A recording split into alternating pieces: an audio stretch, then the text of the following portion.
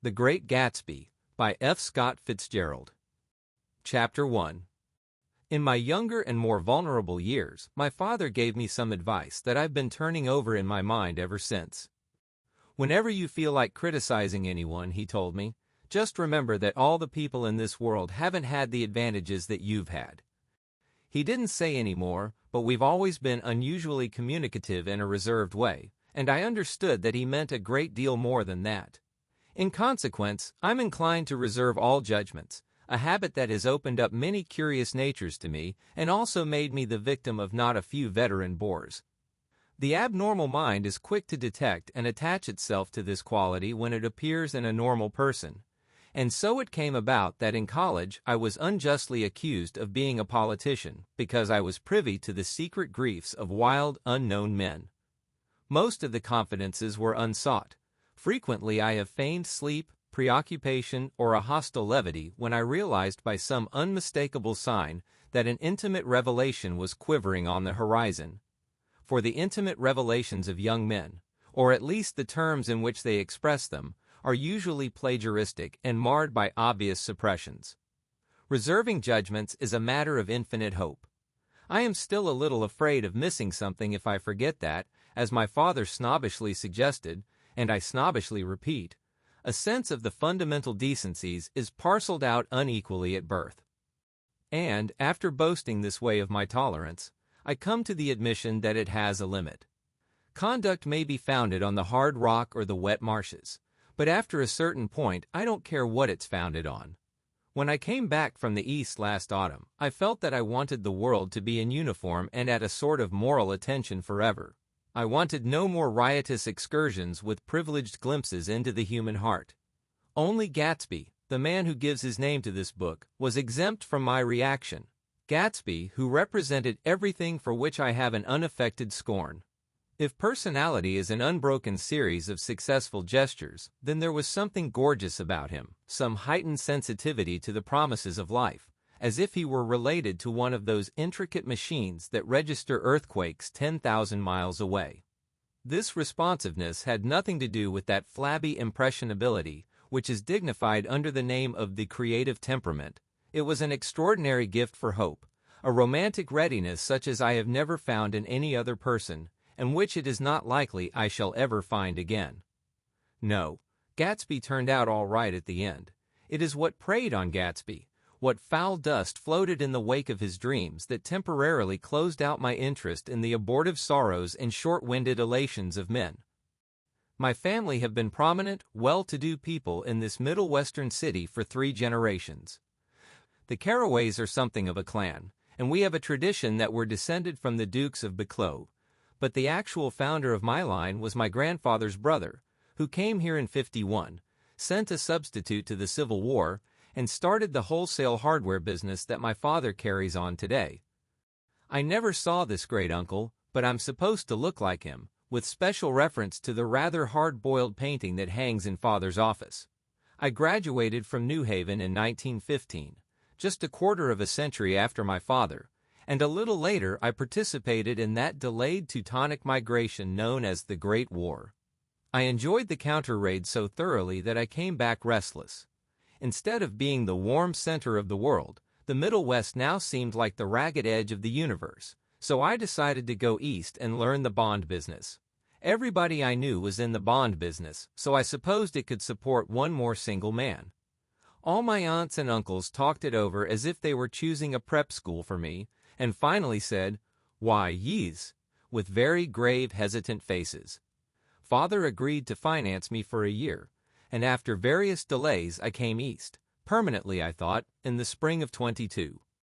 The practical thing was to find rooms in the city, but it was a warm season, and I had just left a country of wide lawns and friendly trees, so when a young man at the office suggested that we take a house together in a commuting town, it sounded like a great idea. He found the house, a weather-beaten cardboard bungalow at $80 a month, but at the last minute the firm ordered him to Washington, and I went out to the country alone. I had a dog, at least I had him for a few days until he ran away, and an old Dodge and a Finnish woman, who made my bed and cooked breakfast and muttered Finnish wisdom to herself over the electric stove. It was lonely for a day or so until one morning some man, more recently arrived than I, stopped me on the road. "How do you get to West Egg Village?" he asked helplessly. I told him, and as I walked on I was lonely no longer. I was a guide, a pathfinder, an original settler. He had casually conferred on me the freedom of the neighborhood. And so with the sunshine and the great bursts of leaves growing on the trees, just as things grow in fast movies, I had that familiar conviction that life was beginning over again with the summer. There was so much to read, for one thing, and so much fine health to be pulled down out of the young breath-giving air. I bought a dozen volumes on banking and credit and investment securities, and they stood on my shelf in red and gold like new money from the mint, promising to unfold the shining secrets that only Midas and Morgan and Maecenas knew. And I had the high intention of reading many other books besides. I was rather literary in college. One year I wrote a series of very solemn and obvious editorials for the Yale News. And now I was going to bring back all such things into my life and become again that most limited of all specialists, the well-rounded man. This isn't just an epigram.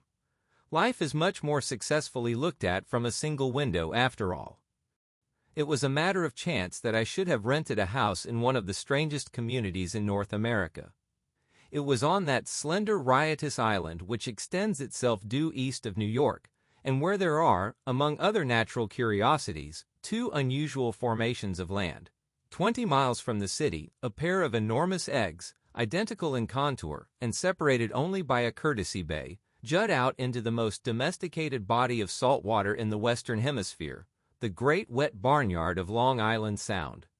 They are not perfect ovals, like the egg in the Columbus story. They are both crushed flat at the contact end, but their physical resemblance must be a source of perpetual wonder to the gulls that fly overhead. To the wingless, a more interesting phenomenon is their dissimilarity in every particular except shape and size. I lived at West Egg, the less fashionable of the two, though this is a most superficial tag to express the bizarre and not a little sinister contrast between them. My house was at the very tip of the egg, only 50 yards from the Sound, and squeezed between two huge places that rented for $12,000 or $15,000 a season. The one on my right was a colossal affair by any standard. It was a factual imitation of some Hôtel de Ville in Normandy, with a tower on one side, spanking new under a thin beard of raw ivy, and a marble swimming pool, and more than 40 acres of lawn and garden.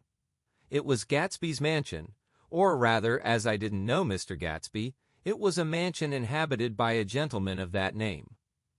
My own house was an eyesore, but it was a small eyesore, and it had been overlooked, so I had a view of the water, a partial view of my neighbor's lawn, and the consoling proximity of millionaires, all for $80 a month. Across the courtesy bay, the white palaces of fashionable East Egg glittered along the water, and the history of the summer really begins on the evening I drove over there to have dinner with the Tom Buchanans. Daisy was my second cousin once removed, and I'd known Tom in college. And just after the war I spent 2 days with them in Chicago. Her husband, among various physical accomplishments, had been one of the most powerful ends that ever played football at New Haven, a national figure in a way, one of those men who reach such an acute limited excellence at 21 that everything afterward savors of anticlimax. His family were enormously wealthy. Even in college his freedom with money was a matter for reproach. But now he'd left Chicago and come east in a fashion that rather took your breath away. For instance, he'd brought down a string of polo ponies from Lake Forest. It was hard to realize that a man in my own generation was wealthy enough to do that. Why they came east, I don't know. They had spent a year in France for no particular reason, and then drifted here and there unrestfully wherever people played polo and were rich together. This was a permanent move, said Daisy over the telephone, but I didn't believe it. I had no sight into Daisy's heart, but I felt that Tom would drift on forever seeking, a little wistfully, for the dramatic turbulence of some irrecoverable football game. And so it happened that on a warm, windy evening, I drove over to East Egg to see two old friends whom I scarcely knew at all. Their house was even more elaborate than I expected, a cheerful red and white Georgian colonial mansion, overlooking the bay. The lawn started at the beach and ran towards the front door for a quarter of a mile, jumping over sundials and brick walks in burning gardens. Finally, when it reached the house, drifting up the side in bright vines as though from the momentum of its run. The front was broken by a line of French windows, glowing now with reflected gold and wide open to the warm windy afternoon, and Tom Buchanan in riding clothes was standing with his legs apart on the front porch. He had changed since his New Haven years. Now he was a sturdy, straw-haired man of 30, with a rather hard mouth and a supercilious manner. Two shining, arrogant eyes had established dominance over his face and gave him the appearance of always leaning aggressively forward. Not even the effeminate swank of his riding clothes could hide the enormous power of that body. He seemed to fill those glistening boots until he strained the top lacing, and you could see a great pack of muscles shifting when his shoulder moved under his thin coat. It was a body capable of enormous leverage, a cruel body. His speaking voice, a gruff husky tenor, added to the impression of fractiousness he conveyed. There was a touch of paternal contempt in it, even toward people he liked, and there were men at New Haven who had hated his guts. "Now don't think my opinion on these matters is final," he seemed to say, "just because I'm stronger and more of a man than you are." We were in the same senior society, and while we were never intimate, I always had the impression that he approved of me and wanted me to like him with some harsh, defiant wistfulness of his own. We talked for a few minutes on the sunny porch. "I've got a nice place here," he said, his eyes flashing about restlessly. Turning me around by one arm, he moved a broad, flat hand along the front vista, including in its sweep a sunken Italian garden, a half-acre of deep, pungent roses, and a snub-nosed motorboat that bumped the tide offshore. It belonged to Domain, the oil man. He turned me around again, politely and abruptly. "We'll go inside." We walked through a high hallway into a bright rosy-colored space, fragilely bound into the house by French windows at either end. The windows were ajar and gleaming white against the fresh grass outside that seemed to grow a little way into the house. A breeze blew through the room, blew curtains in at one end and out the other like pale flags, twisting them up toward the frosted wedding cake of the ceiling, and then rippled over the wine-colored rug, making a shadow on it as wind does on the sea. The only completely stationary object in the room was an enormous couch on which two young women were buoyed up as though upon an anchored balloon. They were both in white, and their dresses were rippling and fluttering as if they had just been blown back in after a short flight around the house. I must have stood for a few moments listening to the whip and snap of the curtains and the groan of a picture on the wall. Then there was a boom as Tom Buchanan shut the rear windows and the caught wind died out about the room, and the curtains and the rugs and the two young women ballooned slowly to the floor. The younger of the two was a stranger to me. She was extended full length at her end of the divan, completely motionless, and with her chin raised a little, as if she were balancing something on it which was quite likely to fall. If she saw me out of the corner of her eyes, she gave no hint of it. Indeed, I was almost surprised into murmuring an apology for having disturbed her by coming in. The other girl, Daisy, made an attempt to rise. She leaned slightly forward with a conscientious expression. Then she laughed, an absurd, charming little laugh, and I laughed too and came forward into the room. I'm paralyzed with happiness. She laughed again as if she said something very witty, and held my hand for a moment, looking up into my face, promising that there was no one in the world she so much wanted to see. That was a way she had. She hinted in a murmur that the surname of the balancing girl was Baker. I've heard it said that Daisy's murmur was only to make people lean toward her, an irrelevant criticism that made it no less charming. At any rate, Miss Baker's lips fluttered. She nodded at me almost imperceptibly, and then quickly tipped her head back again. The object she was balancing had obviously tottered a little and given her something of a fright. Again, a sort of apology arose to my lips. Almost any exhibition of complete self-sufficiency draws a stunned tribute from me. I looked back at my cousin, who began to ask me questions in her low, thrilling voice. It was the kind of voice that the ear follows up and down, as if each speech is an arrangement of notes that will never be played again. Her face was sad and lovely with bright things in it, bright eyes and a bright, passionate mouth, but there was an excitement in her voice that men who had cared for her found difficult to forget.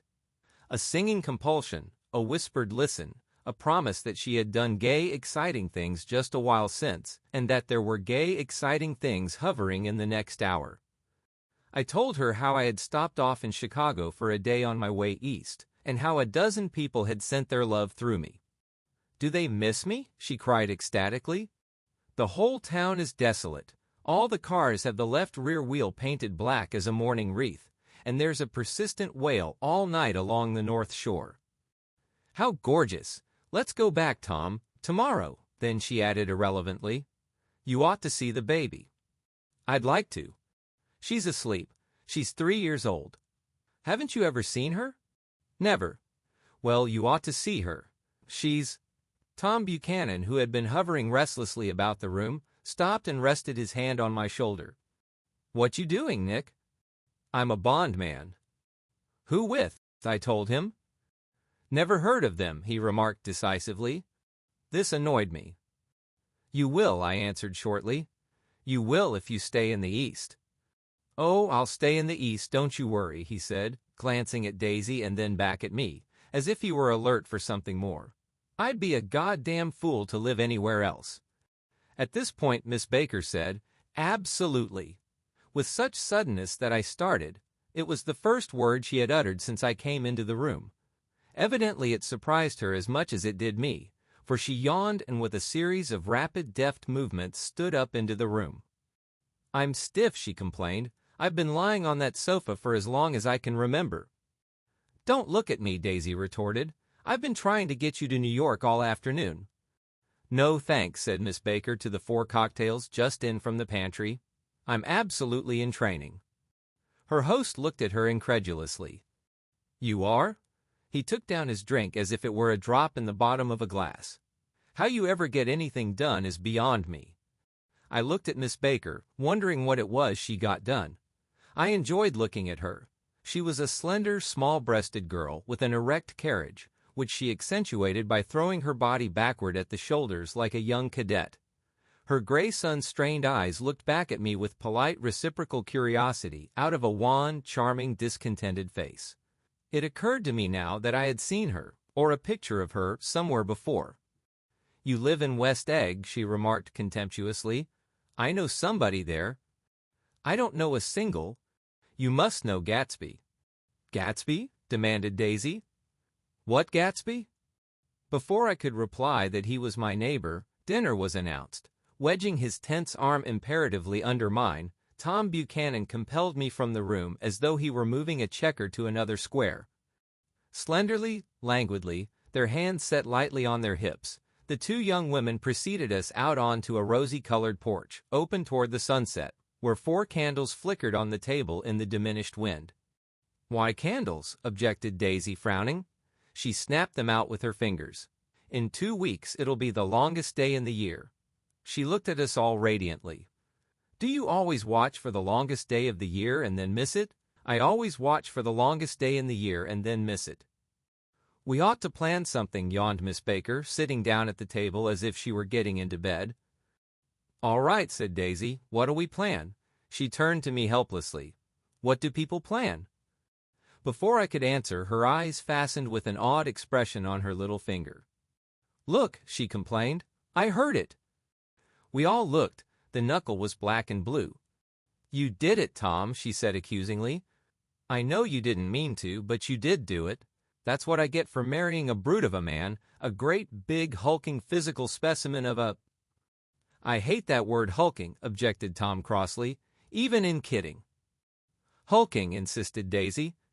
Sometimes she and Miss Baker talked at once, unobtrusively and with a bantering inconsequence that was never quite chatter, that was as cool as their white dresses and their impersonal eyes in the absence of all desire.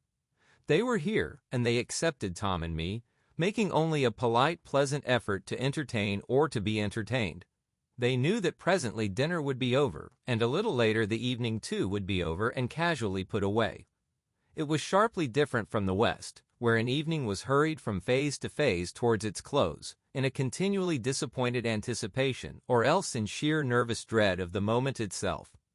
"You make me feel uncivilized, Daisy," I confessed on my second glass of corky but rather impressive claret. "Can't you talk about crops or something?" I meant nothing in particular by this remark, but it was taken up in an unexpected way. "Civilization's going to pieces," broke out Tom violently. "I've gotten to be a terrible pessimist about things. Have you read The Rise of the Colored Empires by this man Goddard?" "Why, no," I answered, rather surprised by his tone. "Well, it's a fine book, and everybody ought to read it. The idea is if we don't look out, the white race will be utterly submerged. It's all scientific stuff, it's been proved." "Tom's getting very profound," said Daisy, with an expression of unthoughtful sadness. "He reads deep books with long words in them. What was that word we—" "Well, these books are all scientific," insisted Tom, glancing at her impatiently. "This fellow has worked out the whole thing. It's up to us, who are the dominant race, to watch out, or these other races will have control of things." "We've got to beat them down," whispered Daisy, winking ferociously toward the fervent sun. "You ought to live in California," began Miss Baker, but Tom interrupted her by shifting heavily in his chair. "This idea is that we're Nordics. I am, and you are, and, after an infinitesimal hesitation, he included Daisy with a slight nod, and she winked at me again. "And we've produced all the things that go to make civilization. Oh, science and art and all that. Do you see?" There was something pathetic in his concentration, as if his complacency, more acute than of old, was not enough to him anymore. When almost immediately the telephone rang inside and the butler left the porch, Daisy seized upon the momentary interruption and leaned towards me. "I'll tell you a family secret," she whispered enthusiastically. "It's about the butler's nose. Do you want to hear about the butler's nose? That's why I came over tonight." "Well, he wasn't always a butler. He used to be the silver polisher for some people in New York that had a silver service for 200 people. He had to polish it from morning till night, until finally it began to affect his nose."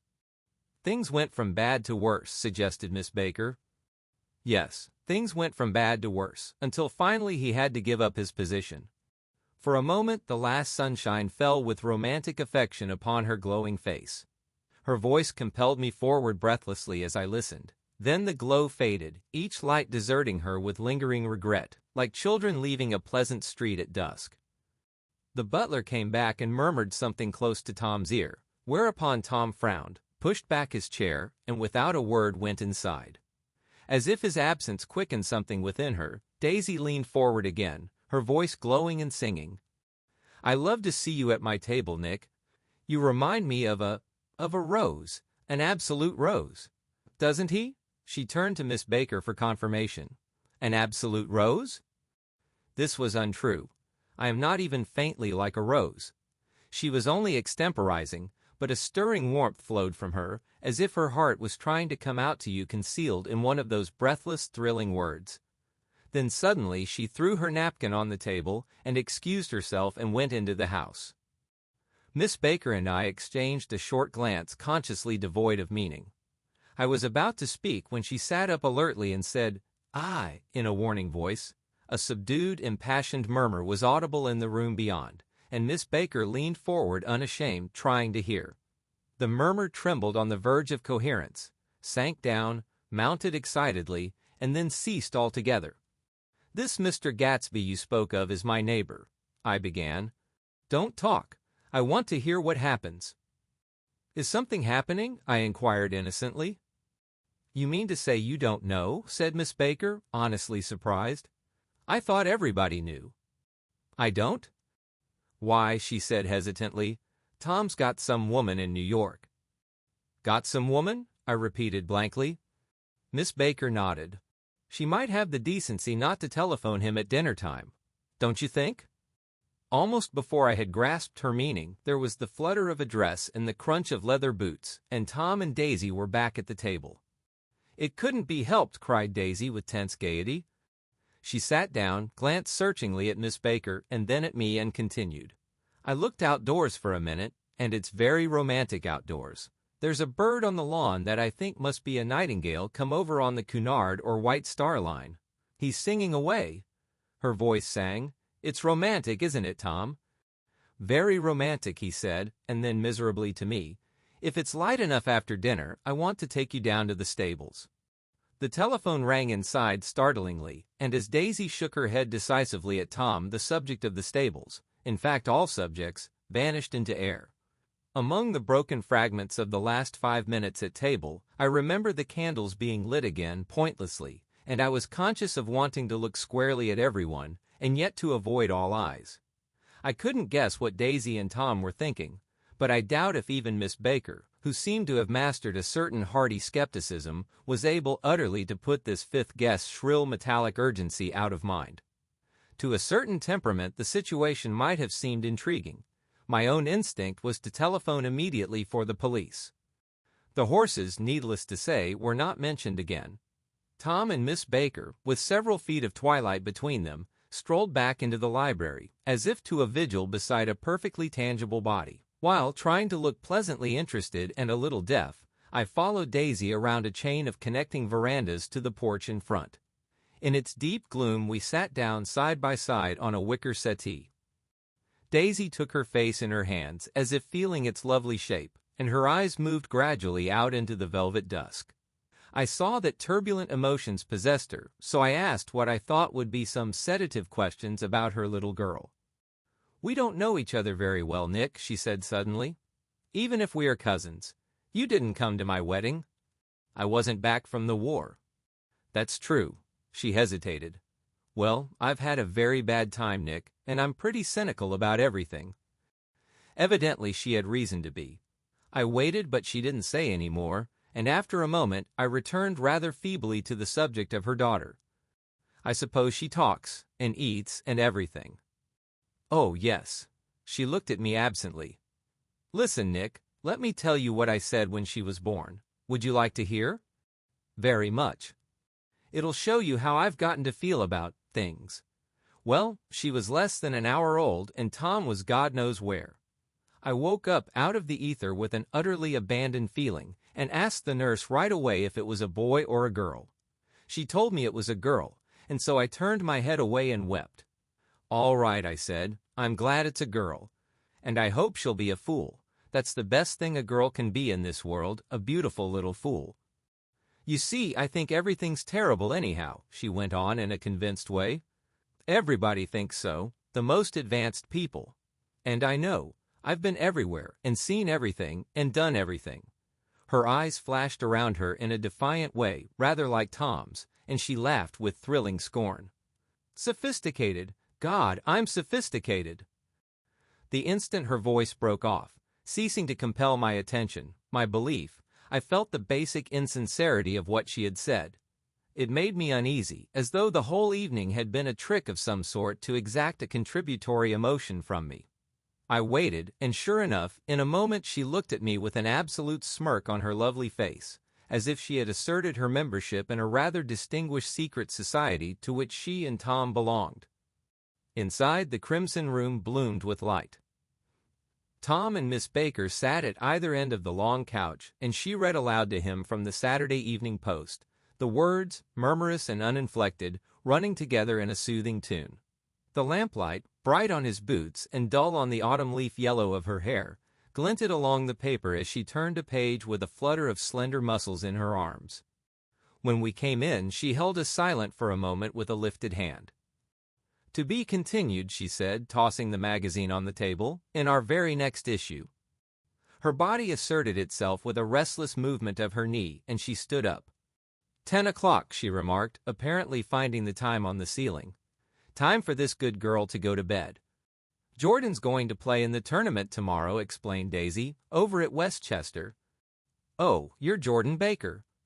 I knew now why her face was familiar. Its pleasing, contemptuous expression had looked out at me from many rotogravure pictures of the sporting life at Asheville and Hot Springs and Palm Beach.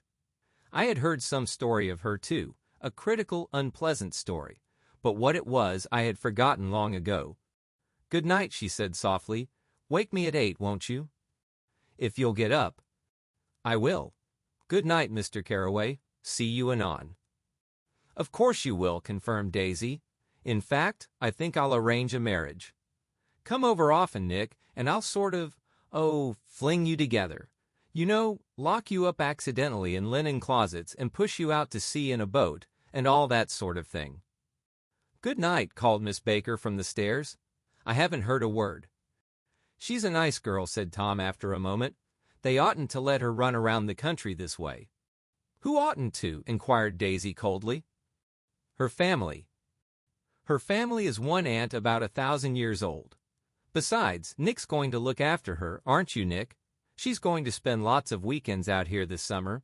I think the home influence will be very good for her." Daisy and Tom looked at each other for a moment in silence. "Is she from New York?" I asked quickly. "From Louisville. Our white girlhood was passed together there. Our beautiful white—" "Did you give Nick a little heart-to-heart talk on the veranda?" demanded Tom suddenly. "Did I?" She looked at me. "I can't seem to remember, but I think we talked about the Nordic race. Yes, I'm sure we did. It sort of crept up on us, and first thing you know—" "Don't believe everything you hear, Nick," he advised me.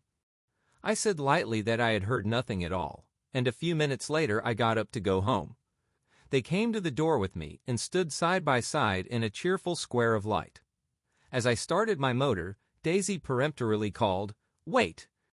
I forgot to ask you something, and it's important. We heard you were engaged to a girl out west."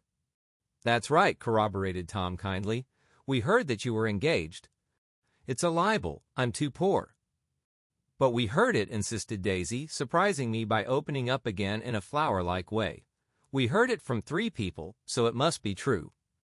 Of course I knew what they were referring to, but I wasn't even vaguely engaged. The fact that gossip had published the banns was one of the reasons I had come east. You can't stop going with an old friend on account of rumors, and on the other hand I had no intention of being rumored into marriage. Their interest rather touched me and made them less remotely rich. Nevertheless, I was confused and a little disgusted as I drove away. It seemed to me that the thing for Daisy to do was to rush out of the house, child in arms, but apparently there were no such intentions in her head. As for Tom, the fact that he had some woman in New York was really less surprising than that he had been depressed by a book. Something was making him nibble at the edge of stale ideas, as if his sturdy physical egotism no longer nourished his peremptory heart. Already it was deep summer on roadhouse roofs and in front of wayside garages, where new red petrol pumps sat out in pools of light, and when I reached my estate at West Egg, I ran the car under its shed and sat for a while on an abandoned grass roller in the yard. The wind had blown off, leaving a loud, bright night, with wings beating in the trees and a persistent organ sound as the full bellows of the earth blew the frogs full of life. The silhouette of a moving cat wavered across the moonlight, and turning my head to watch it, I saw that I was not alone. 50 feet away, a figure had emerged from the shadow of my neighbor's mansion and was standing with his hands in his pockets regarding the silver pepper of the stars. Something in his leisurely movements and the secure position of his feet upon the lawn suggested that it was Mr. Gatsby himself, come out to determine what share was his of our local heavens. I decided to call to him.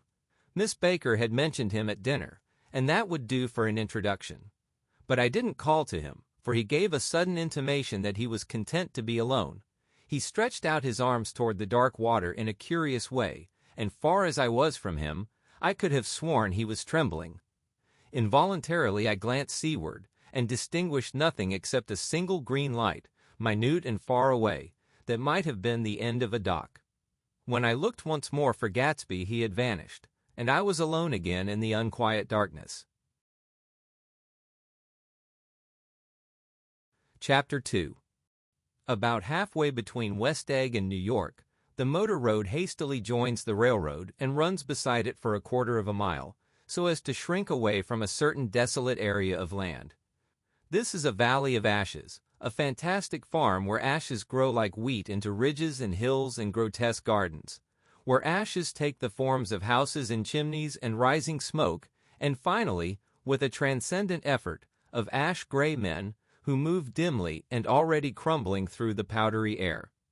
Occasionally a line of gray cars crawls along an invisible track, gives out a ghastly creak, and comes to rest, and immediately the ash-gray men swarm up with leaden spades and stir up an impenetrable cloud, which screens their obscure operations from your sight.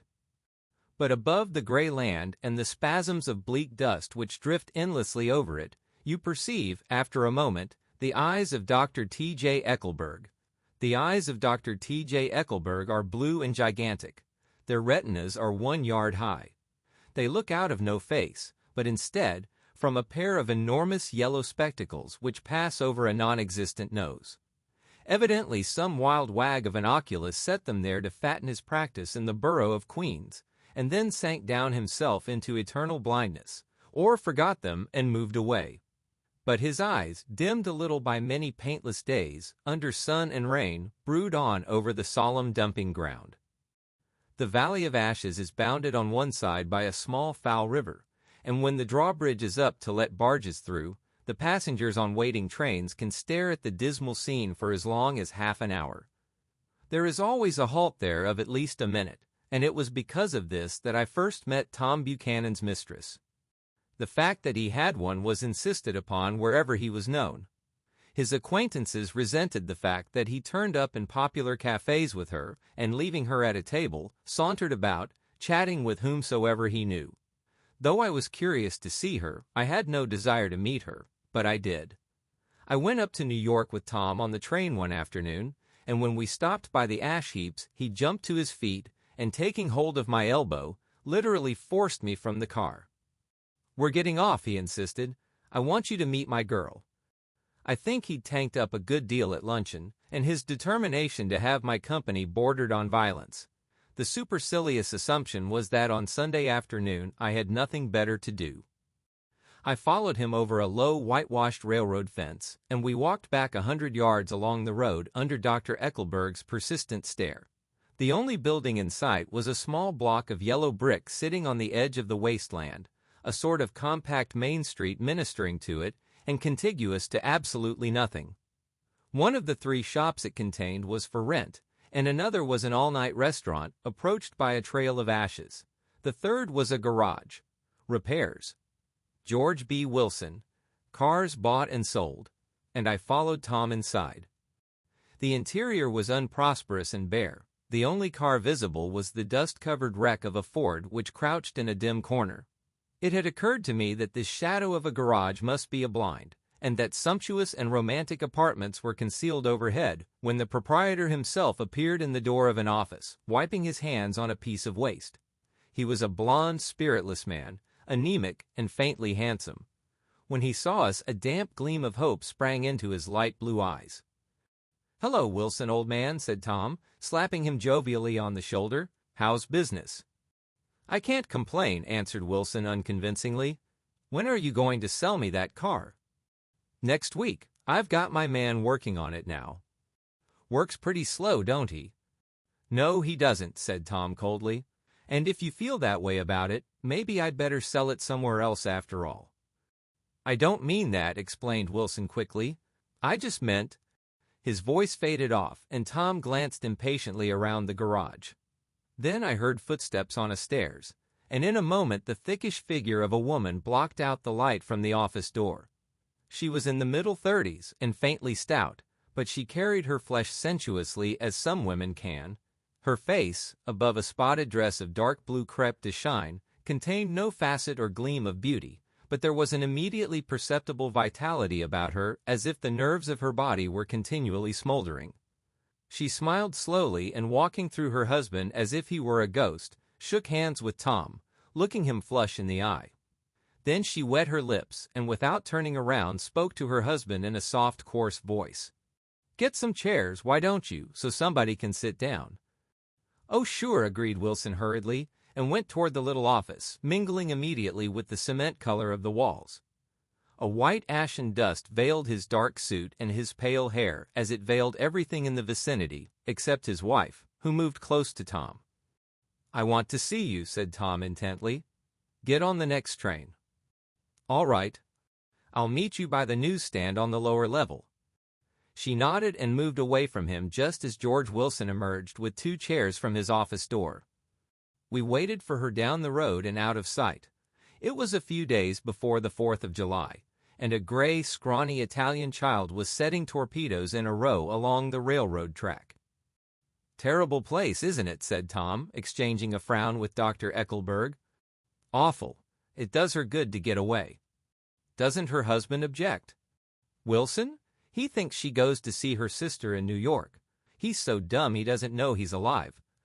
So Tom Buchanan and his girl and I went up together to New York, or not quite together, for Mrs. Wilson sat discreetly in another car.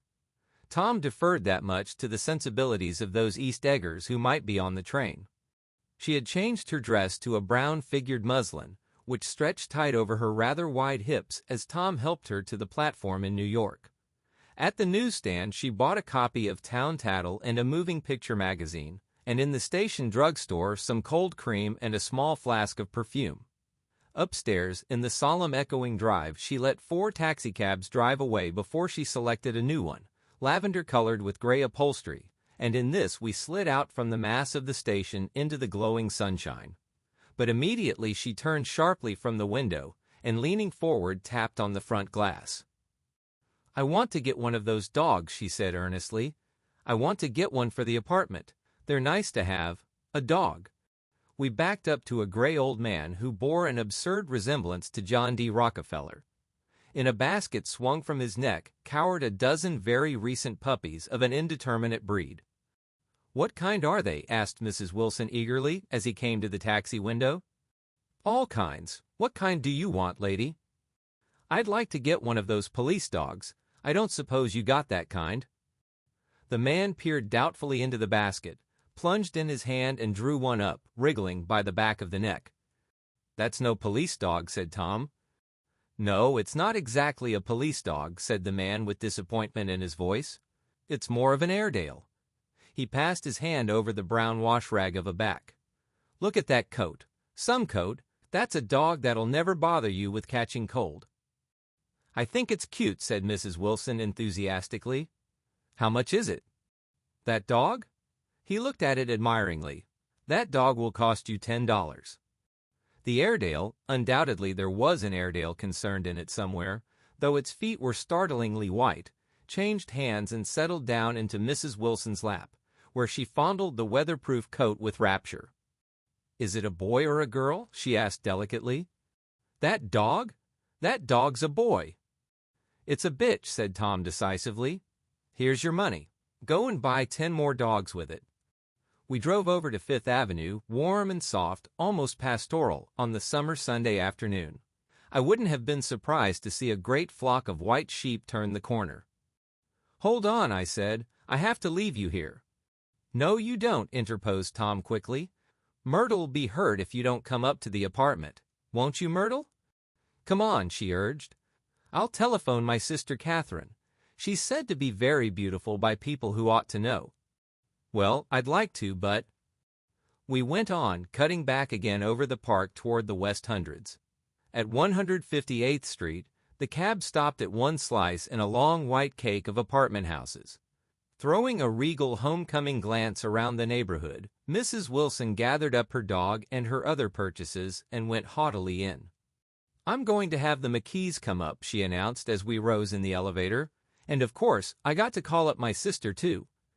The apartment was on the top floor, a small living room, a small dining room, a small bedroom, and a bath. The living room was crowded to the doors with a set of tapestried furniture entirely too large for it, so that to move about was to stumble continually over scenes of ladies swinging in the gardens of Versailles. The only picture was an over-enlarged photograph, apparently a hen sitting on a blurred rock. Looked at from a distance, however, the hen resolved itself into a bonnet, and the countenance of a stout old lady beamed down into the room. Several old copies of Town Tattle lay on the table together with a copy of Simon Called Peter, and some of the small scandal magazines of Broadway. Mrs. Wilson was first concerned with the dog. A reluctant elevator boy went for a box full of straw and some milk, to which he added on his own initiative a tin of large, hard dog biscuits, one of which decomposed apathetically in the saucer of milk all afternoon. Meanwhile, Tom brought out a bottle of whiskey from a locked bureau door. I have been drunk just twice in my life, and the second time was that afternoon, so everything that happened has a dim, hazy cast over it, although until after 8 o'clock the apartment was full of cheerful sun. Sitting on Tom's lap, Mrs. Wilson called up several people on the telephone. Then there were no cigarettes, and I went out to buy some at the drugstore on the corner. When I came back, they had both disappeared, so I sat down discreetly in the living room and read a chapter of Simon Called Peter. Either it was terrible stuff, or the whiskey distorted things, because it didn't make any sense to me. Just as Tom and Myrtle, after the first drink Mrs. Wilson and I called each other by our first names, reappeared, company commenced to arrive at the apartment door. The sister, Catherine, was a slender, worldly girl of about 30, with a solid, sticky bob of red hair and a complexion powdered milky white. Her eyebrows had been plucked and then drawn on again at a more rakish angle, but the efforts of nature toward the restoration of the old alignment gave a blurred air to her face. When she moved about, there was an incessant clicking as innumerable pottery bracelets jingled up and down upon her arms. She came in with such a proprietary haste and looked around so possessively at the furniture that I wondered if she lived here. But when I asked her, she laughed immoderately, repeated my question aloud, and told me she lived with a girlfriend at a hotel. Mr. McKee was a pale, feminine man from the flat below. He had just shaved, for there was a white spot of lather on his cheekbone, and he was most respectful in his greeting to everyone in the room. He informed me that he was in the artistic game, and I gathered later that he was a photographer, and had made the dim enlargement of Mrs. Wilson's mother, which hovered like an ectoplasm on the wall. His wife was shrill, languid, handsome, and horrible. She told me with pride that her husband had photographed her 127 times since they had been married. Mrs. Wilson had changed her costume some time before, and was now attired in an elaborate afternoon dress of cream-colored chiffon, which gave out a continual rustle as she swept about the room. With the influence of the dress, her personality had also undergone a change.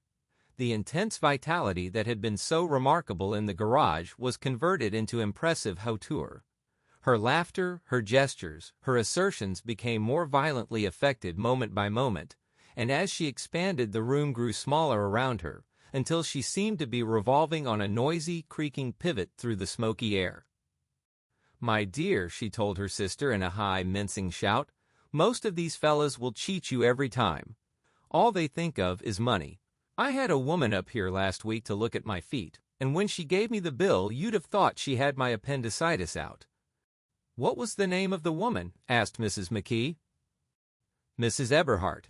She goes around looking at people's feet in their own homes." "I like your dress," remarked Mrs. McKee. "I think it's adorable." Mrs. Wilson rejected the compliment by raising her eyebrow in disdain. "It's just a crazy old thing," she said. "I just slip it on sometimes when I don't care what I look like." "But it looks wonderful on you, if you know what I mean," pursued Mrs. McKee. "If Chester could only get you in that pose, I think he could make something of it." We all looked in silence at Mrs. Wilson, who removed a strand of hair from over her eyes and looked back at us with a brilliant smile. Mr. McKee regarded her intently with his head on one side, and then moved his hand back and forth slowly in front of his face. "I should change the light," he said after a moment. "I'd like to bring out the modeling of the features, and I'd try to get hold of all the back hair." "I wouldn't think of changing the light," cried Mrs. McKee. "I think it's—" Her husband said, "Shh," and we all looked at the subject again, whereupon Tom Buchanan yawned audibly and got to his feet. "You McKees have something to drink," he said.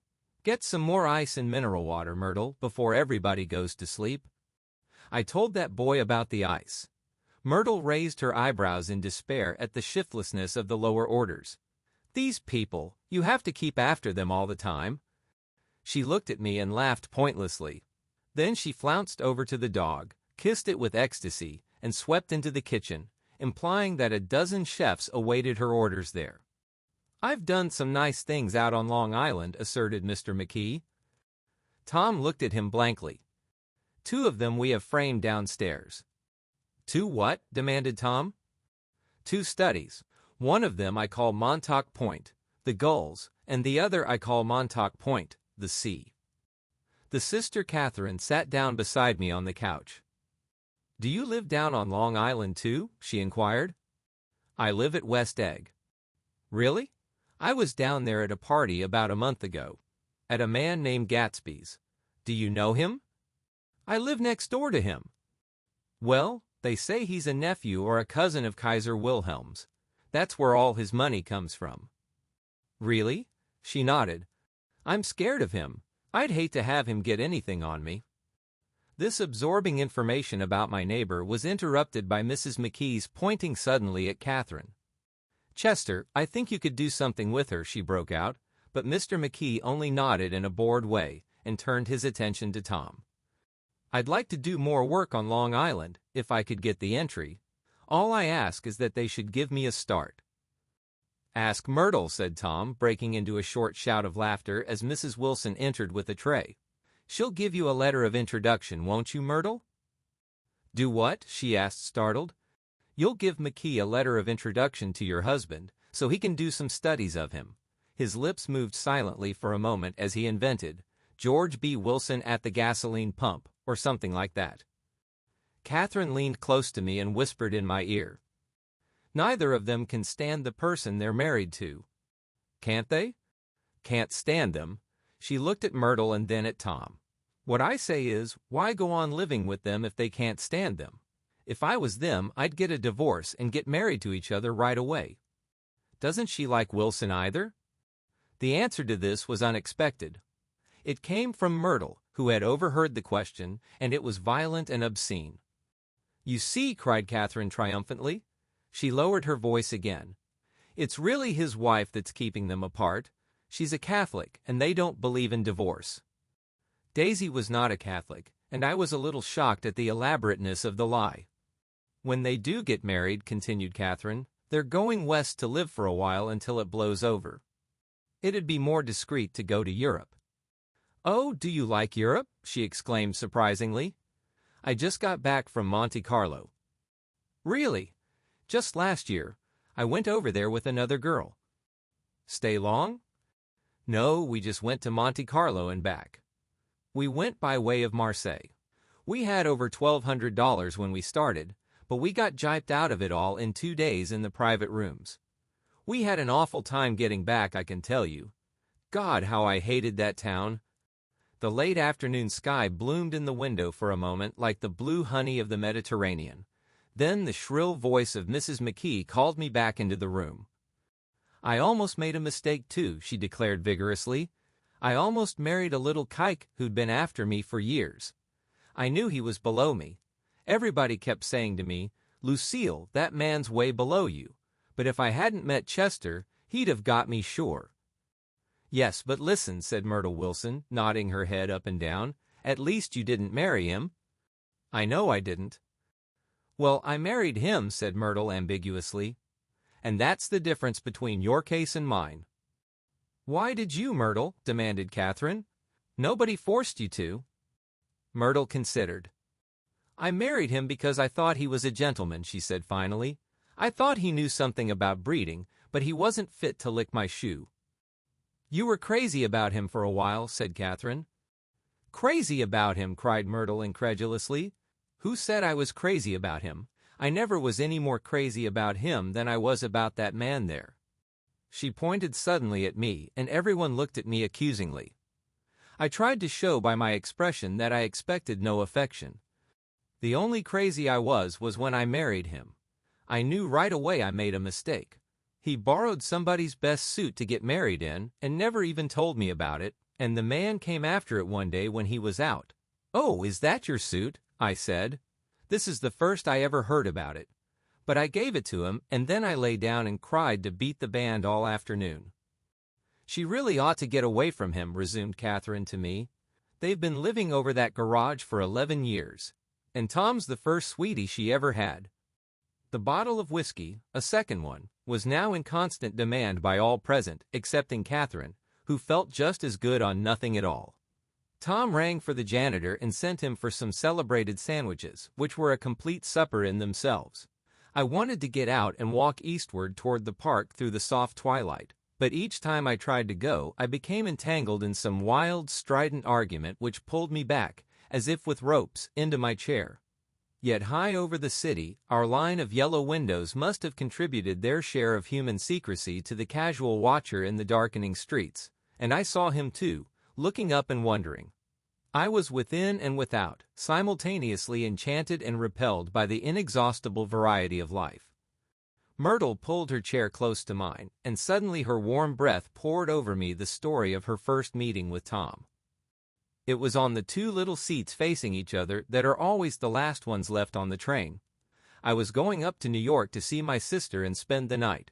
He had on a dress suit and patent leather shoes, and I couldn't keep my eyes off him, but every time he looked at me, I had to pretend to be looking at the advertisement over his head. When we came into the station, he was next to me, and his white shirt front pressed against my arm, and so I told him I'd have to call a policeman, but he knew I lied. I was so excited that when I got into a taxi with him, I didn't hardly know I wasn't getting into a subway train. All I kept thinking about, over and over, was, "You can't live forever. You can't live forever." She turned to Mrs. McKee, and the room rang full of her artificial laughter. "My dear," she cried, "I'm going to give you this dress as soon as I'm through with it. I've got to get another one tomorrow. I'm going to make a list of all the things I've got to get. A massage and a wave, and a collar for the dog, and one of those cute little ashtrays where you touch a spring, and a wreath with a black silk bow for Mother's grave that'll last all summer. I got to write down a list so I won't forget all the things I got to do." It was 9 o'clock. Almost immediately afterward, I looked at my watch and found it was 10. Mr. McKee was asleep on a chair with his fists clenched in his lap, like a photograph of a man of action. Taking out my handkerchief, I wiped from his cheek the spot of dried lather that had worried me all the afternoon. The little dog was sitting on the table looking with blind eyes through the smoke, and from time to time groaning faintly. People disappeared, reappeared, made plans to go somewhere, and then lost each other, searched for each other, found each other a few feet away. Sometime toward midnight, Tom Buchanan and Mrs. Wilson stood face to face discussing, in impassioned voices, whether Mrs. Wilson had any right to mention Daisy's name. "Daisy! Daisy! Daisy!" shouted Mrs. Wilson. "I'll say it whenever I want to. Daisy, die." Making a short, deft movement, Tom Buchanan broke her nose with his open hand. Then there were bloody towels upon the bathroom floor, and women's voices scolding, and high over the confusion, a long, broken wail of pain. Mr. McKee awoke from his doze and started in a daze toward the door. When he had gone halfway, he turned around and stared at the scene, his wife and Catherine scolding and consoling as they stumbled here and there among the crowded furniture with articles of aid, and the despairing figure on the couch, bleeding fluently and trying to spread a copy of Town Tattle over the tapestry scenes of Versailles. Then Mr. McKee turned and continued on out the door. Taking my hat from the chandelier, I followed. "Come to lunch someday," he suggested, as we groaned down in the elevator. "Where?" "Anywhere." "Keep your hands off the lever," snapped the elevator boy. "I beg your pardon," said Mr. McKee with dignity. "I didn't know I was touching it." "All right," I agreed. "I'll be glad to." I was standing beside his bed, and he was sitting up between the sheets, clad in his underwear, with a great portfolio in his hands. Beauty and the Beast, Loneliness, Old Grocery Horse, Brooklyn Bridge. Then I was lying half asleep in the cold lower level of the Pennsylvania station, staring at the Morning Tribune and waiting for the 4 o'clock train. Chapter 3. There was music from my neighbor's house through the summer nights. In his blue gardens, men and girls came and went like moths among the whisperings and the champagne and the stars. At high tide in the afternoon, I watched his guests diving from the tower of his raft, or taking the sun on the hot sand of his beach, while his 2 motorboats slit the waters of the Sound, drawing aquaplanes over cataracts of foam. On weekends, his Rolls-Royce became an omnibus, bearing parties to and from the city between 9 in the morning and long past midnight, while his station wagon scampered like a brisk yellow bug to meet all trains. And on Mondays, 8 servants, including an extra gardener, toiled all day with mops and scrubbing brushes and hammers and garden shears, repairing the ravages of the night before. Every Friday, 5 crates of oranges and lemons arrived from a fruiterer in New York. Every Monday, these same oranges and lemons left his back door in a pyramid of pulpless halves. There was a machine in the kitchen which could extract the juice of 200 oranges in half an hour if a little button was pressed 200 times by a butler's thumb. At least once a fortnight, a corps of caterers came down with several hundred feet of canvas and enough colored lights to make a Christmas tree of Gatsby's enormous garden. On buffet tables, garnished with glistening hors d'oeuvre, spiced baked hams crowded against salads of harlequin designs, and pastry pigs and turkeys bewitched to a dark gold. In the main hall, a bar with a real brass rail was set up, and stocked with gins and liquors and with cordials so long forgotten that most of his female guests were too young to know one from another. By 7 o'clock the orchestra has arrived, no thin five-piece affair, but a whole pitful of oboes and trombones and saxophones and viols and cornets and piccolos and low and high drums. The last swimmers have come in from the beach now and are dressing upstairs. The cars from New York are parked 5 deep in the drive, and already the halls and salons and verandas are gaudy with primary colors, and hair bobbed in strange new ways, and shawls beyond the dreams of Castile. The bar is in full swing, and floating rounds of cocktails permeate the garden outside, until the air is alive with chatter and laughter, and casual innuendo and introductions forgotten on the spot, and enthusiastic meetings between women who never knew each other's names. The lights grow brighter as the earth lurches away from the sun, and now the orchestra is playing yellow cocktail music, and the opera of voices pitches a key higher. Laughter is easier minute by minute, spilled with prodigality, tipped out at a cheerful word. The groups change more swiftly, swell with new arrivals, dissolve and form in the same breath. Already there are wanderers, confident girls who weave here and there among the stouter and more stable, become for a sharp, joyous moment the center of a group, and then, excited with triumph, glide on through the sea change of faces and voices and color under the constantly changing light. Suddenly one of these gypsies, in trembling opal, seizes a cocktail out of the air, dumps it down for courage, and, moving her hands like Frisco, dances out alone on the canvas platform. A momentary hush, the orchestra leader varies his rhythm obligingly for her, and there is a burst of chatter as the erroneous news goes around that she is Gilda Gray's understudy from the Follies. The party has begun. I believe that on the first night I went to Gatsby's house, I was one of the few guests who had actually been invited. People were not invited, they went there. They got into automobiles which bore them out to Long Island, and somehow they ended up at Gatsby's door. Once there they were introduced by somebody who knew Gatsby, and after that they conducted themselves according to the rules of behavior associated with an amusement park. Sometimes they came and went without having met Gatsby at all, came for the party with a simplicity of heart that was its own ticket of admission. I had been actually invited. A chauffeur in a uniform of robin's egg blue crossed my lawn early that Saturday morning with a surprisingly formal note from his employer. The honor would be entirely Gatsby's, it said, if I would attend his little party that night. He had seen me several times and had intended to call on me long before, but a peculiar combination of circumstances had prevented it. Signed, J. Gatsby, in a majestic hand.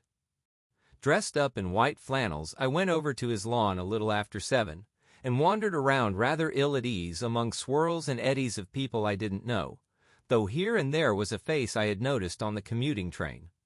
I was immediately struck by the number of young Englishmen dotted about, all well-dressed, all looking a little hungry, and all talking in low, earnest voices to solid and prosperous Americans. I was sure that they were selling something, bonds or insurance or automobiles. They were at least agonizingly aware of the easy money in the vicinity and convinced that it was theirs for a few words in the right key. As soon as I arrived, I made an attempt to find my host, but the 2 or 3 people of whom I asked his whereabouts stared at me in such an amazed way, and denied so vehemently any knowledge of his movements, that I slunk off in the direction of the cocktail table, the only place in the garden where a single man could linger without looking purposeless and alone. I was on my way to get roaring drunk from sheer embarrassment when Jordan Baker came out of the house and stood at the head of the marble steps, leaning a little backward and looking with contemptuous interest down into the garden. Welcome or not, I found it necessary to attach myself to someone before I should begin to address cordial remarks to the passers-by. "Hello," I roared, advancing toward her. My voice seemed unnaturally loud across the garden. "I thought you might be here," she responded absently as I came up. I remembered you lived next door, too. She held my hand impersonally, as a promise that she'd take care of me in a minute, and gave ear to two girls in twin yellow dresses, who stopped at the foot of the steps. "Hello," they cried together. "Sorry you didn't win." That was for the golf tournament. She had lost in the finals the week before. "You don't know who we are," said one of the girls in yellow, "but we met you here about a month ago." "You've dyed your hair since then," remarked Jordan, and I started, but the girls had moved casually on, and her remark was addressed to the premature moon, produced like the supper, no doubt, out of a caterer's basket. With Jordan's slender golden arm resting in mine, we descended the steps and sauntered about the garden. A tray of cocktails floated at us through the twilight, and we sat down at a table with the two girls in yellow and three men, each one introduced to us as Mr. Mumble. "Do you come to these parties often?" inquired Jordan of the girl beside her. "The last one was the one I met you at," answered the girl in an alert, confident voice. She turned to her companion. "Wasn't it for you, Lucille?" "It was for Lucille, too." "I like to come," Lucille said. "I never care what I do, so I always have a good time. When I was here last, I tore my gown on a chair, and he asked me my name and address. Inside of a week, I got a package from Croirier's with a new evening gown in it." "Did you keep it?" asked Jordan.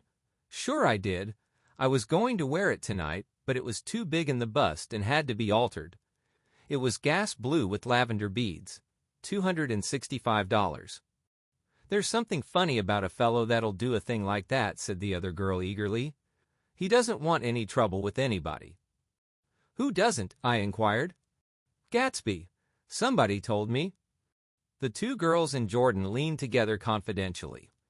"Somebody told me they thought he killed a man once." A thrill passed over all of us.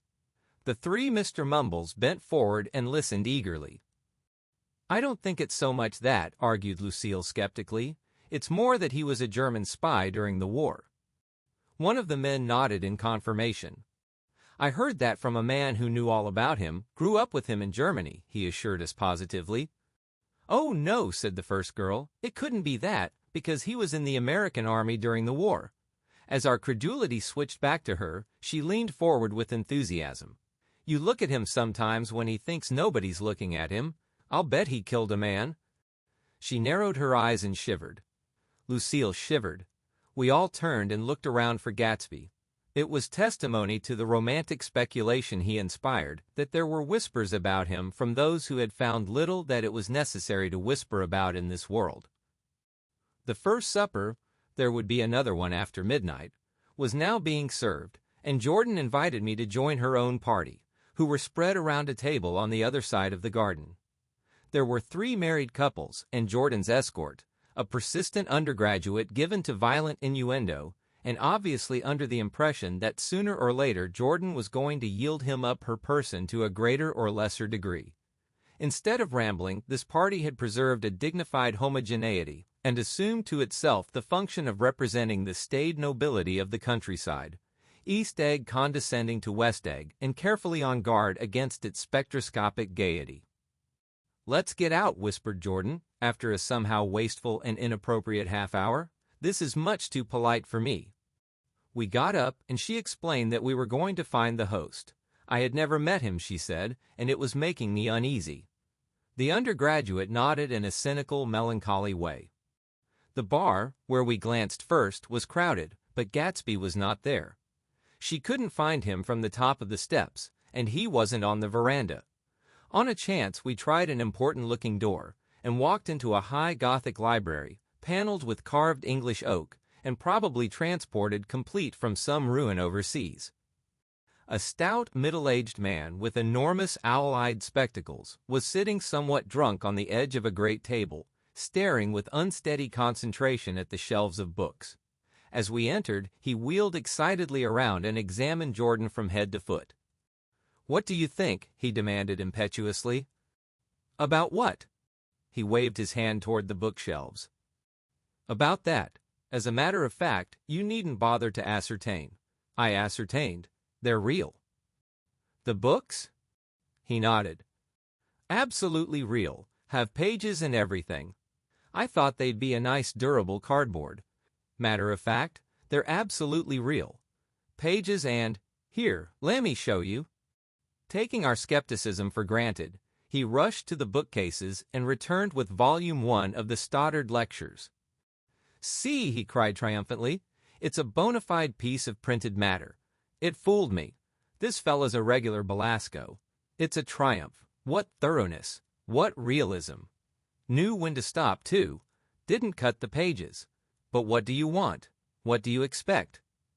He snatched the book from me and replaced it hastily on its shelf, muttering that if one brick was removed, the whole library was liable to collapse. Who brought you? He demanded. Or did you just come? I was brought. Most people were brought. Jordan looked at him alertly, cheerfully, without answering. I was brought by a woman named Roosevelt, he continued. Mrs. Claude Roosevelt. Do you know her? I met her somewhere last night. I've been drunk for about a week now, and I thought it might sober me up to sit in a library. Has it? A little bit, I think. I can't tell yet. I've only been here an hour. Did I tell you about the books? They're real. You told us. We shook hands with him gravely and went back outdoors. There was dancing now on the canvas in the garden, old men pushing young girls backward in eternal graceless circles, superior couples holding each other tortuously, fashionably, and keeping in the corners, and a great number of single girls dancing individually or relieving the orchestra for a moment of the burden of the banjo or the traps. By midnight, the hilarity had increased. A celebrated tenor had sung in Italian, and a notorious contralto had sung in jazz, and between the numbers people were doing stunts all over the garden, while happy vacuous bursts of laughter rose toward the summer sky. A pair of stage twins, who turned out to be the girls in yellow, did a baby act in costume, and champagne was served in glasses bigger than finger bowls. The moon had risen higher, and floating in the sound was a triangle of silver scales, trembling a little to the stiff, tinny drip of the banjos on the lawn. I was still with Jordan Baker.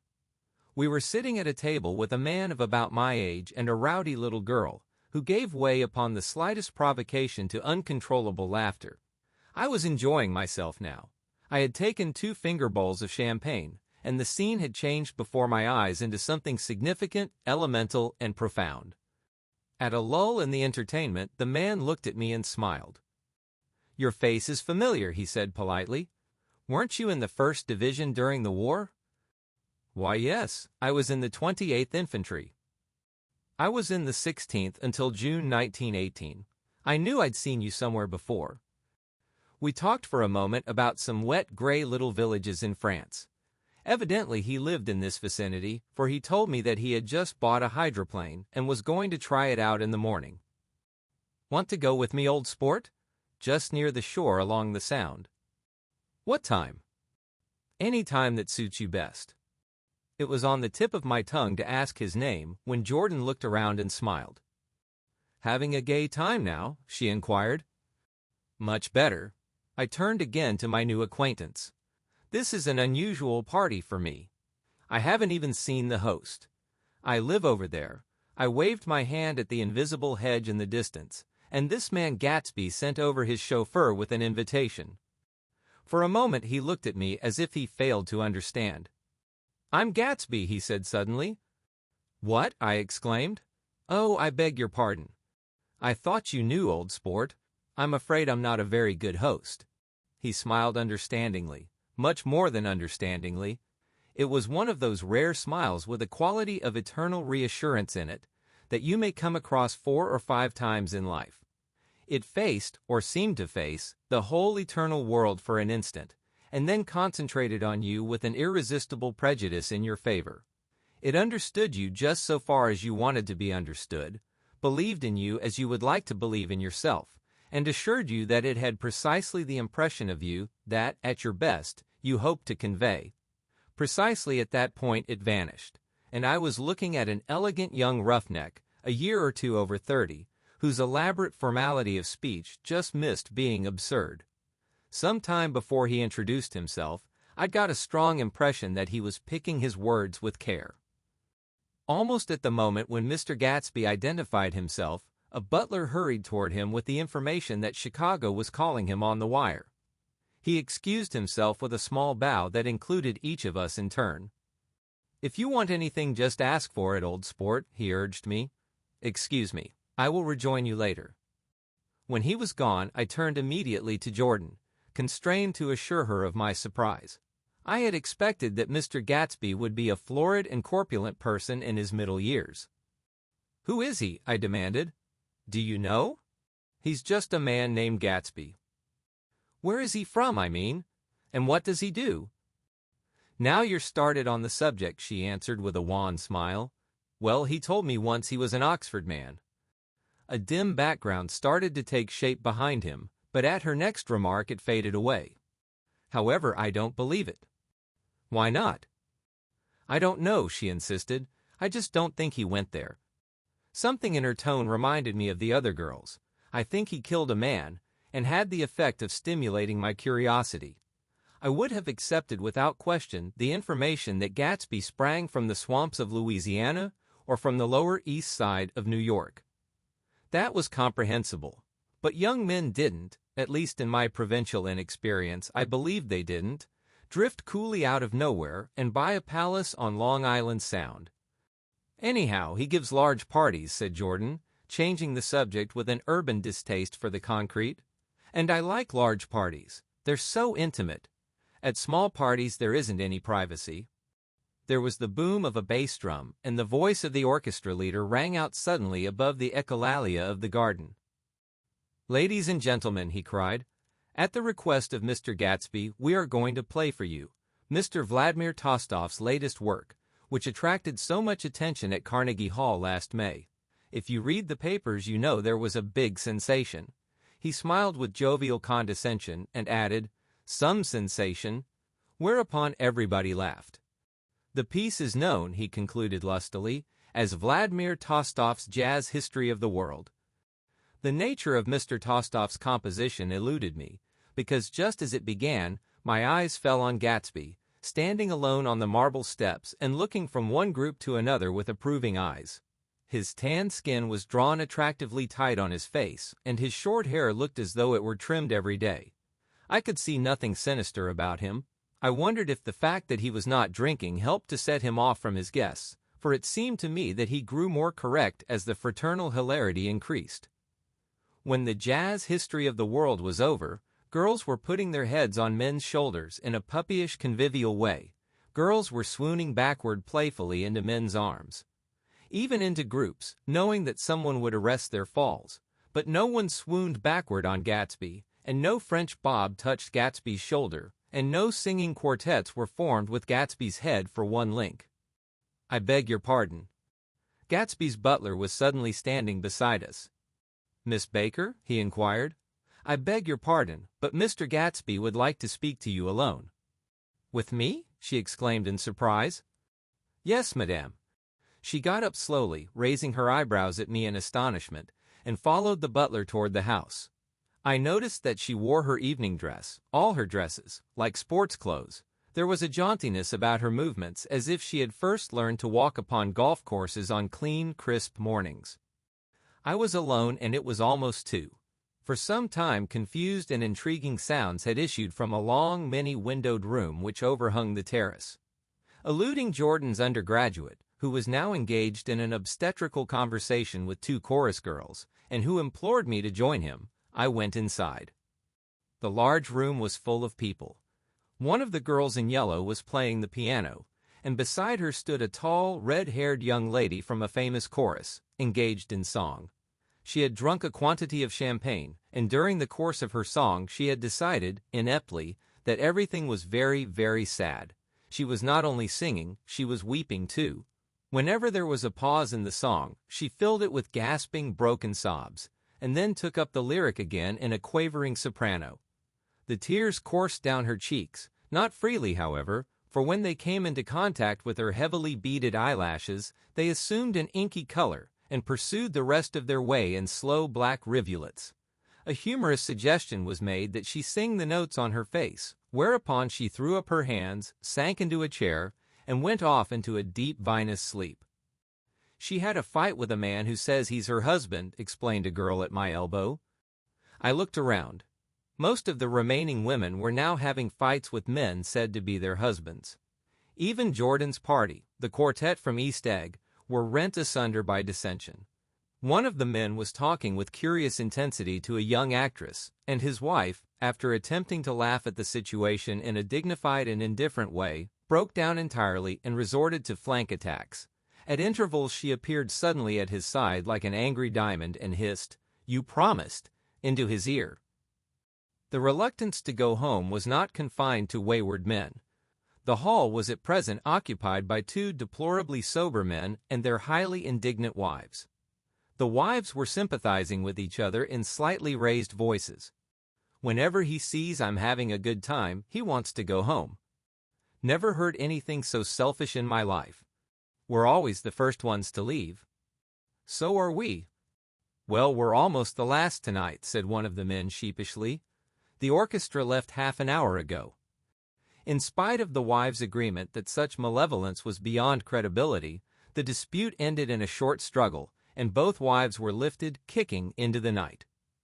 As I waited for my hat in the hall, the door of the library opened, and Jordan Baker and Gatsby came out together. He was saying some last word to her, but the eagerness in his manner tightened abruptly into formality as several people approached him to say goodbye. Jordan's party were calling impatiently to her from the porch, but she lingered for a moment to shake hands. "I've just heard the most amazing thing," she whispered. "How long were we in there?" "Why, about an hour." "It was simply amazing," she repeated abstractedly. "But I swore I wouldn't tell it, and here I am tantalizing you." She yawned gracefully in my face.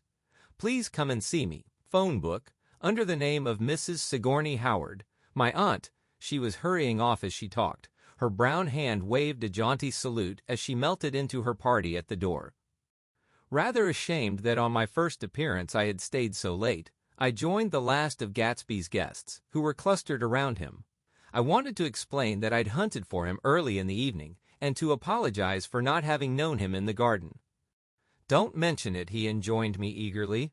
"Don't give it another thought, old sport." The familiar expression held no more familiarity than the hand which reassuringly brushed my shoulder.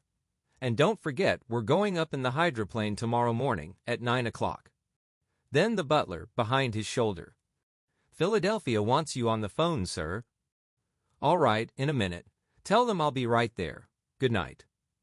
"Good night." "Good night." He smiled, and suddenly there seemed to be a pleasant significance in having been among the last to go, as if he had desired it all the time. "Good night, old sport. Good night." But as I walked down the steps, I saw that the evening was not quite over. 50 feet from the door, a dozen headlights illuminated a bizarre and tumultuous scene. In the ditch beside the road, right side up but violently shorn of one wheel, rested a new coupe, which had left Gatsby's drive not 2 minutes before.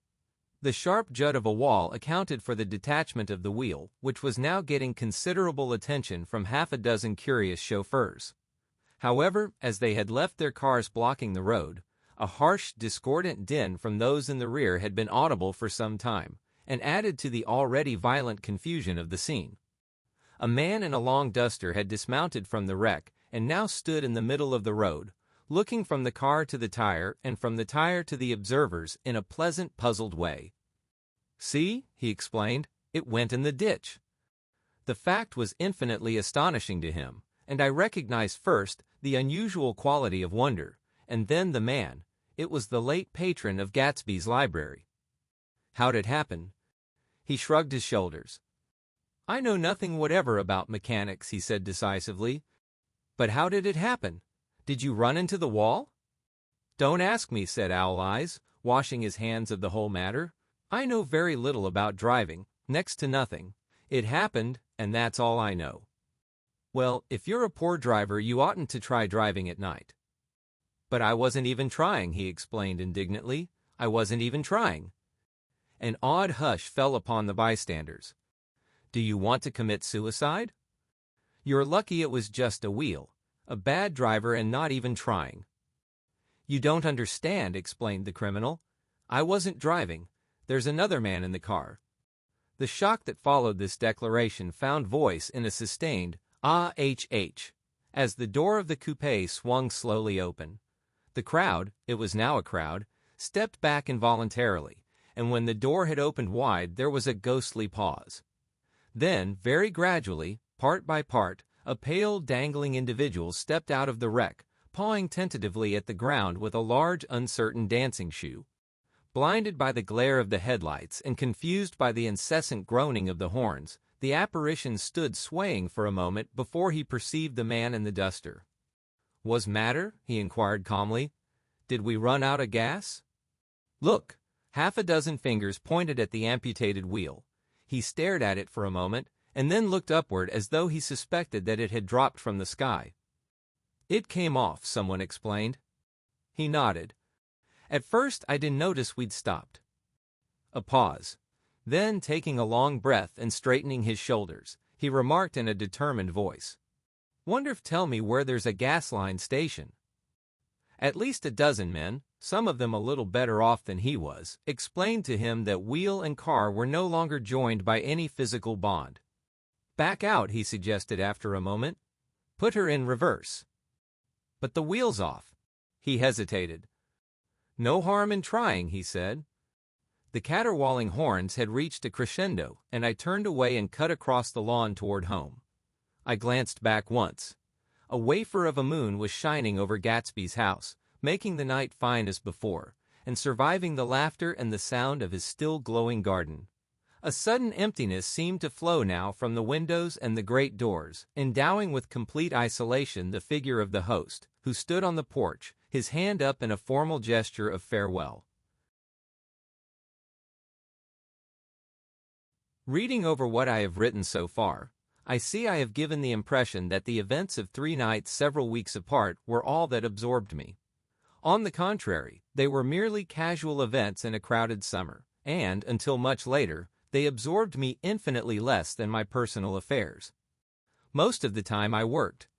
In the early morning the sun threw my shadow westward as I hurried down the white chasms of lower New York to the Probity Trust.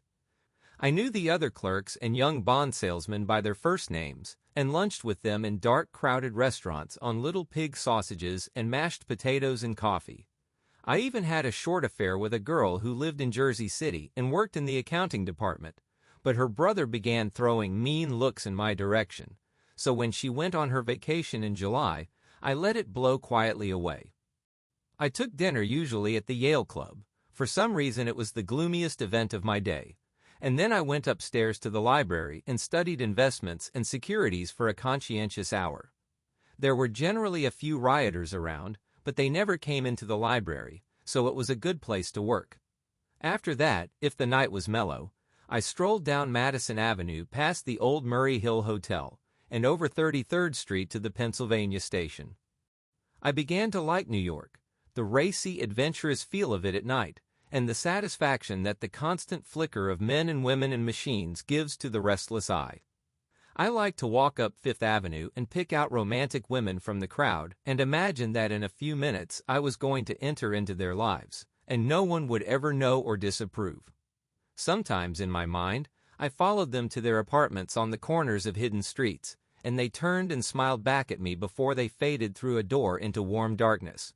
At the enchanted metropolitan twilight, I felt a haunting loneliness sometimes, and felt it in others. Poor young clerks who loitered in front of windows waiting until it was time for a solitary restaurant dinner. Young clerks in the dusk, wasting the most poignant moments of night and life. Again at 8 o'clock, when the dark lanes of the 40s were lined 5 deep with throbbing taxicabs, bound for the theater district, I felt a sinking in my heart.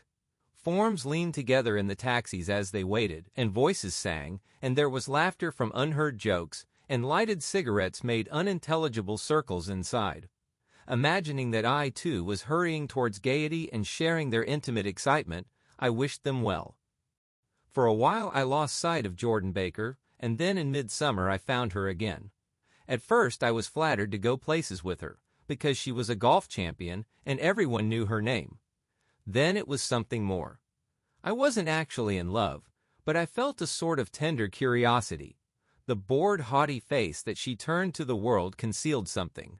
Most affectations conceal something eventually, even though they don't in the beginning. And one day I found what it was. When we were on a house party together up in Warwick, she left a borrowed car out in the rain with the top down, and then lied about it, and suddenly I remembered the story about her that had eluded me that night at Daisy's. At her first big golf tournament, there was a row that nearly reached the newspapers, a suggestion that she had moved her ball from a bad lie in the semi-final round. The thing approached the proportions of a scandal, then died away. A caddy retracted his statement, and the only other witness admitted that he might have been mistaken. The incident and the name had remained together in my mind. Jordan Baker instinctively avoided clever, shrewd men, and now I saw that this was because she felt safer on a plane where any divergence from a code would be thought impossible. She was incurably dishonest. She wasn't able to endure being at a disadvantage, and, given this unwillingness, I suppose she had begun dealing in subterfuges when she was very young in order to keep that cool, insolent smile turned to the world and yet satisfy the demands of her hard, jaunty body. It made no difference to me. Dishonesty in a woman is a thing you never blame deeply. I was casually sorry, and then I forgot. It was on that same house party that we had a curious conversation about driving a car. It started because she passed so close to some workmen that our fender flicked a button on one man's coat. "You're a rotten driver," I protested. "Either you ought to be more careful, or you oughtn't to drive at all." "I am careful." "No, you're not." "Well, other people are," she said lightly. "What's that got to do with it?" "They'll keep out of my way," she insisted. "It takes two to make an accident. Suppose you met somebody just as careless as yourself." "I hope I never will," she answered. "I hate careless people. That's why I like you." Her gray, sun-strained eyes stared straight ahead, but she had deliberately shifted our relations, and for a moment I thought I loved her. But I am slow-thinking and full of interior rules that act as brakes on my desires, and I knew that first I had to get myself definitely out of that tangle back home. I'd been writing letters once a week and signing them, "Love, Nick," and all I could think of was how, when that certain girl played tennis, a faint mustache of perspiration appeared on her upper lip. Nevertheless, there was a vague understanding that had to be tactfully broken off before I was free. Everyone suspects himself of at least one of the cardinal virtues, and this is mine. I am one of the few honest people that I have ever known. Chapter 4. On Sunday morning, while church bells rang in the villages alongshore, the world and its mistress returned to Gatsby's house and twinkled hilariously on his lawn. "He's a bootlegger," said the young ladies, moving somewhere between his cocktails and his flowers. "One time he killed a man who had found out that he was nephew to von Hindenburg and second cousin to the devil. Reach me a rose, honey, and pour me a last drop into that there crystal glass." Once I wrote down on the empty spaces of a timetable the names of those who came to Gatsby's house that summer.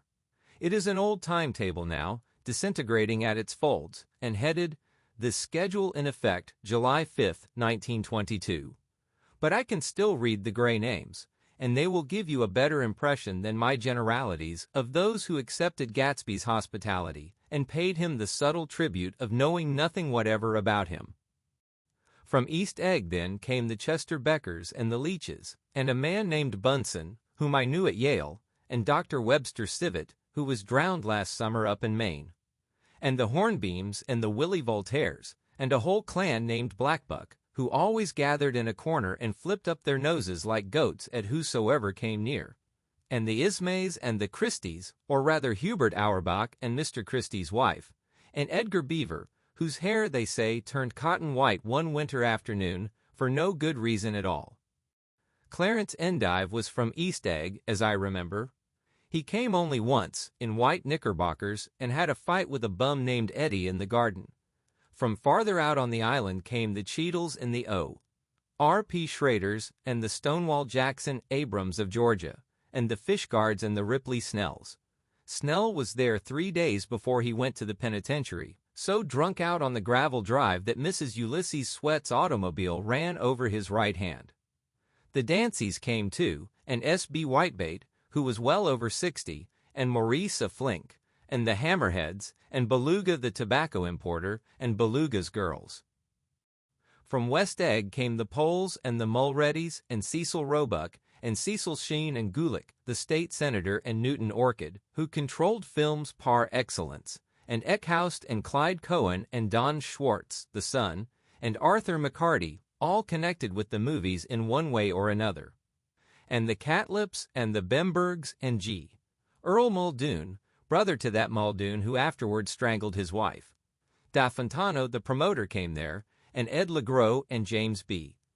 Rotgut, Ferret and the De Jongs, and Ernest Lilly. They came to gamble, and when Ferret wandered into the garden, it meant he was cleaned out and associated traction would have to fluctuate profitably next day. A man named Klipspringer was there so often that he became known as the Boarder. I doubt if he had any other home. Of theatrical people, there were Gus Wise and Horace O'Donovan and Lester Meyer and George Duckweed and Francis Bull.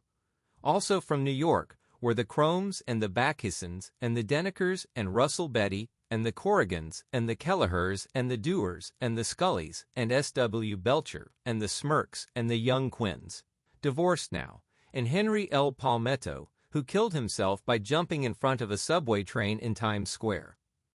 Benny McClanahan arrived always with 4 girls. They were never quite the same ones in physical person, but they were so identical one with another that it inevitably seemed they had been there before. I have forgotten their names. Jacqueline, I think, or else Consuela, or Gloria, or Judy, or June, and their last names were either the melodious names of flowers and months, or the sterner ones of the great American capitalists whose cousins, if pressed, they would confess themselves to be. In addition to all these, I can remember that Faustina O'Brien came there at least once, and the Baedeker girls and young Brewer, who had his nose shot off in the war, and Mr. Albrechtsberger and Miss Hagg, his fiancée, and Ardita Fitzpeters and Mr. P. Jewett, once head of the American Legion, and Miss Claudia Hipp, with a man reputed to be her chauffeur, and a prince of something, whom we called Duke, and whose name, if I ever knew it, I have forgotten. All these people came to Gatsby's house in the summer. At 9 o'clock one morning late in July, Gatsby's gorgeous car lurched up the rocky drive to my door and gave out a burst of melody from its 3-noted horn.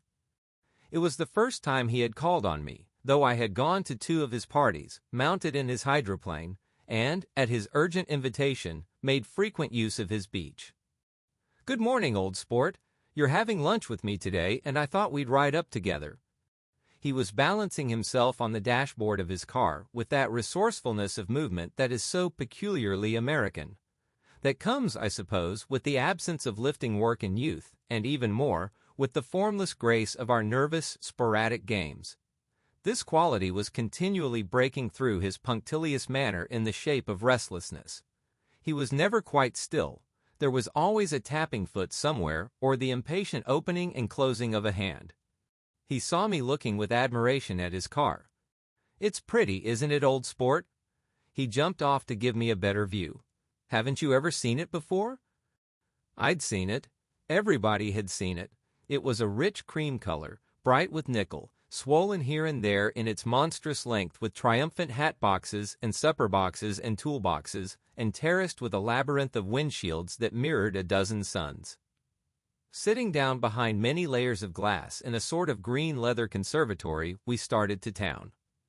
I had talked with him perhaps half a dozen times in the past month and found, to my disappointment, that he had little to say. So my first impression, that he was a person of some undefined consequence, had gradually faded, and he had become simply the proprietor of an elaborate roadhouse next door. And then came that disconcerting ride. We hadn't reached West Egg Village before Gatsby began leaving his elegant sentences unfinished and slapping himself indecisively on the knee of his caramel-colored suit. "Look here, old sport," he broke out surprisingly. "What's your opinion of me, anyhow?" A little overwhelmed, I began the generalized evasions which that question deserves. "Well, I'm going to tell you something about my life," he interrupted. "I don't want you to get a wrong idea of me from all these stories you hear." So he was aware of the bizarre accusations that flavored conversation in his halls. "I'll tell you God's truth." His right hand suddenly ordered divine retribution to stand by.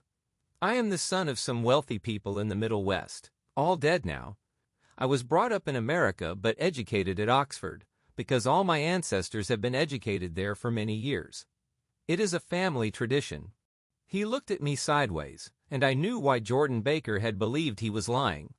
He hurried the phrase, educated at Oxford, or swallowed it, or choked on it, as though it had bothered him before. And with this doubt, his whole statement fell to pieces, and I wondered if there wasn't something a little sinister about him after all. "What part of the Middle West?" I inquired casually.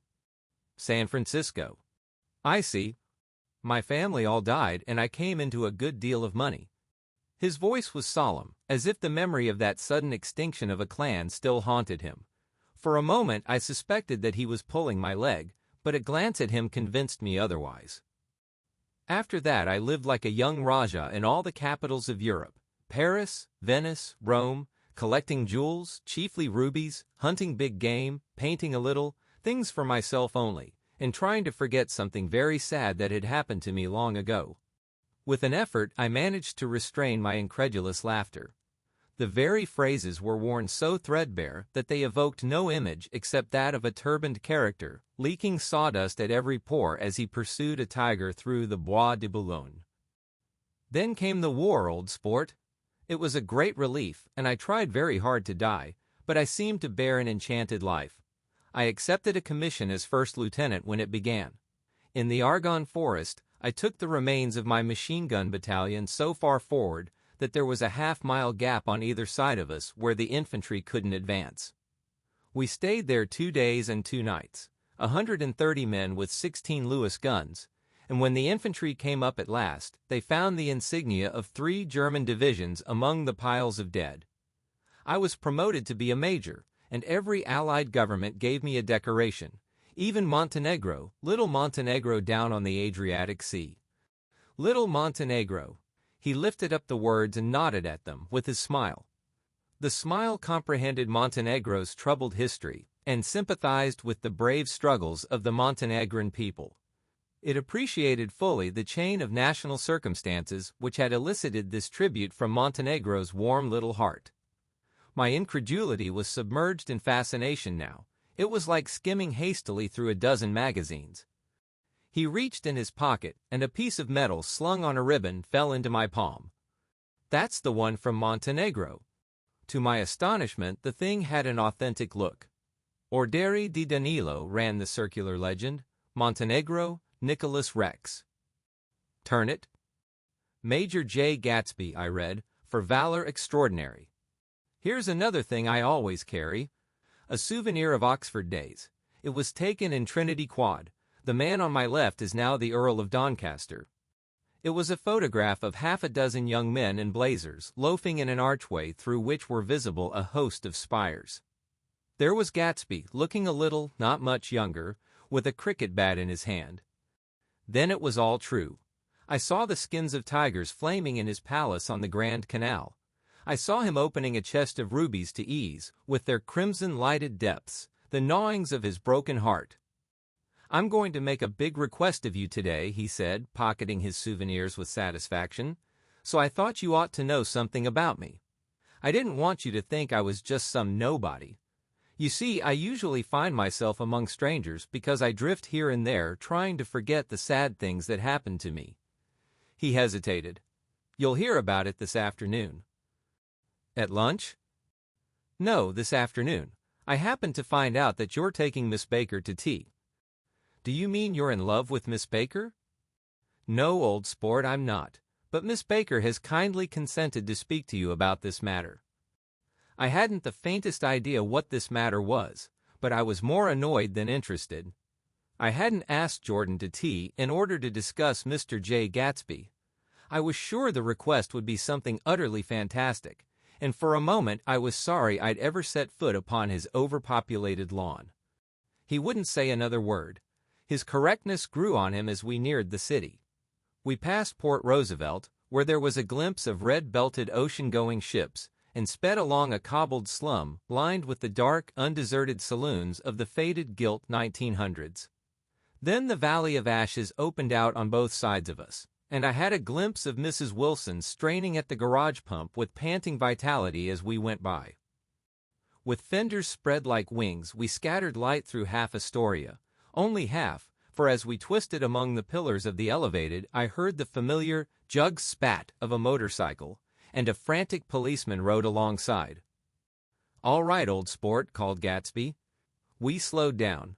Taking a white card from his wallet, he waved it before the man's eyes. "Right you are," agreed the policeman, tipping his cap. "Know you next time, Mr. Gatsby. Excuse me." "What was that?" I inquired. "The picture of Oxford? I was able to do the commissioner a favor once, and he sends me a Christmas card every year. Over the Great Bridge, with the sunlight through the girders making a constant flicker upon the moving cars, with the city rising up across the river in white heaps and sugar lumps, all built with a wish out of non-olfactory money. The city seen from the Queensboro Bridge is always the city seen for the first time, in its first wild promise of all the mystery and the beauty in the world. A dead man passed us in a hearse heaped with blooms, followed by 2 carriages with drawn blinds, and by more cheerful carriages for friends. The friends looked out at us with the tragic eyes and short upper lips of southeastern Europe, and I was glad that the sight of Gatsby's splendid car was included in their somber holiday.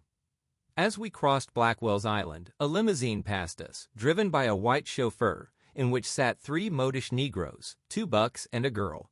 I laughed aloud as the yolks of their eyeballs rolled toward us in haughty rivalry.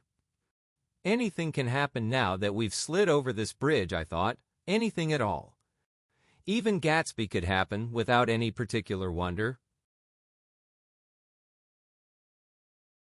Roaring noon. In a well-fanned 42nd Street cellar, I met Gatsby for lunch. Blinking away the brightness of the street outside, my eyes picked him out obscurely in the anteroom, talking to another man.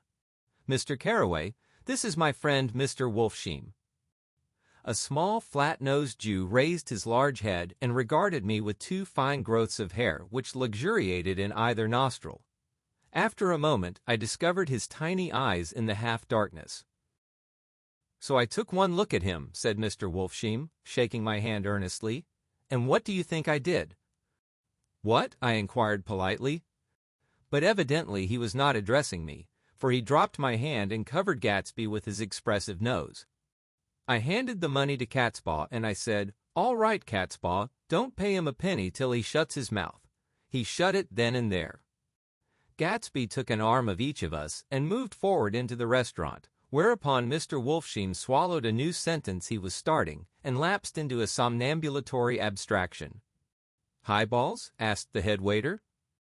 "This is a nice restaurant here," said Mr. Wolfsheim, looking at the Presbyterian nymphs on the ceiling. "But I like across the street better." "Yes, highballs," agreed Gatsby, and then to Mr. Wolfsheim, "It's too hot over there."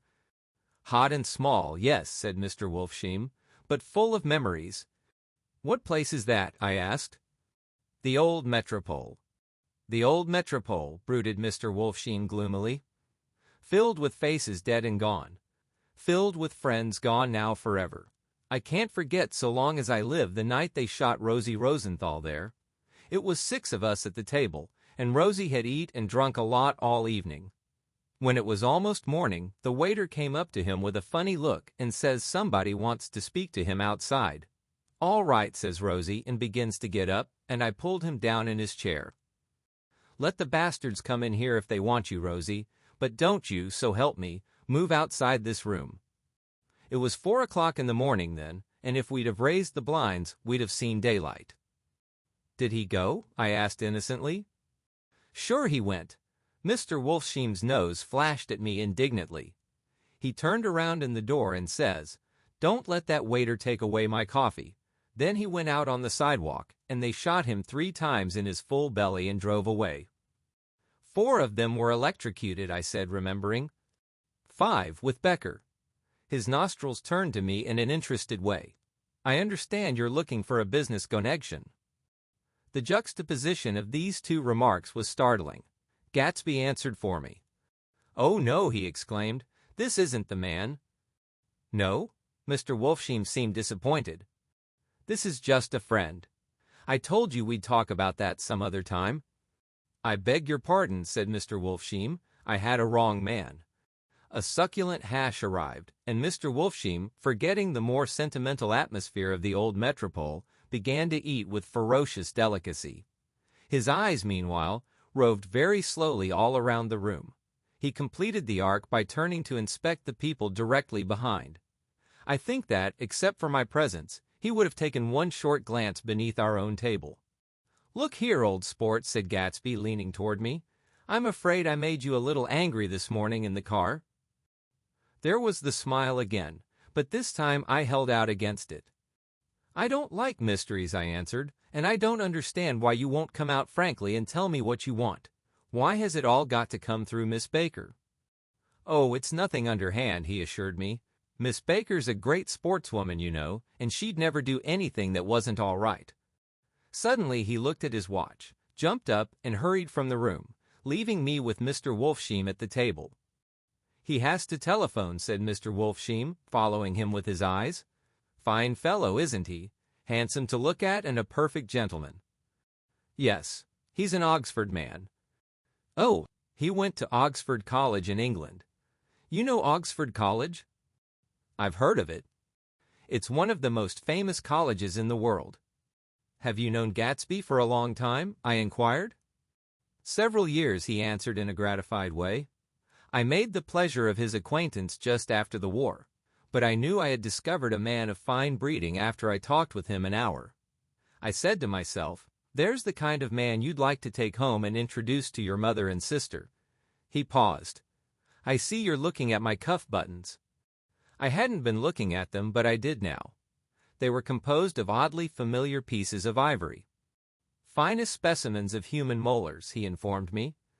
"Well," I inspected them, "that's a very interesting idea." "Yeah." He flipped his sleeves up under his coat. "Yeah, Gatsby's very careful about women. He would never so much as look at a friend's wife." When the subject of this instinctive trust returned to the table and sat down, Mr. Wolfsheim drank his coffee with a jerk and got to his feet. "I have enjoyed my lunch," he said, "and I'm going to run off from you two young men before I outstay my welcome." "Don't hurry, Meyer," said Gatsby without enthusiasm. Mr. Wolfsheim raised his hand in a sort of benediction. "You're very polite, but I belong to another generation," he announced solemnly.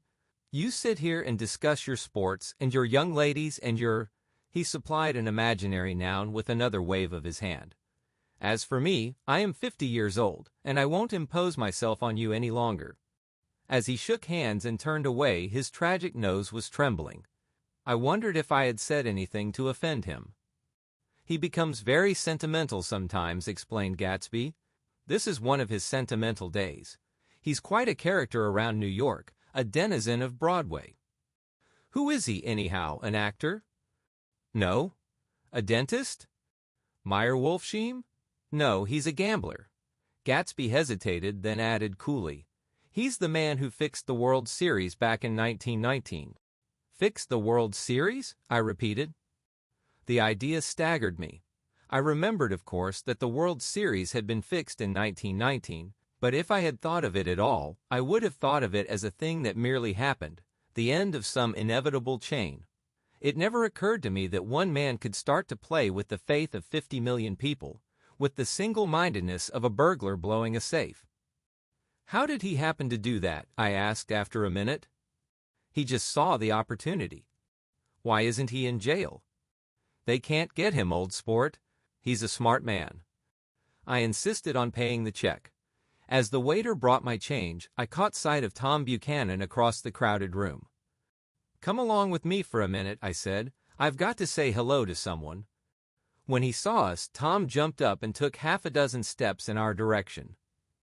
"Where have you been?" he demanded eagerly. "Daisy's furious because you haven't called up." "This is Mr. Gatsby, Mr. Buchanan." They shook hands briefly, and a strained, unfamiliar look of embarrassment came over Gatsby's face. "How have you been, anyhow?" demanded Tom of me. "How'd you happen to come up this far to eat?" "I've been having lunch with Mr. Gatsby." I turned toward Mr. Gatsby, but he was no longer there. One October day in 1917. said Jordan Baker that afternoon, sitting up very straight on a straight chair in the tea garden at the Plaza Hotel. I was walking along from one place to another, half on the sidewalks and half on the lawns.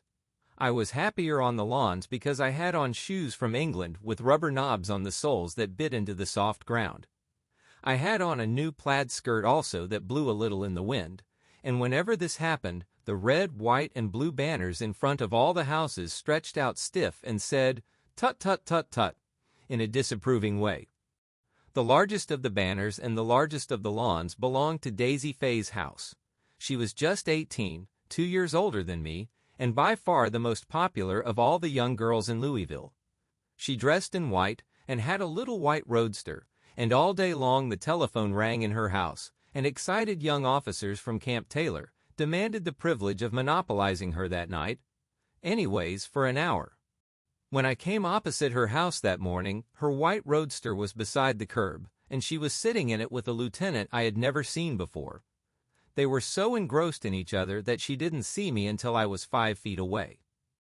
"Hello, Jordan," she called unexpectedly. "Please come here." I was flattered that she wanted to speak to me. Because of all the older girls, I admired her most. She asked me if I was going to the Red Cross to make bandages. I was. Well then, would I tell them that she couldn't come that day?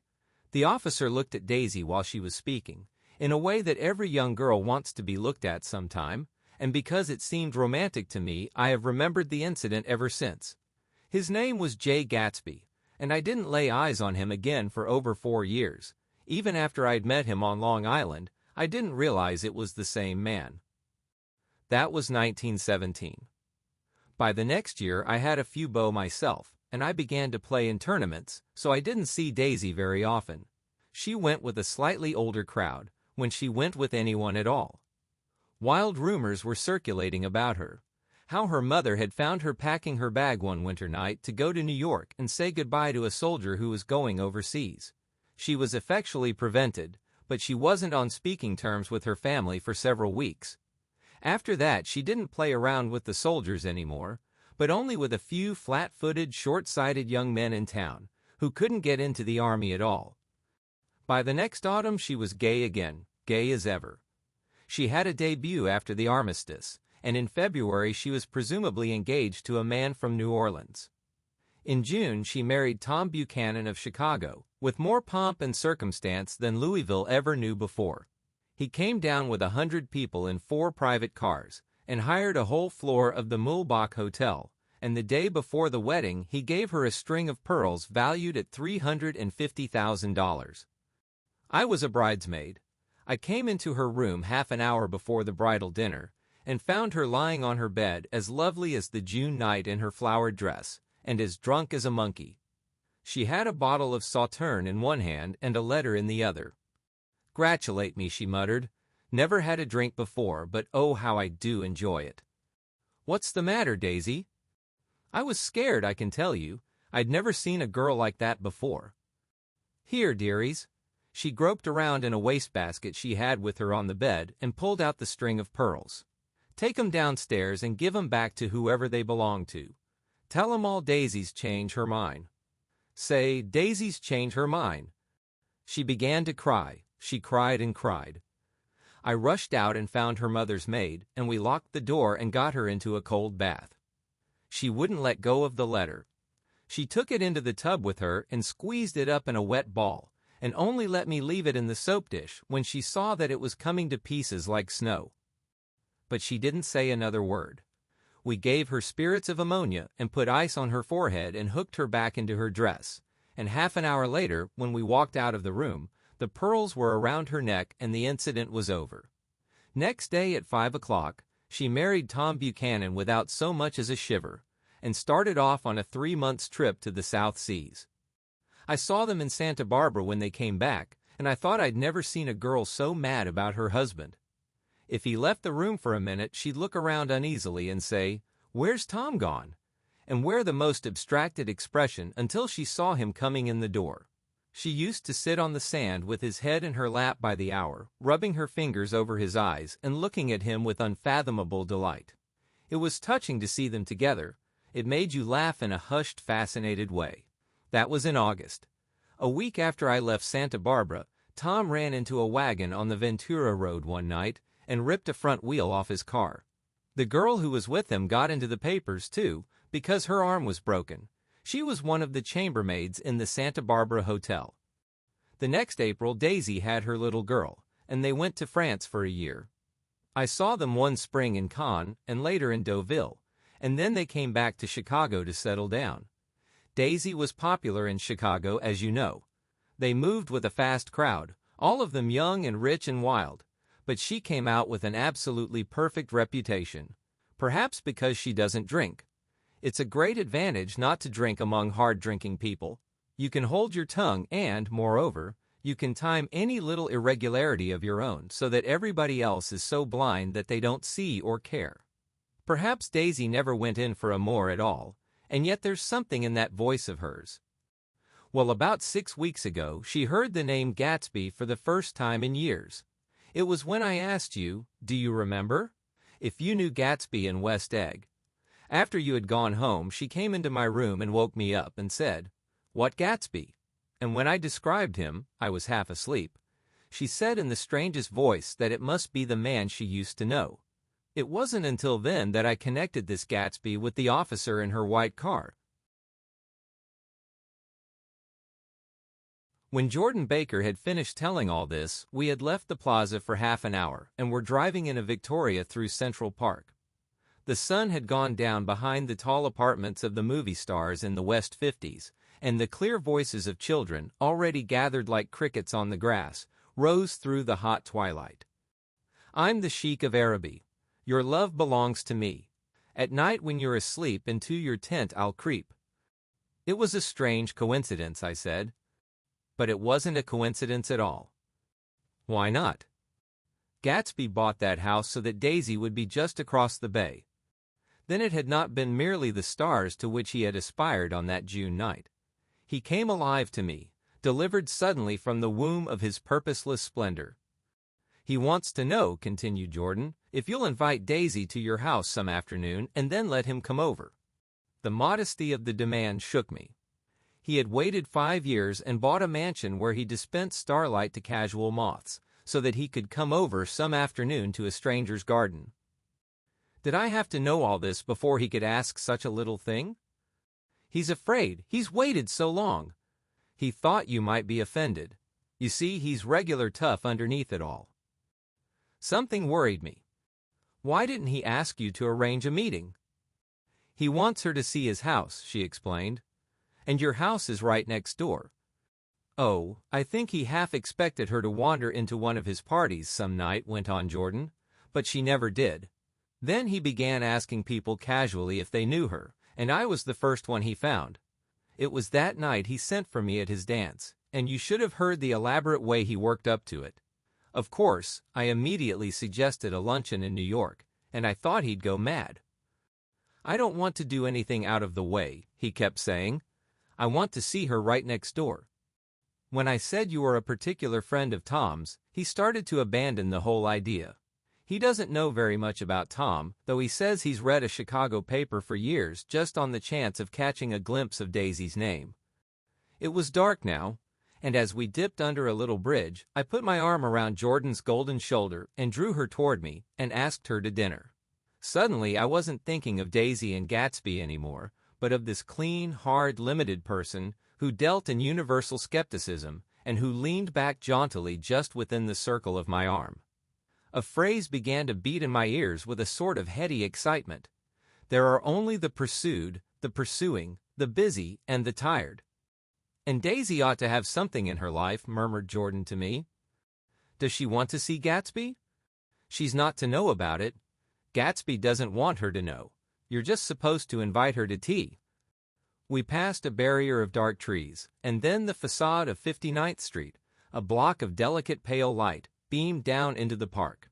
Unlike Gatsby and Tom Buchanan, I had no girl whose disembodied face floated along the dark cornices and blinding signs, and so I drew up the girl beside me, tightening my arms. Her wan, scornful mouth smiled, and so I drew her up again closer, this time to my face. Chapter 5. When I came home to West Egg that night, I was afraid for a moment that my house was on fire. 2 o'clock and the whole corner of the peninsula was blazing with light, which fell unreal on the shrubbery and made thin, elongating glints upon the roadside wires. Turning a corner, I saw that it was Gatsby's house, lit from tower to cellar. At first I thought it was another party, a wild rout that had resolved itself into hide-and-go-seek, or sardines in the box, with all the house thrown open to the game. But there wasn't a sound. Only wind in the trees, which blew the wires and made the lights go off and on again, as if the house had winked into the darkness. As my taxi groaned away, I saw Gatsby walking toward me across his lawn. "Your place looks like the World's Fair," I said. "Does it?" He turned his eyes toward it absently. "I have been glancing into some of the rooms. Let's go to Coney Island, old sport. In my car." "It's too late." "Well, suppose we take a plunge in the swimming pool. I haven't made use of it all summer." "I've got to go to bed." "All right." He waited, looking at me with suppressed eagerness. "I talked with Miss Baker," I said after a moment. "I'm going to call up Daisy tomorrow and invite her over here to tea." "Oh, that's all right," he said carelessly. "I don't want to put you to any trouble." "What day would suit you?" "What day would suit you," he corrected me quickly. "I don't want to put you to any trouble, you see." "How about the day after tomorrow?" He considered for a moment. Then, with reluctance, "I want to get the grass cut," he said. We both looked down at the grass. There was a sharp line where my ragged lawn ended and the darker, well-kept expanse of his began. I suspected that he meant my grass. "There's another little thing," he said uncertainly, and hesitated. "Would you rather put it off for a few days?" I asked. "Oh, it isn't about that. At least," he fumbled with a series of beginnings. Why, look here, old sport, you don't make much money, do you?" "Not very much." This seemed to reassure him, and he continued more confidently. "I thought you didn't, if you'll pardon you see, I carry on a little business on the side, a sort of sideline, you understand. And I thought that if you don't make very much, you're selling bonds, aren't you, old sport?" "Trying to." "Well, this would interest you. It wouldn't take up much of your time, and you might pick up a nice bit of money. It happens to be a rather confidential sort of thing." I realize now that under different circumstances, that conversation might have been one of the crises of my life.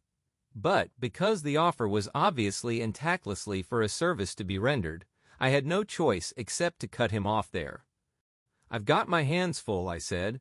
"I'm much obliged, but I couldn't take on any more work." "You wouldn't have to do any business with Wolfsheim." Evidently he thought that I was shying away from the connection mentioned at lunch, but I assured him he was wrong.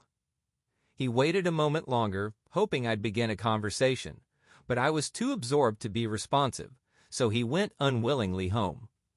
The evening had made me lightheaded and happy. I think I walked into a deep sleep as I entered my front door. So I don't know whether or not Gatsby went to Coney Island, or for how many hours he glanced into rooms while his house blazed gaudily on. I called up Daisy from the office next morning and invited her to come to tea. "Don't bring Tom," I warned her. "What? Don't bring Tom?" "Who is Tom?" she asked innocently. The day agreed upon was pouring rain. At 11 o'clock, a man in a raincoat, dragging a lawnmower, tapped at my front door and said that Mr. Gatsby had sent him over to cut my grass. This reminded me that I had forgotten to tell my Finn to come back, so I drove into West Egg Village to search for her among soggy, whitewashed alleys and to buy some cups and lemons and flowers.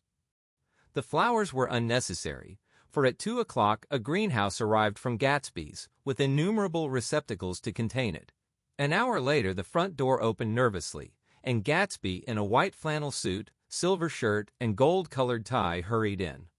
He was pale, and there were dark signs of sleeplessness beneath his eyes. "Is everything all right?" he asked immediately. "The grass looks fine, if that's what you mean." "What grass?" he inquired blankly. "Oh, the grass in the yard." He looked out the window at it, but judging from his expression, I don't believe he saw a thing.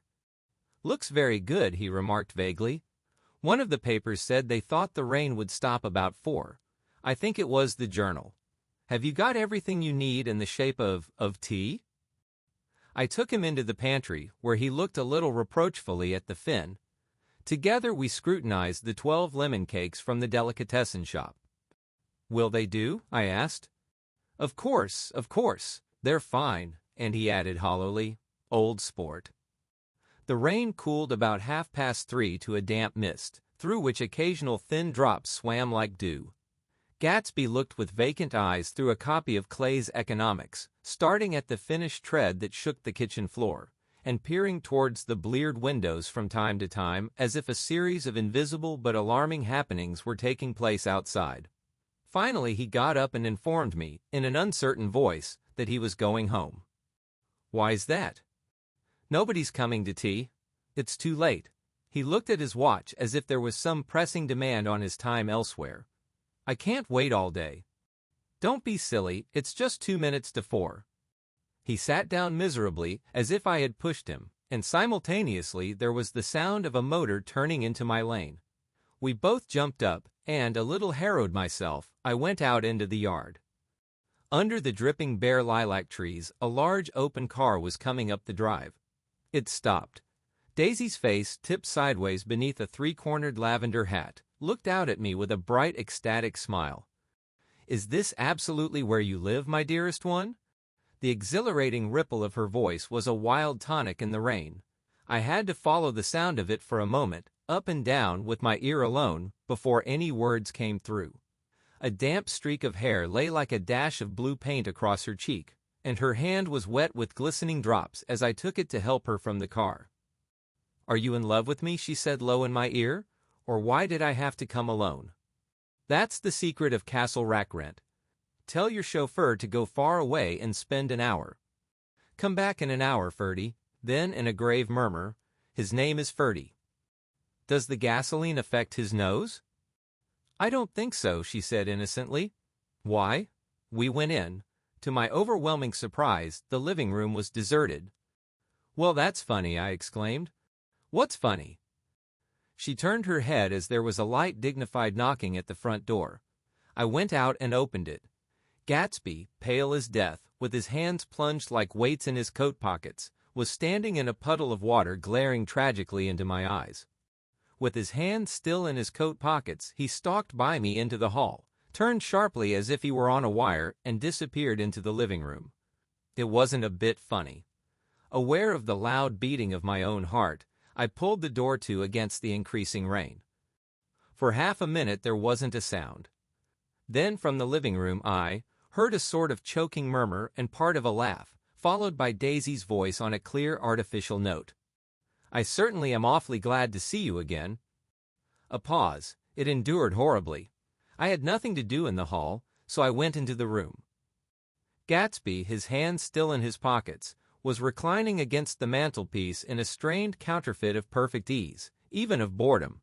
His head leaned back so far that it rested against the face of a defunct mantelpiece clock, and from this position his distraught eyes stared down at Daisy, who was sitting, frightened but graceful, on the edge of a stiff chair.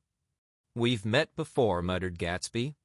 His eyes glanced momentarily at me, and his lips parted with an abortive attempt at a laugh. Luckily, the clock took this moment to tilt dangerously at the pressure of his head, whereupon he turned and caught it with trembling fingers, and set it back in place. Then he sat down rigidly, his elbow on the arm of the sofa and his chin in his hand. I'm sorry about the clock, he said. My own face had now assumed a deep tropical burn. I couldn't muster up a single commonplace out of the 1,000 in my head.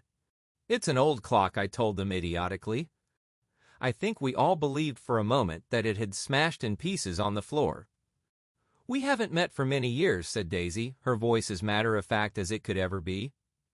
5 years next November. The automatic quality of Gatsby's answer set us all back at least another minute. I had them both on their feet with the desperate suggestion that they help me make tea in the kitchen when the demoniac Finn brought it in on a tray. Amid the welcome confusion of cups and cakes, a certain physical decency established itself.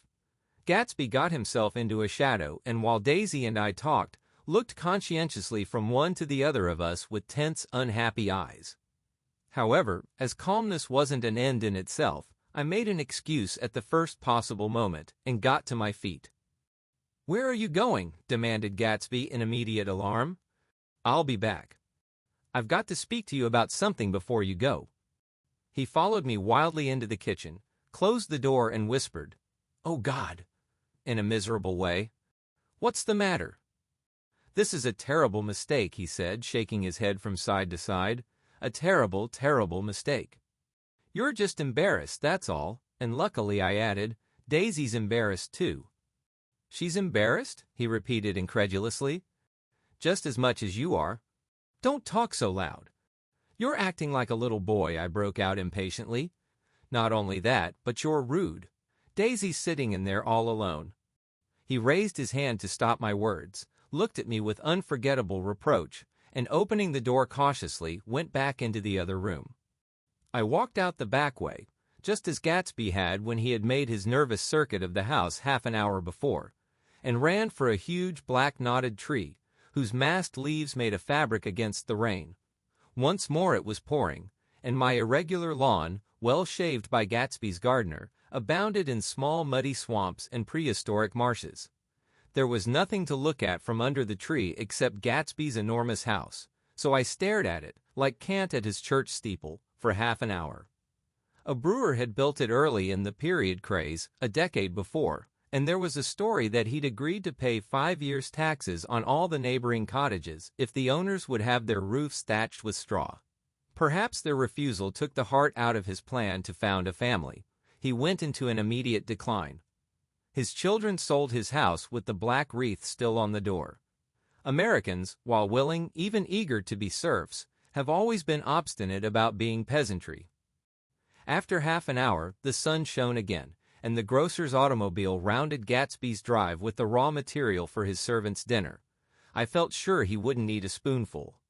A maid began opening the upper windows of his house, appeared momentarily in each, and leaning from the large central bay, spat meditatively into the garden. It was time I went back. While the rain continued, it had seemed like the murmur of their voices, rising and swelling a little now and then with gusts of emotion. But in the new silence, I felt that silence had fallen within the house too. I went in, after making every possible noise in the kitchen, short of pushing over the stove, but I don't believe they heard a sound. They were sitting at either end of the couch, looking at each other as if some question had been asked or was in the air, and every vestige of embarrassment was gone. Daisy's face was smeared with tears, and when I came in she jumped up and began wiping at it with her handkerchief before a mirror. But there was a change in Gatsby that was simply confounding. He literally glowed. Without a word or a gesture of exultation, a new well-being radiated from him and filled the little room. "Oh, hello, old sport," he said, as if he hadn't seen me for years. I thought for a moment he was going to shake hands. "It's stopped raining." "Has it?" When he realized what I was talking about, that there were twinkle bells of sunshine in the room, he smiled like a weatherman, like an ecstatic patron of recurrent light, and repeated the news to Daisy. "What do you think of that? It's stopped raining." "I'm glad, Jay." Her throat, full of aching, grieving beauty, told only of her unexpected joy. "I want you and Daisy to come over to my house," he said. "I'd like to show her around." "You're sure you want me to come?"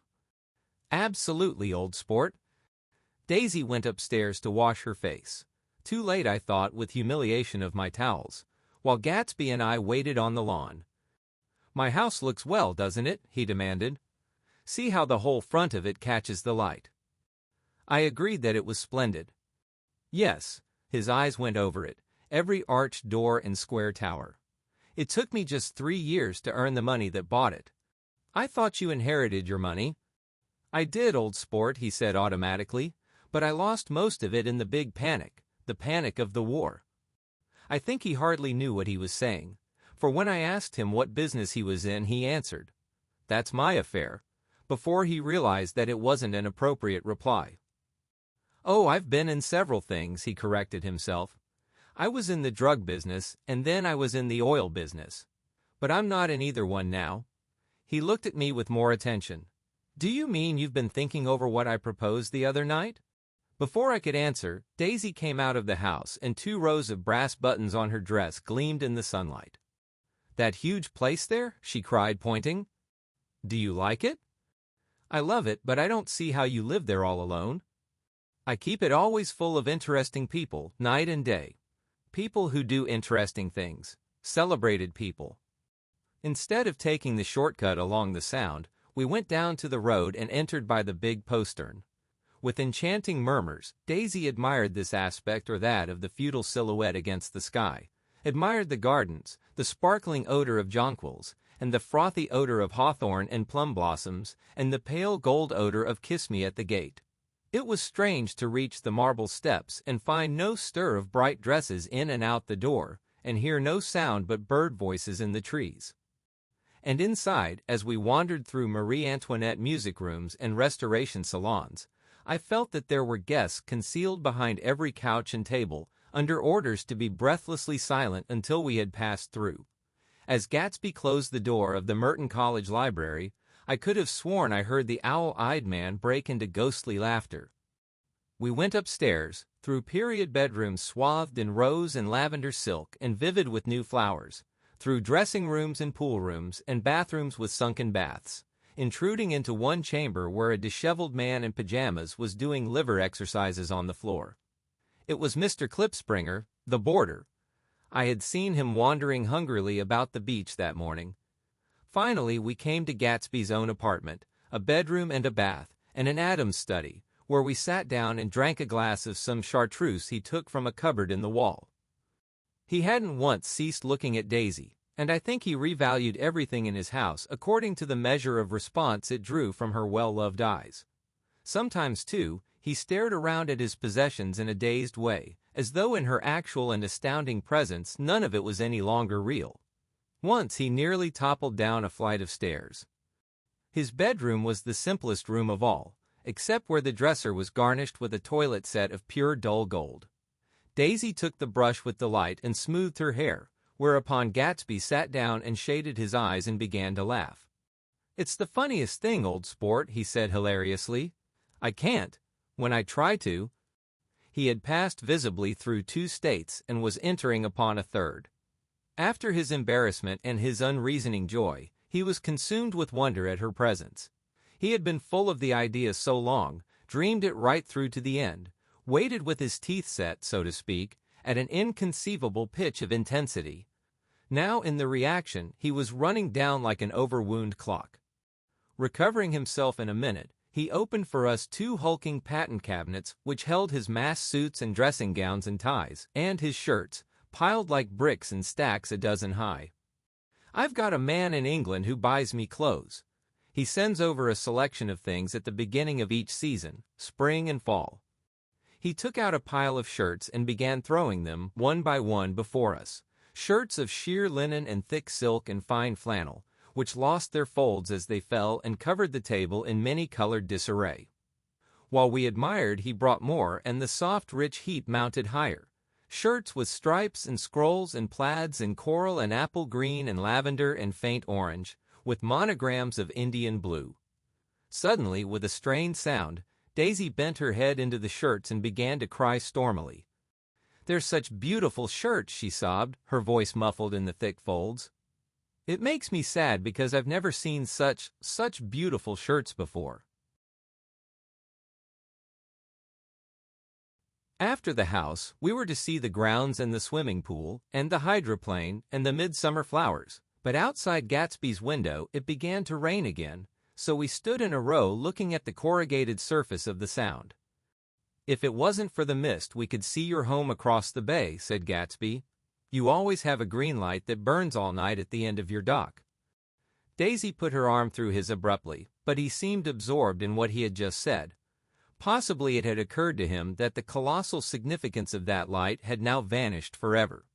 Compared to the great distance that had separated him from Daisy, it had seemed very near to her, almost touching her. It had seemed as close as a star to the moon. Now it was again a green light on a dock. His count of enchanted objects had diminished by 1.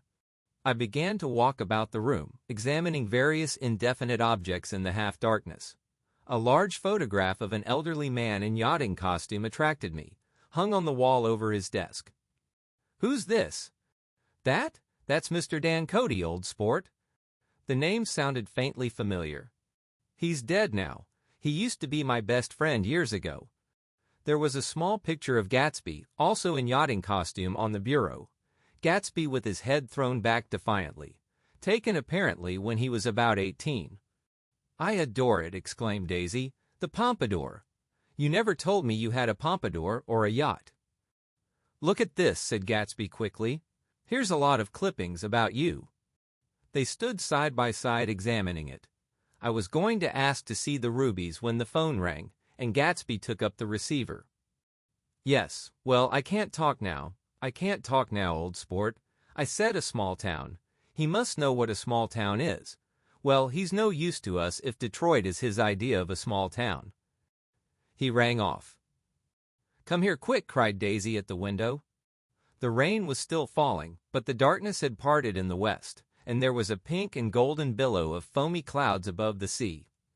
"Look at that," she whispered, and then after a moment, "I'd like to just get one of those pink clouds and put you in it and push you around."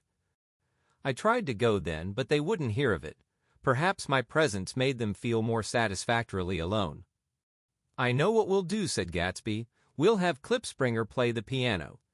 He went out of the room calling, "Ewing," and returned in a few minutes accompanied by an embarrassed, slightly worn young man, with shell-rimmed glasses and scanty blonde hair.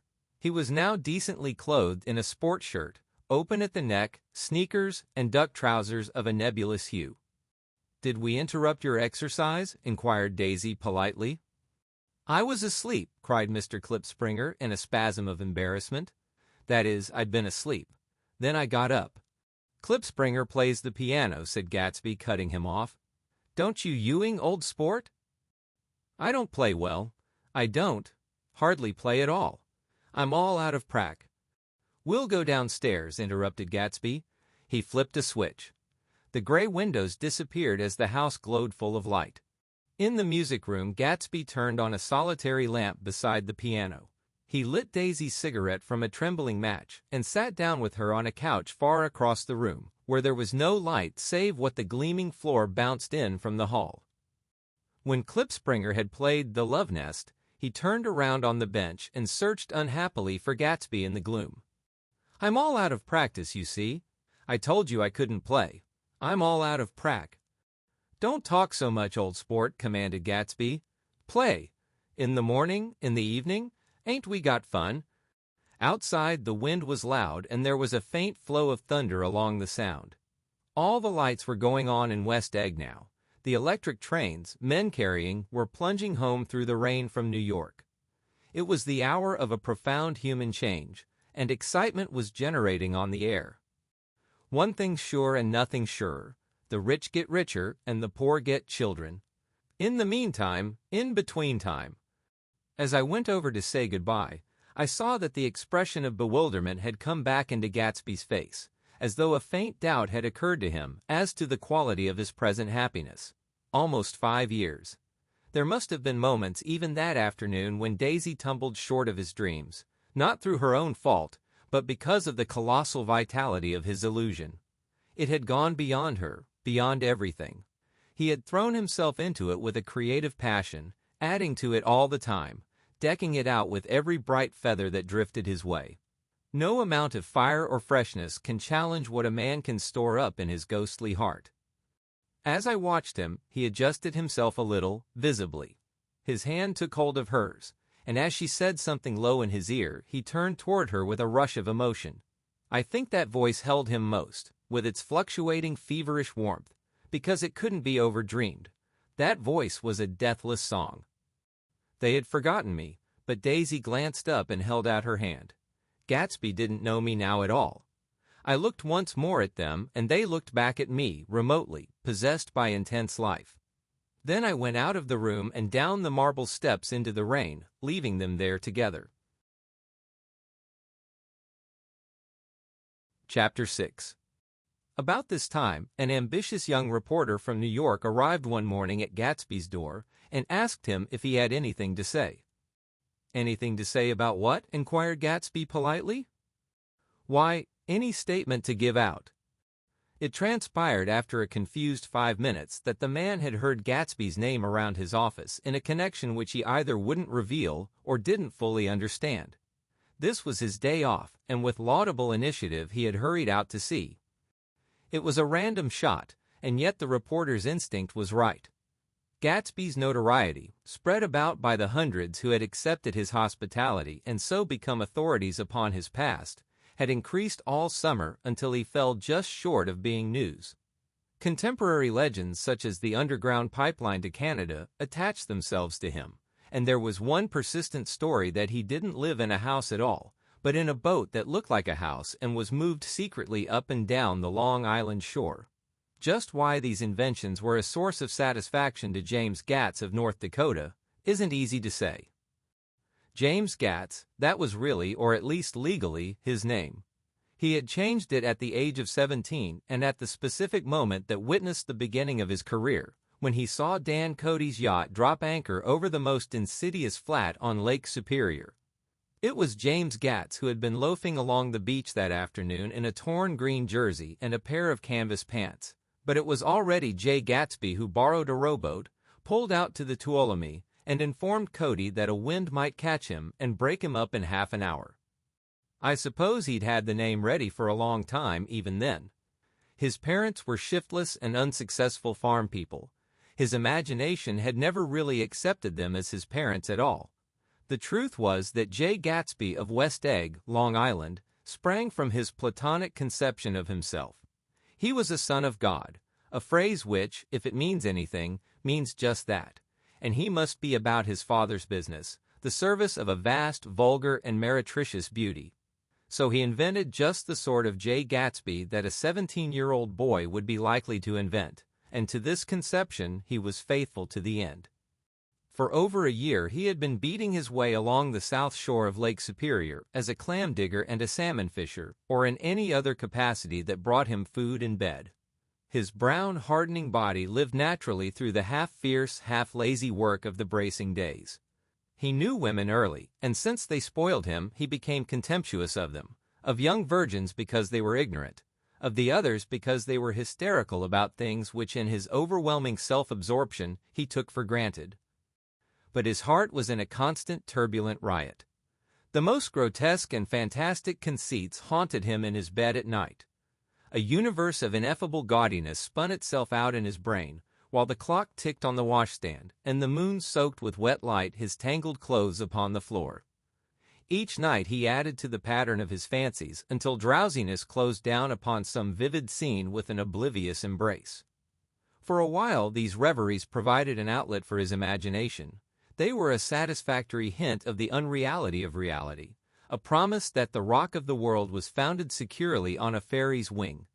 An instinct toward his future glory had led him, some months before, to the small Lutheran college of St. Olaf's in southern Minnesota. He stayed there 2 weeks, dismayed at its ferocious indifference to the drums of his destiny, to destiny itself, and despising the janitor's work with which he was to pay his way through. Then he drifted back to Lake Superior, and he was still searching for something to do on the day that Dan Cody's yacht dropped anchor in the shallows alongshore. Cody was 50 years old then, a product of the Nevada silver fields, of the Yukon, of every rush for metal since '75. The transactions in Montana copper that made him many times a millionaire found him physically robust, but on the verge of soft-mindedness, and, suspecting this, an infinite number of women tried to separate him from his money. The none too savory ramifications by which Ella Kay, the newspaper woman, played Madame de Maintenon to his weakness and sent him to sea in a yacht, were common property of the turgid journalism in 1902. He had been coasting along all too hospitable shores for 5 years when he turned up as James Gatz's destiny in Little Girl Bay. To young Gatz, resting on his oars and looking up at the railed deck, that yacht represented all the beauty and glamour in the world. I suppose he smiled at Cody. He had probably discovered that people liked him when he smiled. At any rate, Cody asked him a few questions. One of them elicited the brand new name, and found that he was quick and extravagantly ambitious. A few days later he took him to Duluth and bought him a blue coat, 6 pairs of white duck trousers, and a yachting cap. and when the Tuolumne left for the West Indies and the Barbary Coast, Gatsby left too. He was employed in a vague personal capacity. While he remained with Cody, he was in turn steward, mate, skipper, secretary, and even jailer, for Dan Cody sober knew what lavish doings Dan Cody drunk might soon be about, and he provided for such contingencies by reposing more and more trust in Gatsby. The arrangement lasted 5 years, during which the boat went 3 times around the continent. It might have lasted indefinitely except for the fact that Ella Kay came on board one night in Boston, and a week later Dan Cody inhospitably died. I remember the portrait of him up in Gatsby's bedroom, a gray, florid man with a hard, empty face, the pioneer debauchee, who, during one phase of American life, brought back to the eastern seaboard the savage violence of the frontier brothel and saloon. It was indirectly due to Cody that Gatsby drank so little. Sometimes in the course of gay parties, women used to rub champagne into his hair.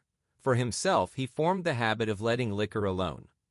And it was from Cody that he inherited money, a legacy of $25,000. He didn't get it. He never understood the legal device that was used against him, but what remained of the millions went intact to Ella Kay. He was left with his singularly appropriate education. The vague contour of J. Gatsby had filled out to the substantiality of a man. He told me all this very much later, but I've put it down here with the idea of exploding those first wild rumors about his antecedents, which weren't even faintly true. Moreover, he told it to me at a time of confusion, when I had reached the point of believing everything and nothing about him.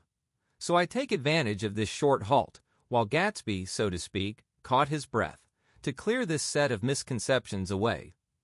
It was a halt, too, in my association with his affairs. For several weeks I didn't see him or hear his voice on the phone. Mostly I was in New York, trotting around with Jordan and trying to ingratiate myself with her senile aunt. But finally I went over to his house one Sunday afternoon. I hadn't been there 2 minutes when somebody brought Tom Buchanan in for a drink. I was startled naturally, but the really surprising thing was that it hadn't happened before. They were a party of 3 on horseback, Tom and a man named Sloan and a pretty woman in a brown riding habit, who had been there previously. "I'm delighted to see you," said Gatsby, standing on his porch. "I'm delighted that you dropped in." As though they cared. "Sit right down. Have a cigarette or a cigar." He walked around the room quickly, ringing bells. "I'll have something to drink for you in just a minute." He was profoundly affected by the fact that Tom was there, but he would be uneasy anyhow until he had given them something, realizing in a vague way that that was all they came for. Mr. Sloan wanted nothing. "A lemonade?" "No, thanks." "A little champagne?" "Nothing at all, thanks. I'm sorry." "Did you have a nice ride?" "Very good roads around here." "I suppose the automobiles?" "Yeah." Moved by an irresistible impulse, Gatsby turned to Tom, who had accepted the introduction as a stranger. "I believe we've met somewhere before, Mr. Buchanan." "Oh yes," said Tom, gruffly polite, but obviously not remembering. "So we did. I remember very well." "About 2 weeks ago." "That's right. You were with Nick here." "I know your wife," continued Gatsby almost aggressively. "That's so?" Tom turned to me. "You live near here, Nick?" "Next door." "That's so?" Mr. Sloan didn't enter into the conversation, but lounged back haughtily in his chair. The woman said nothing either, until unexpectedly, after 2 highballs, she became cordial. "We'll all come over to your next party, Mr. Gatsby," she suggested. "What do you say?" "Certainly, I'd be delighted to have you." "Be ver nice," said Mr. Sloan without gratitude. "Well, think ought to be starting home." "Please don't hurry," Gatsby urged them. He had control of himself now, and he wanted to see more of Tom.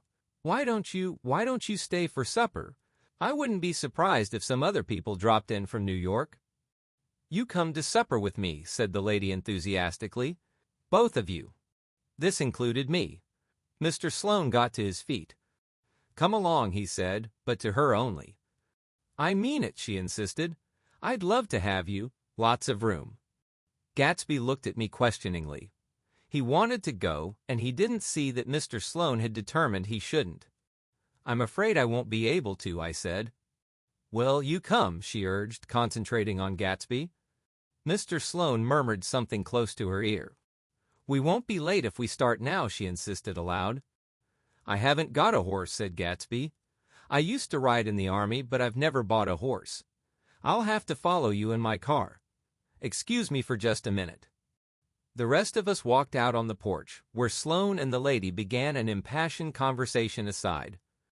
"My God, I believe the man's coming," said Tom. "Doesn't he know she doesn't want him?" "She says she does want him.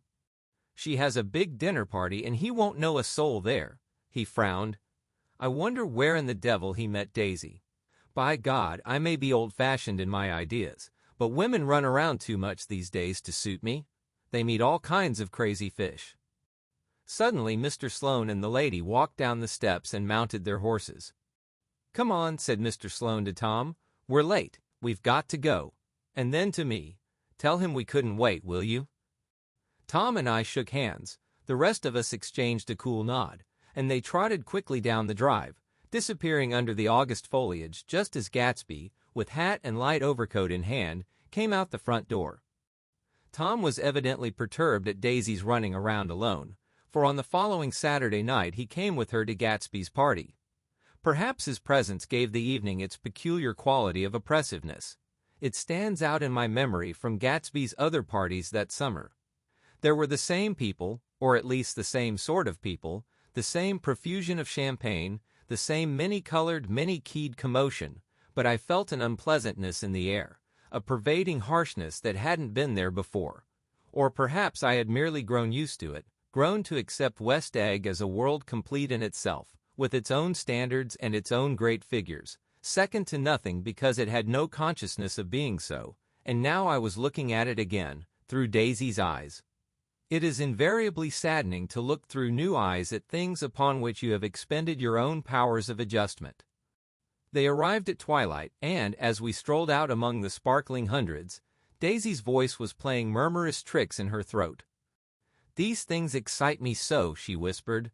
"If you want to kiss me any time during the evening, Nick, just let me know and I'll be glad to arrange it for you. Just mention my name, or present a green card. I'm giving out green." "Look around," suggested Gatsby. "I'm looking around. I'm having a marvelous." "You must see the faces of many people you've heard about." Tom's arrogant eyes roamed the crowd. "We don't go around very much," he said. "In fact, I was just thinking I don't know a soul here." "Perhaps you know that lady." Gatsby indicated a gorgeous, scarcely human orchid of a woman who sat in state under a white plum tree. Tom and Daisy stared, with that peculiarly unreal feeling that accompanies the recognition of a hitherto ghostly celebrity of the movies. "She's lovely," said Daisy. "The man bending over her is her director." He took them ceremoniously from group to group. "Mrs. Buchanan and Mr. Buchanan." After an instant's hesitation, he added, "The polo player." "Oh no," objected Tom quickly, "not me." But evidently the sound of it pleased Gatsby, for Tom remained the polo player for the rest of the evening. "I've never met so many celebrities," Daisy exclaimed. "I liked that man, what was his name? With the sort of blue nose." Gatsby identified him, adding that he was a small producer. "Well, I liked him anyhow." "I'd a little rather not be the polo player," said Tom pleasantly.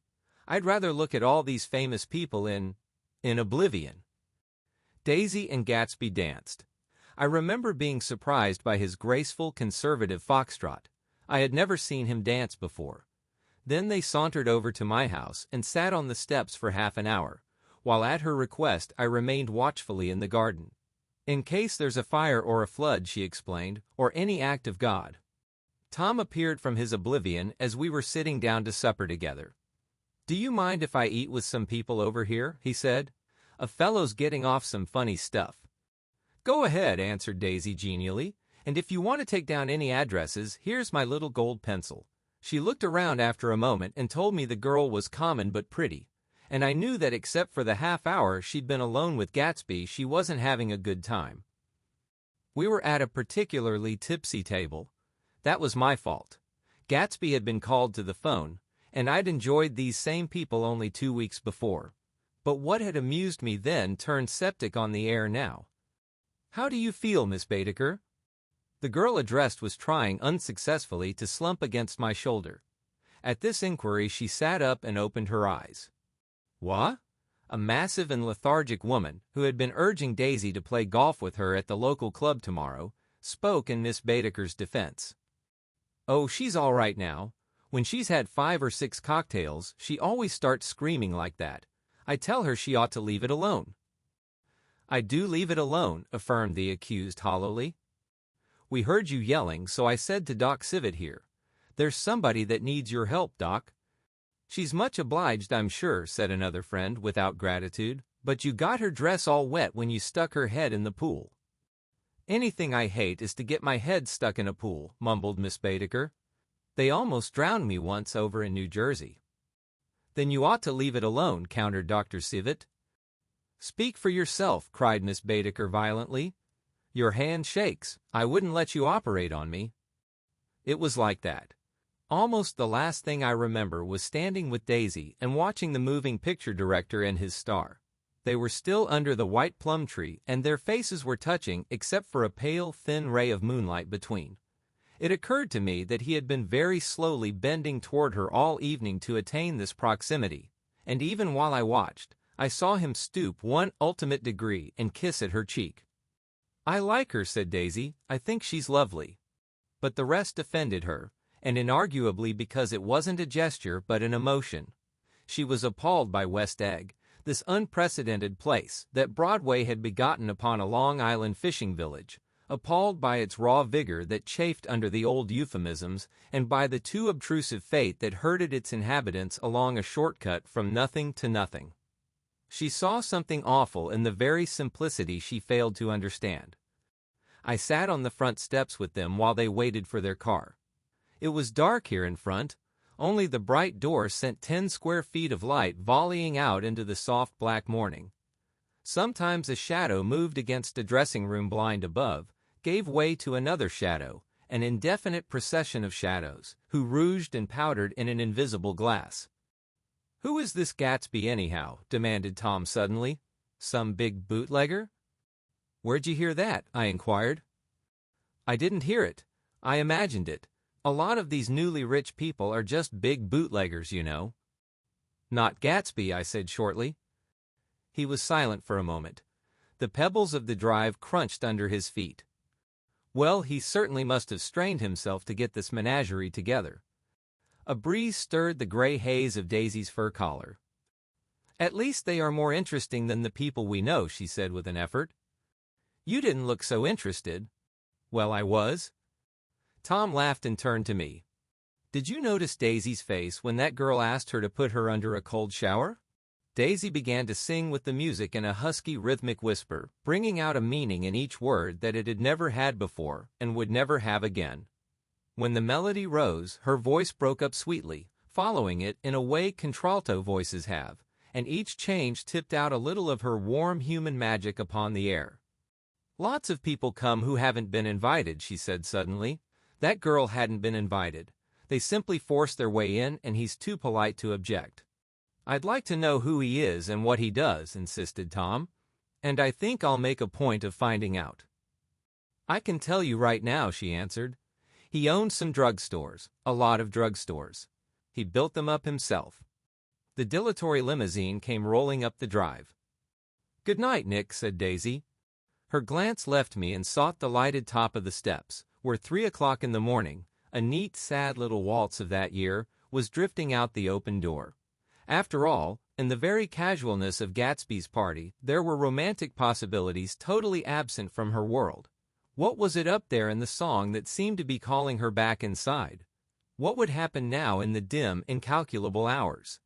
Perhaps some unbelievable guest would arrive, a person infinitely rare and to be marveled at, some authentically radiant young girl, who with one fresh glance at Gatsby, one moment of magical encounter, would blot out those 5 years of unwavering devotion.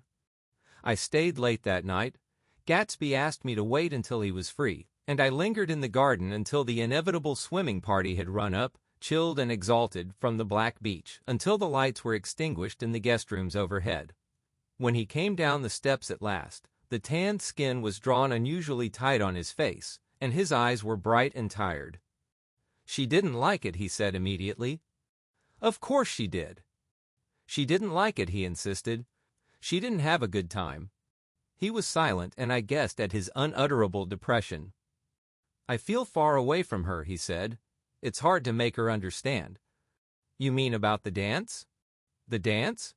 He dismissed all the dances he had given with a snap of his fingers. "Old sport, the dance is unimportant." He wanted nothing less of Daisy than that she should go to Tom and say, "I never loved you." After she had obliterated 4 years with that sentence, they could decide upon the more practical measures to be taken.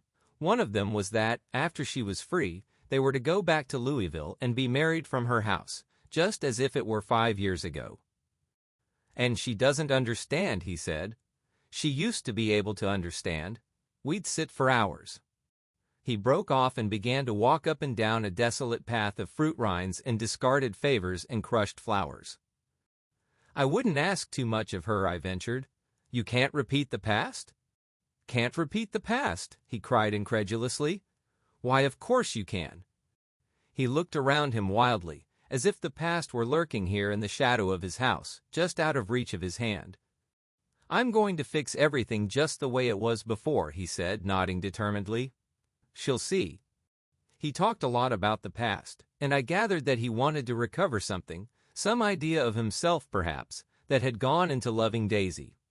His life had been confused and disordered since then, but if he could once return to a certain starting place and go over it all slowly, he could find out what that thing was. One autumn night 5 years before, they had been walking down the street when the leaves were falling, and they came to a place where there were no trees and the sidewalk was white with moonlight. They stopped here and turned toward each other. Now it was a cool night with that mysterious excitement in it which comes at the 2 changes of the year. The quiet lights in the houses were humming out into the darkness, and there was a stir and bustle among the stars. Out of the corner of his eye, Gatsby saw that the blocks of the sidewalks really formed a ladder and mounted to a secret place above the trees. He could climb to it if he climbed alone, and once there he could suck on the pap of life, gulp down the incomparable milk of wonder. His heart beat faster as Daisy's white face came up to his own. He knew that when he kissed this girl, and forever wed his unutterable visions to her perishable breath, his mind would never romp again like the mind of God. So he waited, listening for a moment longer to the tuning fork that had been struck upon a star. Then he kissed her. At his lips' touch, she blossomed for him like a flower, and the incarnation was complete. Through all he said, even through his appalling sentimentality, I was reminded of something, an elusive rhythm, a fragment of lost words, that I had heard somewhere a long time ago. For a moment a phrase tried to take shape in my mouth and my lips parted like a dumb man's, as though there was more struggling upon them than a wisp of startled air.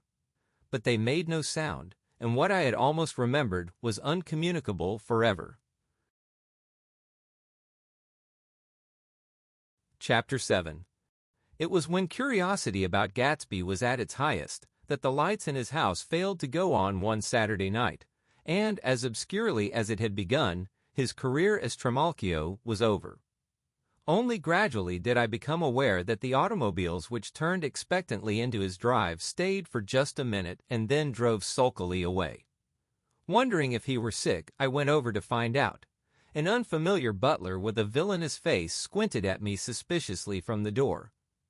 "Is Mr. Gatsby sick?" "Nope." After a pause he added "sir" in a dilatory, grudging way. I hadn't seen him around, and I was rather worried. "Tell him Mr. Carraway came over." "Who?" he demanded rudely. "Carraway." "Carraway. All right, I'll tell him." Abruptly he slammed the door. My Finn informed me that Gatsby had dismissed every servant in his house a week ago and replaced them with half a dozen others, who never went into West Egg Village to be bribed by the tradesmen, but ordered moderate supplies over the telephone.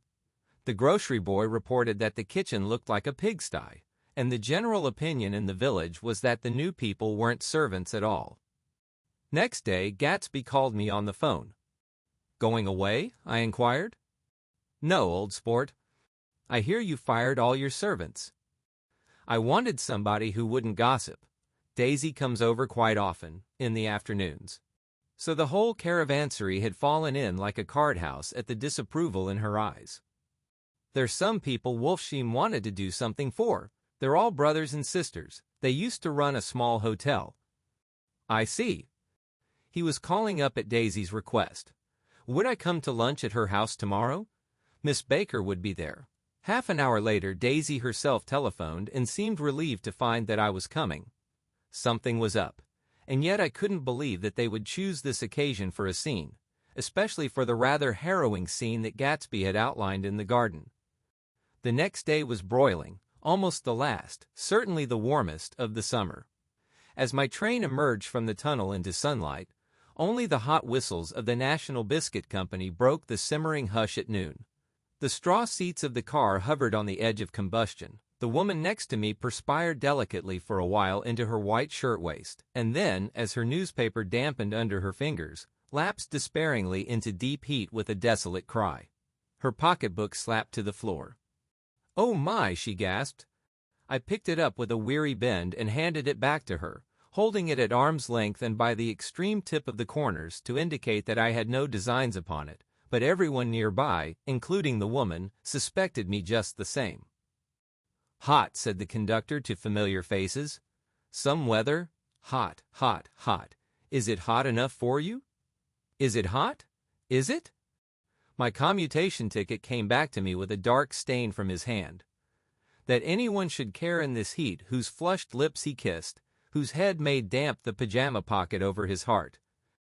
Through the hall of the Buchanan's house blew a faint wind, carrying the sound of the telephone bell out to Gatsby and me as we waited at the door. "The master's body?" roared the butler into the mouthpiece. "I'm sorry, madame, but we can't furnish it. It's far too hot to touch this noon." What he really said was, "Yes, yes, I'll see." He set down the receiver and came toward us, glistening slightly, to take our stiff straw hats. "Madame expects you in the salon," he cried, needlessly indicating the direction. In this heat, every extra gesture was an affront to the common store of life. The room, shadowed well with awnings, was dark and cool. Daisy and Jordan lay upon an enormous couch, like silver idols weighing down their own white dresses against the singing breeze of the fans. "We can't move," they said together. Jordan's fingers, powdered white over their tan, rested for a moment in mine.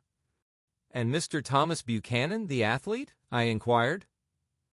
Simultaneously I heard his voice, gruff, muffled, husky, at the hall telephone.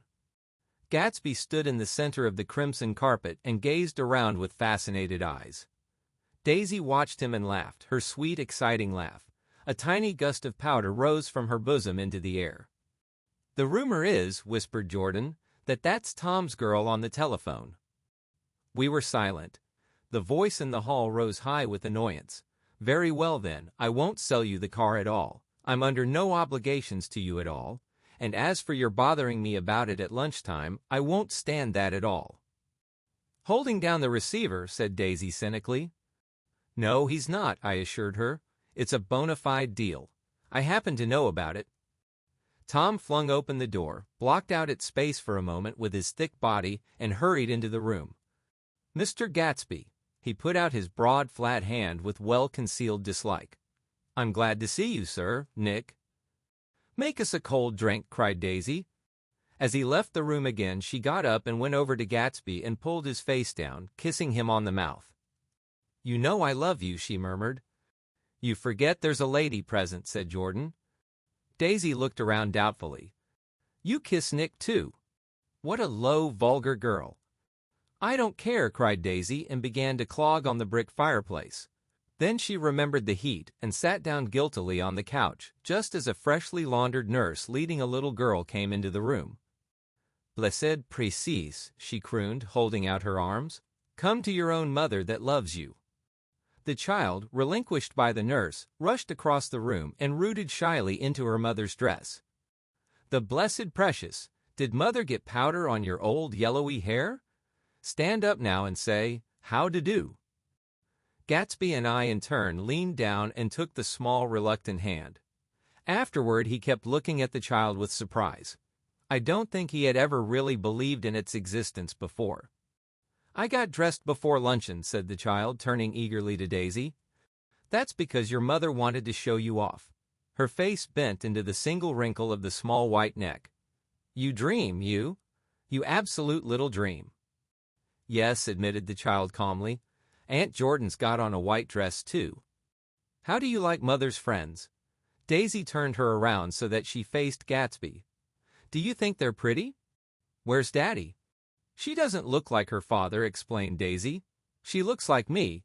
She's got my hair in shape of the face." Daisy sat back upon the couch. The nurse took a step forward and held out her hand. "Come, Pammy." "Goodbye, sweetheart." With a reluctant backward glance, the well-disciplined child held to her nurse's hand and was pulled out the door, just as Tom came back, preceding 4 gin rickeys that clicked full of ice. Gatsby took up his drink. "They certainly look cool," he said with visible tension. We drank in long, greedy swallows. "I read somewhere that the sun's getting hotter every year," said Tom genially. "It seems that pretty soon the Earth's going to fall into the sun, or wait a minute, it's just the opposite. The sun's getting colder every year." "Come outside," he suggested to Gatsby. "I'd like you to have a look at the place." I went with them out to the veranda. On the green Sound, stagnant in the heat, one small sail crawled slowly toward the fresher sea. Gatsby's eyes followed it momentarily. He raised his hand and pointed across the bay. "I'm right across from you." "So you are." Our eyes lifted over the rose beds and the hot lawn and the weedy refuse of the dog days alongshore. Slowly the white wings of the boat moved against the blue cool limit of the sky. Ahead lay the scalloped ocean and the abounding Blessed Isles. "There's sport for you," said Tom, nodding. "I'd like to be out there with him for about an hour." We had luncheon in the dining room, darkened too against the heat, and drank down nervous gaiety with the cold ale. "What'll we do with ourselves this afternoon?" cried Daisy. "And the day after that? And the next 30 years? "Don't be morbid," Jordan said. "Life starts all over again when it gets crisp in the fall." "But it's so hot," insisted Daisy on the verge of tears. "And everything's so confused. Let's all go to town." Her voice struggled on through the heat, beating against it, molding its senselessness into forms. "I've heard of making a garage out of a stable," Tom was saying to Gatsby, "but I'm the first man who ever made a stable out of a garage." "Who wants to go to town?" demanded Daisy insistently. Gatsby's eyes floated toward her. "Ah," she cried, "you look so cool." Their eyes met, and they stared together at each other, alone in space. With an effort, she glanced down at the table. "You always look so cool," she repeated. She had told him that she loved him, and Tom Buchanan saw. He was astounded. His mouth opened a little, and he looked at Gatsby, and then back at Daisy, as if he had just recognized her as someone he knew a long time ago. "You resemble the advertisement of the man," she went on innocently. "You know the advertisement of the man?" "All right," broke in Tom quickly. "I'm perfectly willing to go to town. Come on, we're all going to town." He got up, his eyes still flashing between Gatsby and his wife. No one moved. "Come on." His temper cracked a little. "What's the matter anyhow? If we're going to town, let's start." His hand, trembling with his effort at self-control, bore to his lips the last of his glass of ale. Daisy's voice got us to our feet and out onto the blazing gravel drive. "Are we just going to go?" she objected. "Like this? Aren't we going to let anyone smoke a cigarette first?" Everybody smoked all through lunch. "Oh, let's have fun," she begged him. "It's too hot to fuss." He didn't answer. "Have it your own way," she said. "Come on, Jordan." They went upstairs to get ready while we 3 men stood there shuffling the hot pebbles with our feet.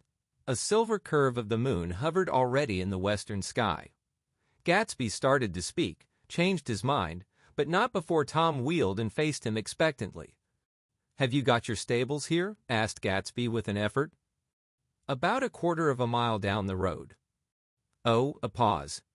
"I don't see the idea of going to town," broke out Tom savagely. "Women get these notions in their heads." "Shall we take anything to drink?" called Daisy from an upper window. "I'll get some whiskey," answered Tom. He went inside. Gatsby turned to me rigidly. "I can't say anything in his house, old sport." "She's got an indiscreet voice," I remarked. "It's full of—" I hesitated. "Her voice is full of money," he said suddenly. That was it. I'd never understood before. It was full of money. That was the inexhaustible charm that rose and fell in it, the jingle of it, the cymbal song of it. High in a white palace, the king's daughter, the golden girl. Tom came out of the house wrapping a quart bottle in a towel, followed by Daisy and Jordan wearing small tight hats of metallic cloth and carrying light capes over their arms. "Shall we all go in my car?" suggested Gatsby. He felt the hot green leather of the seat. I ought to have left it in the shade. "Is it standard shift?" demanded Tom. "Yes." "Well, you take my coupe and let me drive your car to town." The suggestion was distasteful to Gatsby. "I don't think there's much gas," he objected. "Plenty of gas," said Tom boisterously. He looked at the gauge. "And if it runs out, I can stop at a drugstore. You can buy anything at a drugstore nowadays." A pause followed this apparently pointless remark. Daisy looked at Tom frowning, and an indefinable expression, at once definitely unfamiliar and vaguely recognizable, as if I had only heard it described in words, passed over Gatsby's face. "Come on, Daisy," said Tom, pressing her with his hand toward Gatsby's car. "I'll take you in this circus wagon." He opened the door, but she moved out from the circle of his arm. "You take Nick and Jordan. We'll follow you in the coupe." She walked close to Gatsby, touching his coat with her hand. Jordan and Tom and I got into the front seat of Gatsby's car. Tom pushed the unfamiliar gears tentatively, and we shot off into the oppressive heat, leaving them out of sight behind. "Did you see that?" demanded Tom. "See what?" He looked at me keenly, realizing that Jordan and I must have known all along. "You think I'm pretty dumb, don't you?" he suggested. "Perhaps I am, but I have almost a second sight sometimes that tells me what to do. Maybe you don't believe that, but science—" He paused. The immediate contingency overtook him, pulled him back from the edge of theoretical abyss. "I've made a small investigation of this fellow," he continued. "I could have gone deeper if I'd known." "Do you mean you've been to a medium?" inquired Jordan humorously. "What?" Confused, he stared at us as we laughed. "A medium?" "About Gatsby." "About Gatsby? No, I haven't. I said I'd been making a small investigation of his past." "And you found he was an Oxford man," said Jordan helpfully. "An Oxford man?" He was incredulous. "Like hell he is. He wears a pink suit." "Nevertheless, he's an Oxford man." "Oxford, New Mexico," snorted Tom contemptuously, "or something like that." "Listen, Tom, if you're such a snob, why did you invite him to lunch?" demanded Jordan crossly. "Daisy invited him. She knew him before we were married, God knows where." We were all irritable now with the fading ale, and aware of it we drove for a while in silence. Then, as Dr. T.J. Eckelberg's faded eyes came into sight down the road, I remembered Gatsby's caution about gasoline. "We've got enough to get us to town," said Tom. "But there's a garage right here," objected Jordan. "I don't want to get stalled in this baking heat."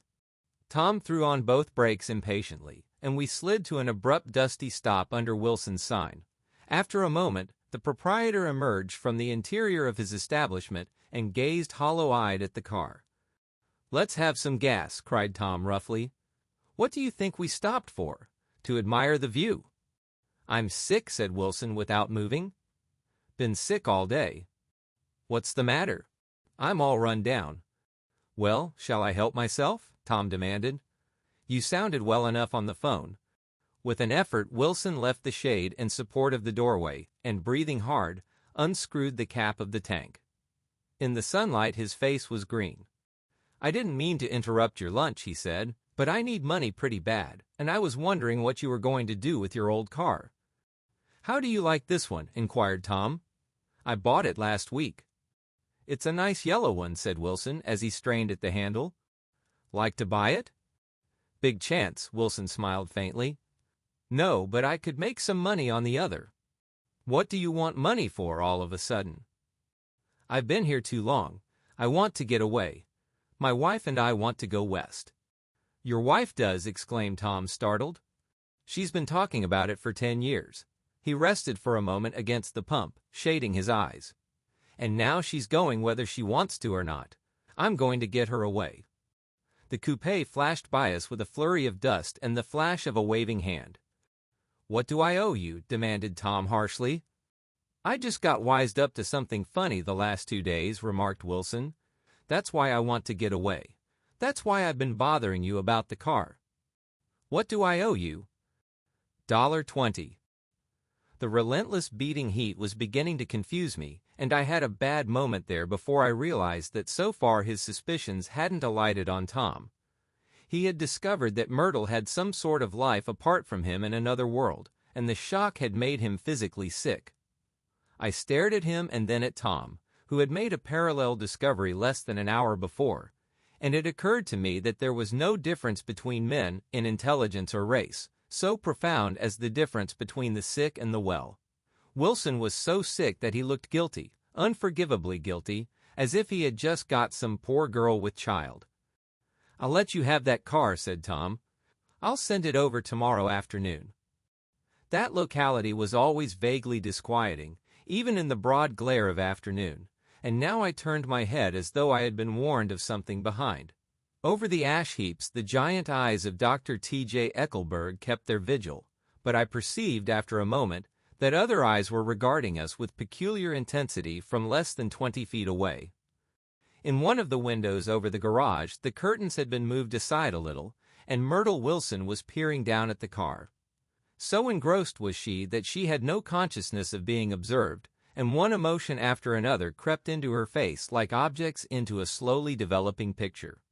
Her expression was curiously familiar. It was an expression I had often seen on women's faces, but on Myrtle Wilson's face it seemed purposeless and inexplicable until I realized that her eyes, wide with jealous terror, were fixed not on Tom, but on Jordan Baker, whom she took to be his wife. There is no confusion like the confusion of a simple mind, and as we drove away, Tom was feeling the hot whips of panic.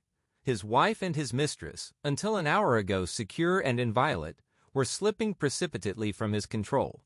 Instinct made him step on the accelerator with the double purpose of overtaking Daisy and leaving Wilson behind, and we sped along toward Astoria at 50 miles an hour, until, among the spidery girders of the elevated, we came in sight of the easy-going blue coupe. "Those big movies around 50th Street are cool," suggested Jordan. "I love New York on summer afternoons when everyone's away. There's something very sensuous about it, overripe, as if all sorts of funny fruits were going to fall into your hands." The word sensuous had the effect of further disquieting Tom, but before he could invent a protest, the coupe came to a stop, and Daisy signaled us to draw up alongside. "Where are we going?" she cried. "How about the movies?" "It's so hot," she complained. "You go. We'll ride around and meet you after." With an effort her wit rose faintly. "We'll meet you on some corner. I'll be the man smoking 2 cigarettes." "We can't argue about it here," Tom said impatiently, as a truck gave out a cursing whistle behind us. "You follow me to the south side of Central Park, in front of the plaza." Several times he turned his head and looked back for their car, and if the traffic delayed them, he slowed up until they came into sight. I think he was afraid they would dart down a side street and out of his life forever. But they didn't, and we all took the less explicable step of engaging the parlor of a suite in the Plaza Hotel. The prolonged and tumultuous argument that ended by herding us into that room eludes me, though I have a sharp physical memory that, in the course of it, my underwear kept climbing like a damp snake around my legs and intermittent beads of sweat raced cool across my back. The notion originated with Daisy's suggestion that we hire 5 bathrooms and take cold baths, and then assumed more tangible form as a place to have a mint julep. Each of us said over and over that it was a crazy idea. We all talked at once to a baffled clerk and thought, or pretended to think, that we were being very funny. The room was large and stifling, and though it was already 4 o'clock, opening the windows admitted only a gust of hot shrubbery from the park. Daisy went to the mirror and stood with her back to us, fixing her hair. "It's a swell suite," whispered Jordan respectfully, and everyone laughed. Open another window, commanded Daisy without turning around. There aren't any more. Well, we'd better telephone for an axe. The thing to do is to forget about the heat, said Tom impatiently. You make it 10 times worse by crabbing about it. He unrolled the bottle of whiskey from the towel and put it on the table. Why not let her alone, old sport, remarked Gatsby. You're the one that wanted to come to town. There was a moment of silence. The telephone book slipped from its nail and splashed to the floor, whereupon Jordan whispered, "Excuse me," but this time no one laughed. "I'll pick it up," I offered.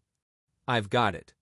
Gatsby examined the parted string, muttered "hum" in an interested way, and tossed the book on a chair. "That's a great expression of yours, isn't it?" said Tom sharply. "What is?" "All this old sport business. Where'd you pick that up?" "Now see here, Tom," said Daisy, turning around from the mirror. "If you're going to make personal remarks, I won't stay here a minute. Call up and order some ice for the mint julep." As Tom took up the receiver, the compressed heat exploded into sound, and we were listening to the portentous chords of Mendelssohn's Wedding March from the ballroom below. "Imagine marrying anybody in this heat," cried Jordan dismally. "Still, I was married in the middle of June," Daisy remembered. "Louisville in June. Somebody fainted. Who was it fainted, Tom?" "Biloxi," he answered shortly. "A man named Biloxi. Blocks Biloxi, and he made boxes. That's a fact. And he was from Biloxi, Tennessee." "They carried him into my house," appended Jordan, "because we lived just 2 doors from the church. And he stayed 3 weeks, until Daddy told him he had to get out. The day after he left, Daddy died." After a moment, she added, as if she might have sounded irreverent, "There wasn't any connection." "I used to know a Bill Biloxi from Memphis," I remarked. "That was his cousin. I knew his whole family history before he left.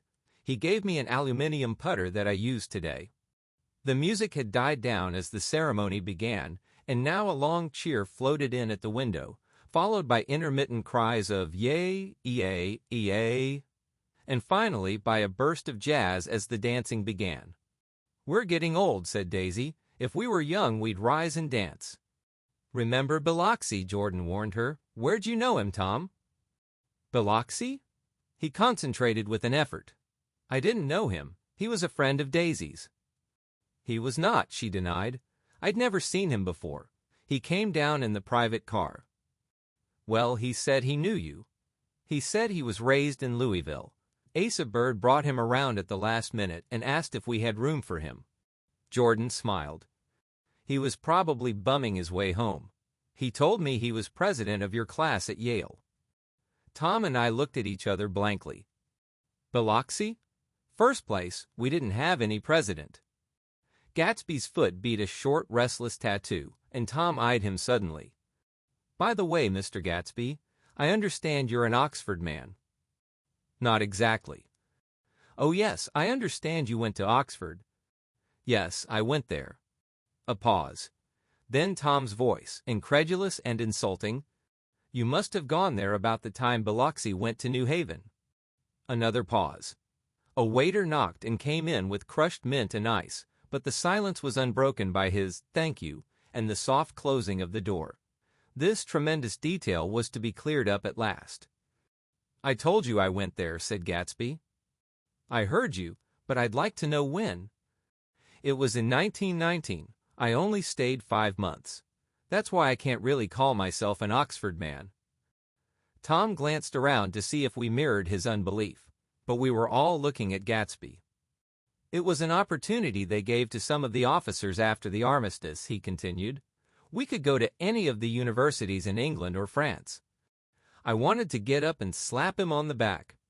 I had one of those renewals of complete faith in him that I'd experienced before." Daisy rose, smiling faintly, and went to the table. "Open the whiskey, Tom," she ordered, "and I'll make you a mint julep. Then you won't seem so stupid to yourself. Look at the mint."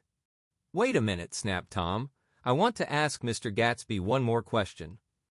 "Go on," Gatsby said politely. "What kind of a row are you trying to cause in my house anyhow?" They were out in the open at last, and Gatsby was content. "He isn't causing a row." Daisy looked desperately from one to the other. "You're causing a row. Please have a little self-control." "Self-control," repeated Tom incredulously. "I suppose the latest thing is to sit back and let Mr. Nobody from Nowhere make love to your wife. Well, if that's the idea, you can count me out. Nowadays people begin by sneering at family life and family institutions, and next they'll throw everything overboard and have intermarriage between black and white." Flushed with his impassioned gibberish, he saw himself standing alone on the last barrier of civilization. "We're all white here," murmured Jordan. "I know I'm not very popular. I don't give big parties. I suppose you've got to make your house into a pigsty in order to have any friends in the modern world." Angry as I was, as we all were, I was tempted to laugh whenever he opened his mouth. The transition from libertine to prig was so complete. "I've got something to tell you, old sport," began Gatsby, but Daisy guessed at his intention. "Please don't," she interrupted helplessly. "Please let's all go home. Why don't we all go home?" "That's a good idea." I got up. "Come on, Tom, nobody wants a drink." "I want to know what Mr. Gatsby has to tell me." "Your wife doesn't love you," said Gatsby. "She's never loved you. She loves me." "You must be crazy," exclaimed Tom automatically. Gatsby sprang to his feet, vivid with excitement. "She never loved you, do you hear?" he cried. "She only married you because I was poor and she was tired of waiting for me. It was a terrible mistake, but in her heart she never loved anyone except me." At this point Jordan and I tried to go, but Tom and Gatsby insisted with competitive firmness that we remain, as though neither of them had anything to conceal, and it would be a privilege to partake vicariously of their emotions. "Sit down, Daisy." Tom's voice groped unsuccessfully for the paternal note. "What's been going on? I want to hear all about it." "I told you what's been going on," said Gatsby. "Going on for 5 years, and you didn't know." Tom turned to Daisy sharply. "You've been seeing this fellow for 5 years?" "Not seeing," said Gatsby. "No, we couldn't meet. But both of us loved each other all that time, old sport, and you didn't know." I used to laugh sometimes, but there was no laughter in his eyes. "To think that you didn't know." "Oh, that's all." Tom tapped his thick fingers together like a clergyman and leaned back in his chair. "You're crazy," he exploded. "I can't speak about what happened 5 years ago, because I didn't know Daisy then, and I'll be damned if I see how you got within a mile of her unless you brought the groceries to the back door. But all the rest of that's a goddamned lie. Daisy loved me when she married me, and she loves me now." "No," said Gatsby, shaking his head. "She does, though. The trouble is that sometimes she gets foolish ideas in her head and doesn't know what she's doing." He nodded sagely. "And what's more, I love Daisy too. Once in a while I go off on a spree and make a fool of myself, but I always come back, and in my heart I love her all the time." "You're revolting," said Daisy. She turned to me, and her voice, dropping an octave lower, filled the room with thrilling scorn. "Do you know why we left Chicago? I'm surprised that they didn't treat you to the story of that little spree." Gatsby walked over and stood beside her. "Daisy, that's all over now," he said earnestly. "It doesn't matter anymore. Just tell him the truth, that you never loved him, and it's all wiped out forever." She looked at him blindly. "Why, how could I love him, possibly?" "You never loved him?" She hesitated. Her eyes fell on Jordan and me with a sort of appeal, as though she realized at last what she was doing, and as though she had never, all along, intended doing anything at all. But it was done now. It was too late. "I never loved him," she said, with perceptible reluctance. "Not at Kapiolani?" demanded Tom suddenly. "No." From the ballroom beneath, muffled and suffocating chords were drifting up on hot waves of air. "Not that day I carried you down from the punch bowl to keep your shoes dry?" There was a husky tenderness in his tone. "Daisy?" "Please don't." Her voice was cold, but the rancor was gone from it. She looked at Gatsby. "There, Jay," she said, but her hand as she tried to light a cigarette was trembling. Suddenly she threw the cigarette and the burning match on the carpet. "Oh, you want too much," she cried to Gatsby. "I love you now. Isn't that enough? I can't help what's past."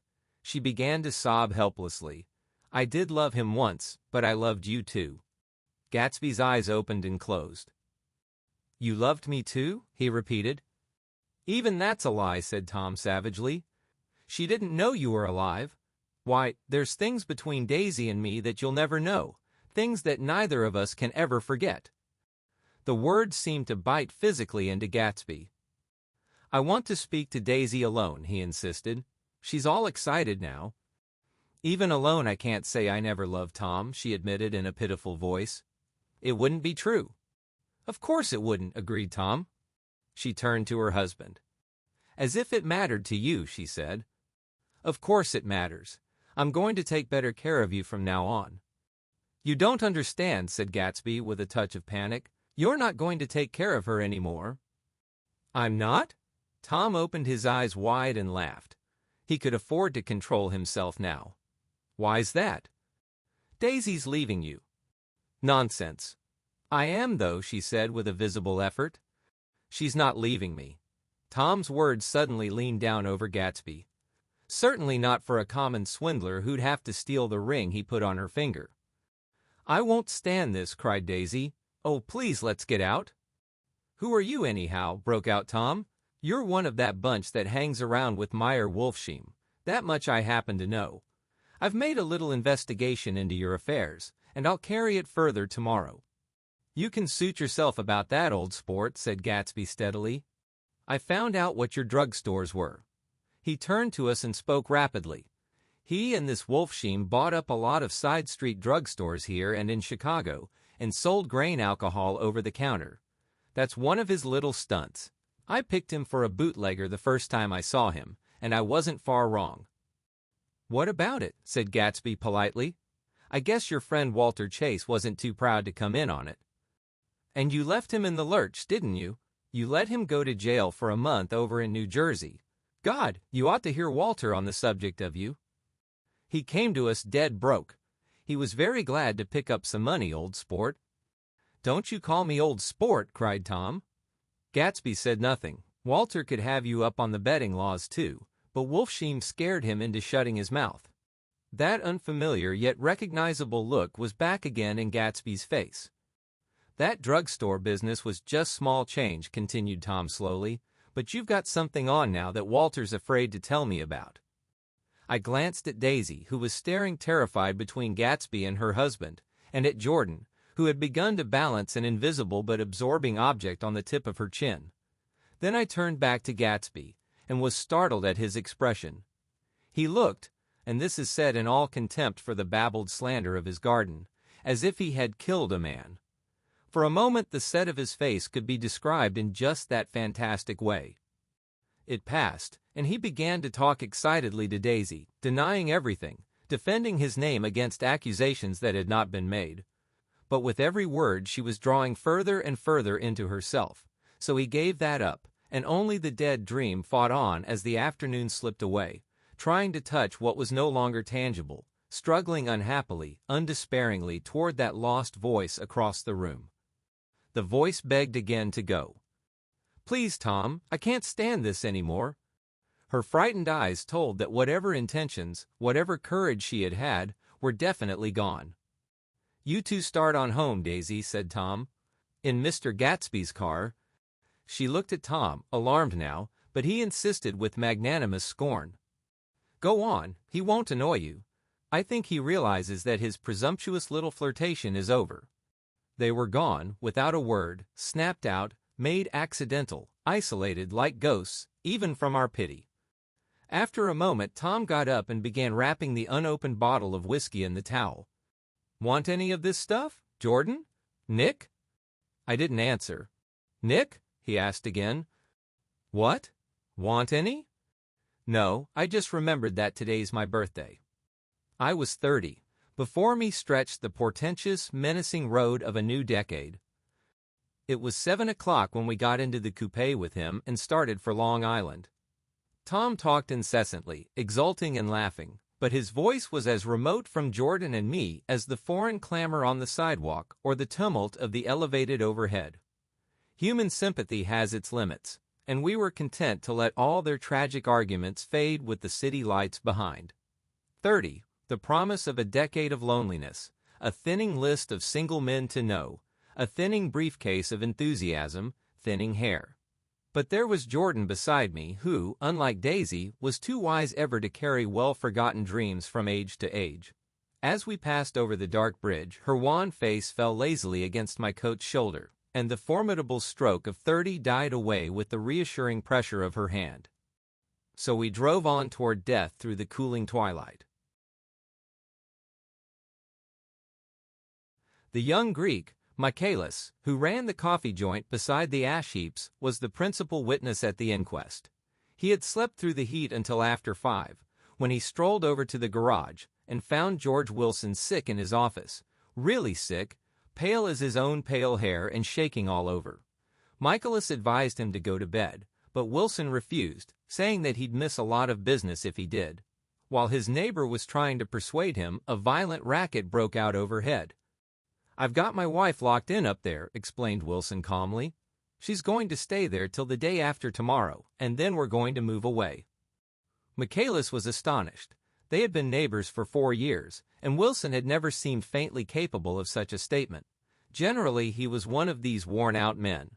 When he wasn't working, he sat on a chair in the doorway and stared at the people and the cars that passed along the road. When anyone spoke to him, he invariably laughed in an agreeable, colorless way. He was his wife's man and not his own. So naturally, Michaelis tried to find out what had happened, but Wilson wouldn't say a word. Instead, he began to throw curious, suspicious glances at his visitor and ask him what he'd been doing at certain times on certain days. Just as the latter was getting uneasy, some workmen came past the door bound for his restaurant, and Michaelis took the opportunity to get away, intending to come back later. But he didn't. He supposed he forgot to, that's all. When he came outside again, a little after 7, he was reminded of the conversation because he heard Mrs. Wilson's voice, loud and scolding, downstairs in the garage. "Beat me," he heard her cry. "Throw me down and beat me, you dirty little coward." A moment later she rushed out into the dusk, waving her hands and shouting. Before he could move from his door, the business was over. The death car, as the newspapers called it, didn't stop. It came out of the gathering darkness, wavered tragically for a moment, and then disappeared around the next bend. Mavro Michaelis wasn't even sure of its color. He told the first policeman that it was light green. The other car, the one going toward New York, came to rest 100 yards beyond, and its driver hurried back to where Myrtle Wilson, her life violently extinguished, knelt in the road and mingled her thick dark blood with the dust. Michaelis and this man reached her first, but when they had torn open her shirtwaist, still damp with perspiration, they saw that her left breast was swinging loose like a flap, and there was no need to listen for the heart beneath. The mouth was wide open and ripped a little at the corners, as though she had choked a little in giving up the tremendous vitality she had stored so long. We saw the 3 or 4 automobiles and the crowd when we were still some distance away. "Wreck," said Tom. "That's good. Wilson'll have a little business at last." He slowed down, but still without any intention of stopping, until, as we came nearer, the hushed, intent faces of the people at the garage door made him automatically put on the brakes. "We'll take a look," he said doubtfully. "Just a look." I became aware now of a hollow, wailing sound which issued incessantly from the garage, a sound which, as we got out of the coupe and walked toward the door, resolved itself into the words, "Oh, my God," uttered over and over in a gasping moan. "There's some bad trouble here," said Tom excitedly. He reached up on tiptoes and peered over a circle of heads into the garage, which was lit only by a yellow light and a swinging metal basket overhead. Then he made a harsh sound in his throat, and with a violent thrusting movement of his powerful arms, pushed his way through. The circle closed up again with a running murmur of expostulation. It was a minute before I could see anything at all. Then new arrivals deranged the line, and Jordan and I were pushed suddenly inside.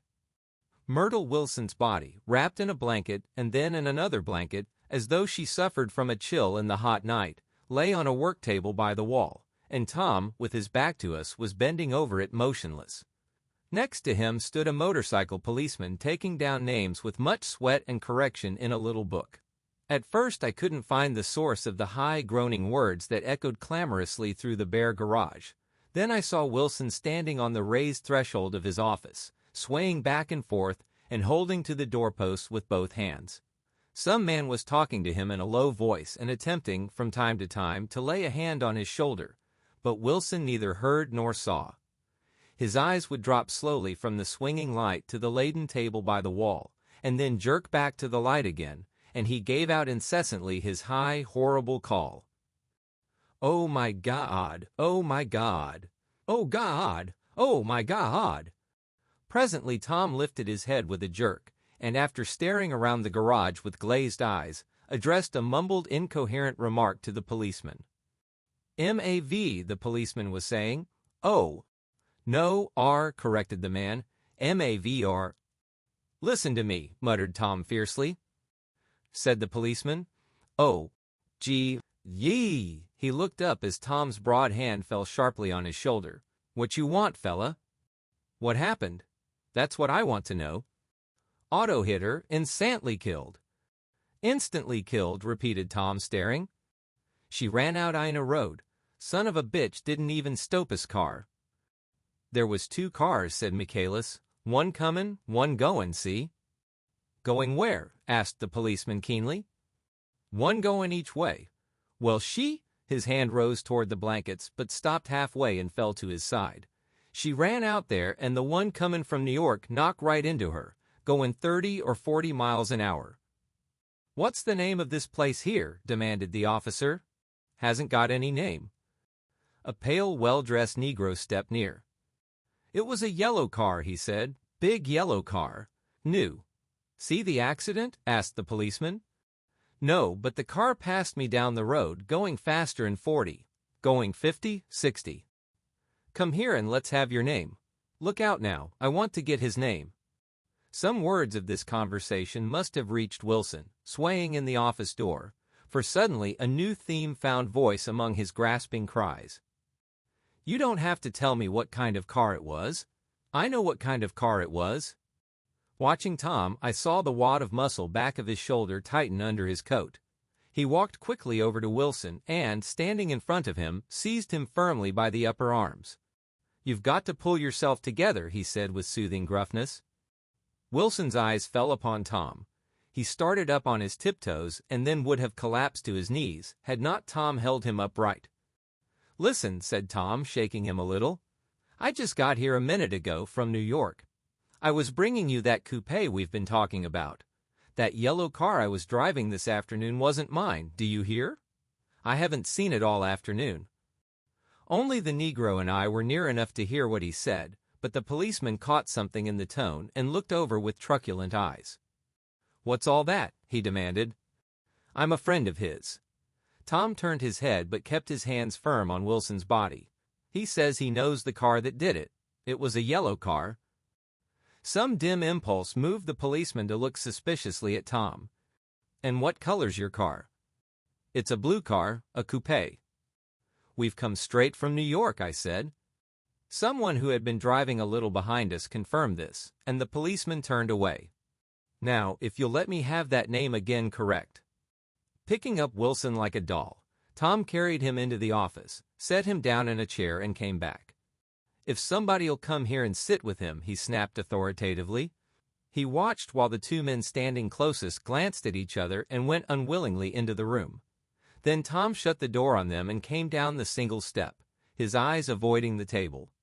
As he passed close to me, he whispered, "Let's get out." Self-consciously, with his authoritative arms breaking the way, we pushed through the still gathering crowd, passing a hurried doctor, case in hand, who had been sent for in wild hope half an hour ago. Tom drove slowly until we were beyond the bend. Then his foot came down hard, and the coupe raced along through the night. In a little while I heard a low husky sob, and saw that the tears were overflowing down his face. "The goddamned coward," he whimpered. "He didn't even stop his car." The Buchanan's house floated suddenly toward us through the dark, rustling trees. Tom stopped beside the porch and looked up at the second floor, where 2 windows bloomed with light among the vines. "Daisy's home," he said. As we got out of the car, he glanced at me and frowned slightly. "I ought to have dropped you in West Egg, Nick. There's nothing we can do tonight." A change had come over him, and he spoke gravely and with decision. As we walked across the moonlight gravel to the porch, he disposed of the situation in a few brisk phrases. "I'll telephone for a taxi to take you home, and while you're waiting you and Jordan better go in the kitchen and have them get you some supper, if you want any." He opened the door. "Come in." "No thanks, but I'd be glad if you'd order me the taxi. I'll wait outside."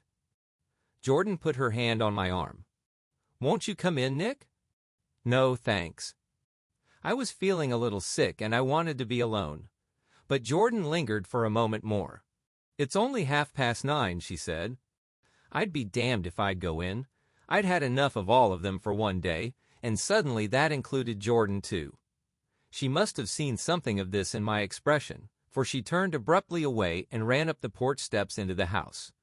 I sat down for a few minutes with my head in my hands, until I heard the phone taken up inside and the butler's voice calling a taxi. Then I walked slowly down the drive away from the house, intending to wait by the gate. I hadn't gone 20 yards when I heard my name and Gatsby step from between two bushes into the path. I must have felt pretty weird by that time, because I could think of nothing except the luminosity of his pink suit under the moon. "What are you doing?" I inquired.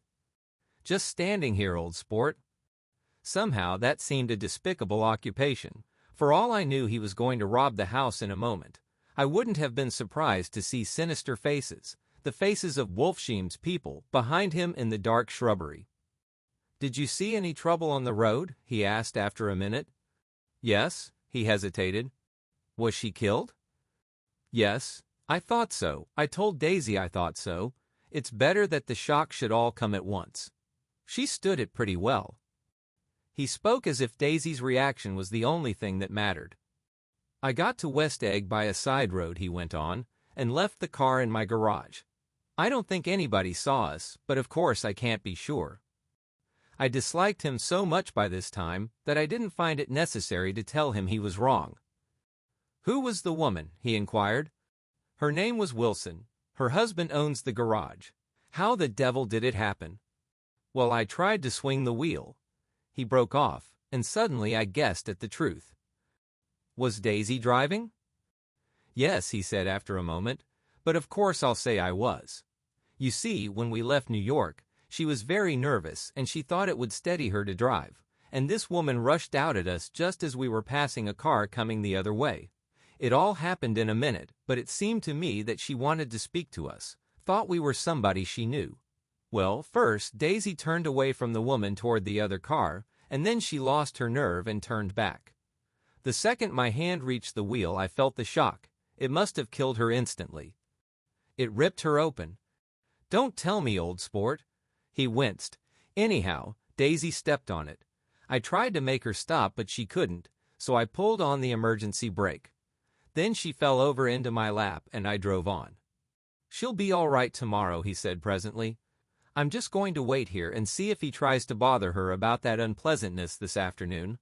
She's locked herself into her room, and if he tries any brutality, she's going to turn the light out and on again."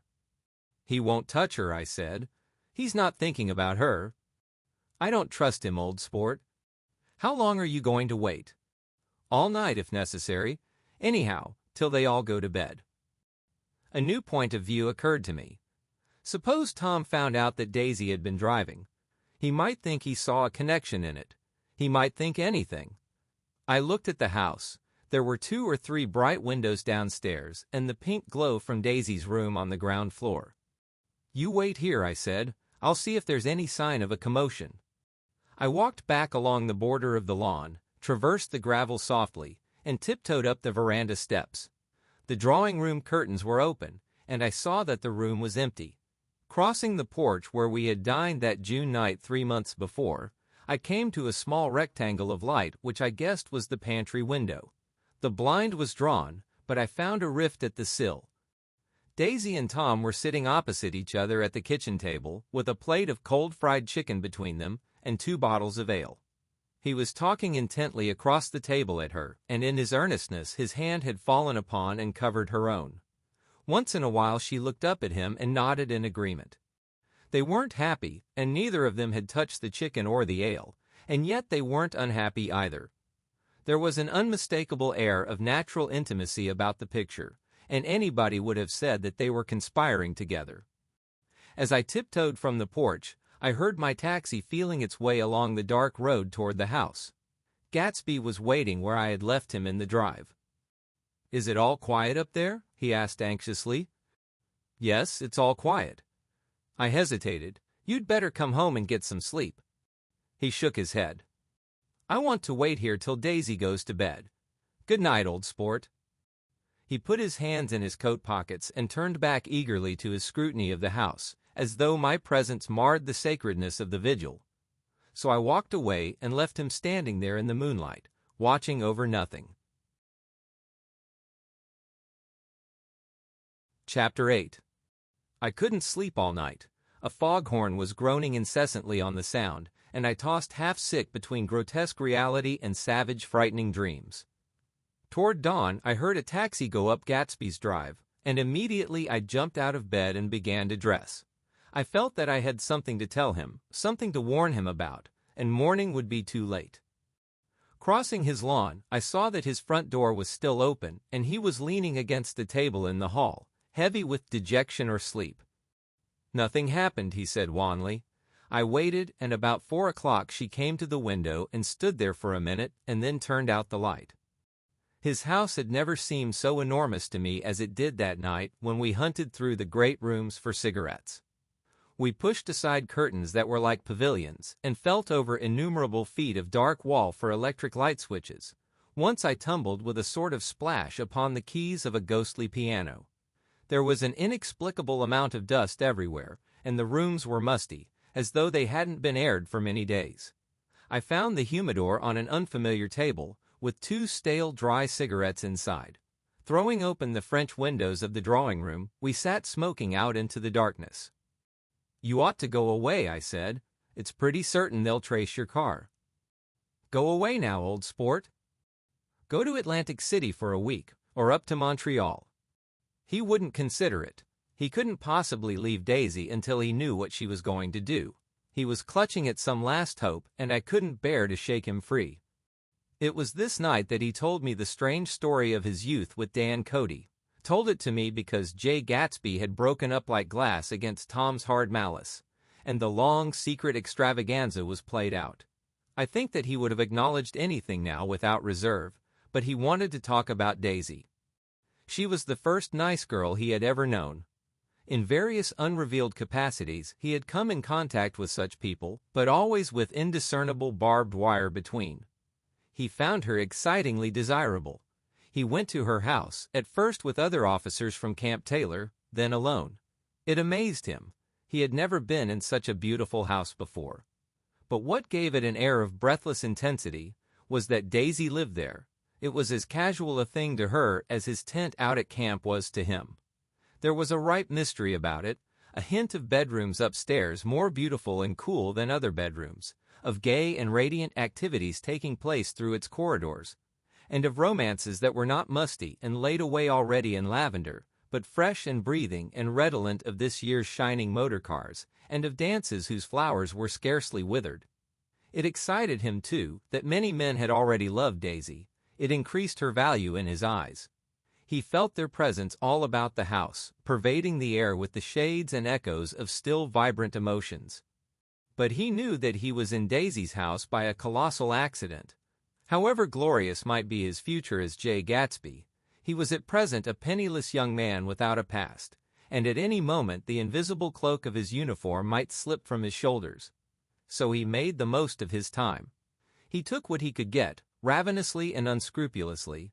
Eventually he took Daisy one still October night, took her because he had no real right to touch her hand. He might have despised himself, for he had certainly taken her under false pretenses. I don't mean that he had traded on his phantom millions, but he had deliberately given Daisy a sense of security. He let her believe that he was a person from much the same strata as herself, that he was fully able to take care of her. As a matter of fact, he had no such facilities. He had no comfortable family standing behind him, and he was liable at the whim of an impersonal government to be blown anywhere about the world. But he didn't despise himself, and it didn't turn out as he had imagined. He had intended, probably, to take what he could and go, but now he found that he had committed himself to the following of a grail. He knew that Daisy was extraordinary, but he didn't realize just how extraordinary a nice girl could be. She vanished into her rich house, into her rich, full life, leaving Gatsby nothing. He felt married to her, that was all. When they met again 2 days later, it was Gatsby who was breathless, who was, somehow, betrayed. Her porch was bright with the bought luxury of starshine. The wicker of the settee squeaked fashionably as she turned toward him, and he kissed her curious and lovely mouth. She had caught a cold, and it made her voice huskier and more charming than ever, and Gatsby was overwhelmingly aware of the youth and mystery that wealth imprisons and preserves, of the freshness of many clothes, and of Daisy gleaming like silver, safe and proud above the hot struggles of the poor.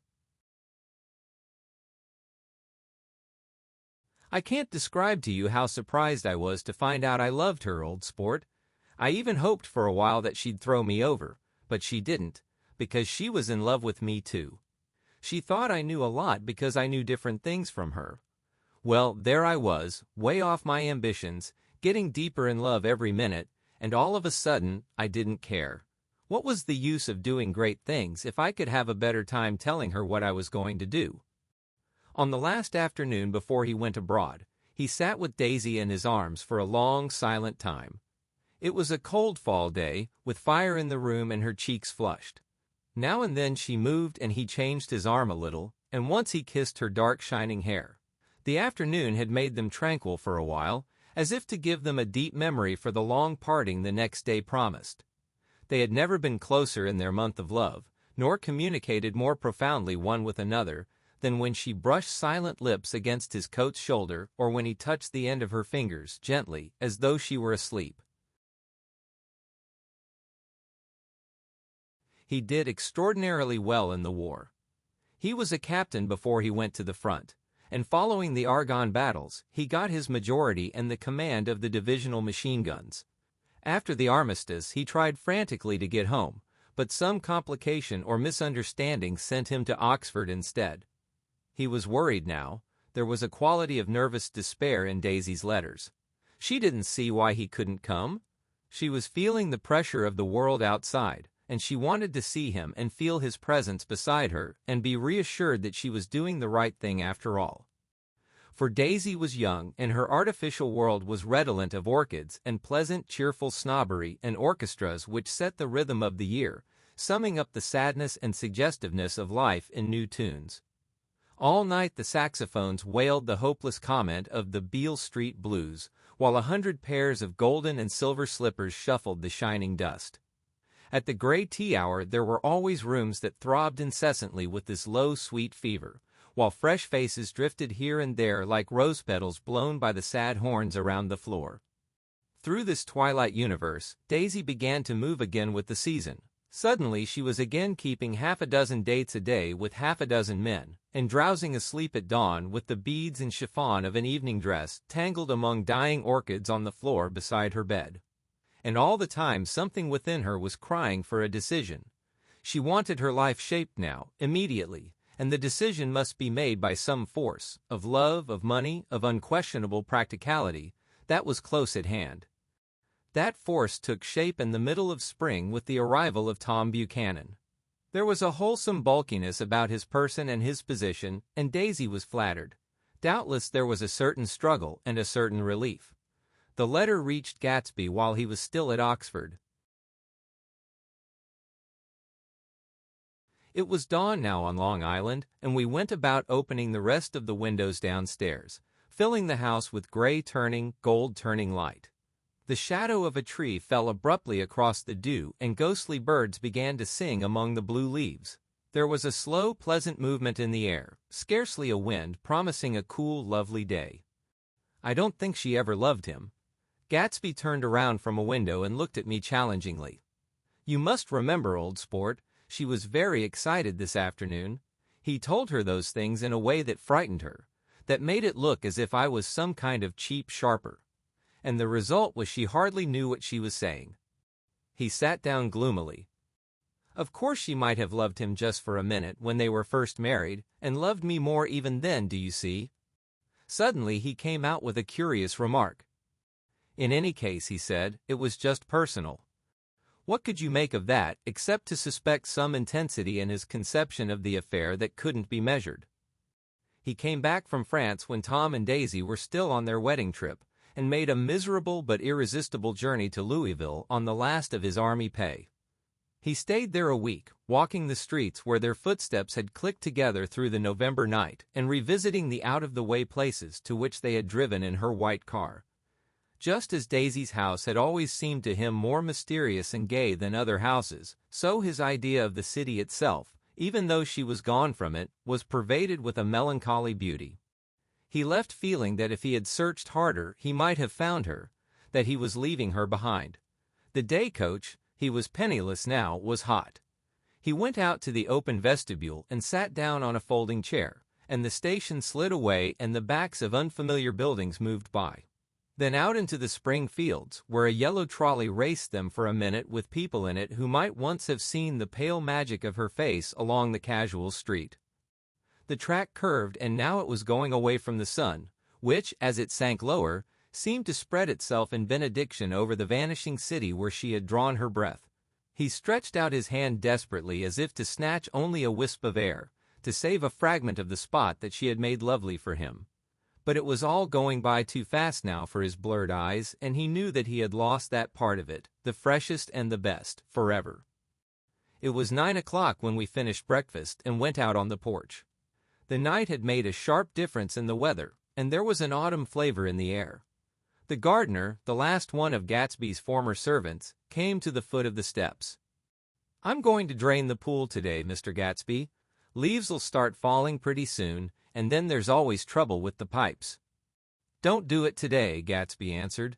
He turned to me apologetically. "You know, old sport, I've never used that pool all summer." I looked at my watch and stood up. 12 minutes to my train. I didn't want to go to the city. I wasn't worth a decent stroke of work, but it was more than that. I didn't want to leave Gatsby. I missed that train, and then another, before I could get myself away. "I'll call you up," I said finally. "Do, old sport." "I'll call you about noon." We walked slowly down the steps. "I suppose Daisy'll call too." He looked at me anxiously, as if he hoped I'd corroborate this. "I suppose so." "Well, goodbye." We shook hands and I started away. Just before I reached the hedge, I remembered something and turned around. "They're a rotten crowd," I shouted across the lawn. "You're worth the whole damn bunch put together." I've always been glad I said that. It was the only compliment I ever gave him, because I disapproved of him from beginning to end. First he nodded politely, and then his face broke into that radiant and understanding smile, as if we'd been in ecstatic cahoots on that fact all the time. His gorgeous pink rag of a suit made a bright spot of color against the white steps, and I thought of the night when I first came to his ancestral home 3 months before. The lawn and drive had been crowded with the faces of those who guessed at his corruption, and he had stood on those steps, concealing his incorruptible dream, as he waved them goodbye. I thanked him for his hospitality. We were always thanking him for that, I and the others. "Goodbye," I called. "I enjoyed breakfast, Gatsby." Up in the city, I tried for a while to list the quotations on an interminable amount of stock. Then I fell asleep in my swivel chair. Just before noon the phone woke me, and I started up with sweat breaking out on my forehead. It was Jordan Baker. She often called me up at this hour because the uncertainty of her own movements between hotels and clubs and private houses made her hard to find in any other way. Usually her voice came over the wire as something fresh and cool, as if a divot from a green golf links had come sailing in at the office window, but this morning it seemed harsh and dry. "I've left Daisy's house," she said. "I'm at Hempstead, and I'm going down to Southampton this afternoon." Probably it had been tactful to leave Daisy's house, but the act annoyed me, and her next remark made me rigid. "You weren't so nice to me last night." How could it have mattered then? Silence for a moment. Then, "However, I want to see you." "I want to see you too." "Suppose I don't go to Southampton and come into town this afternoon?" "No, I don't think this afternoon." "Very well." It's impossible this afternoon. Various. We talked like that for a while, and then abruptly we weren't talking any longer.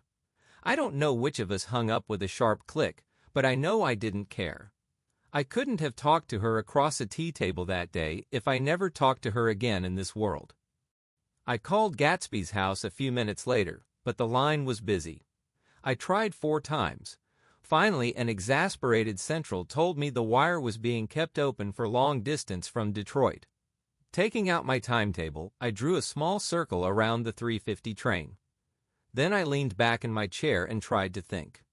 It was just noon. When I passed the ash heaps on the train that morning, I had crossed deliberately to the other side of the car.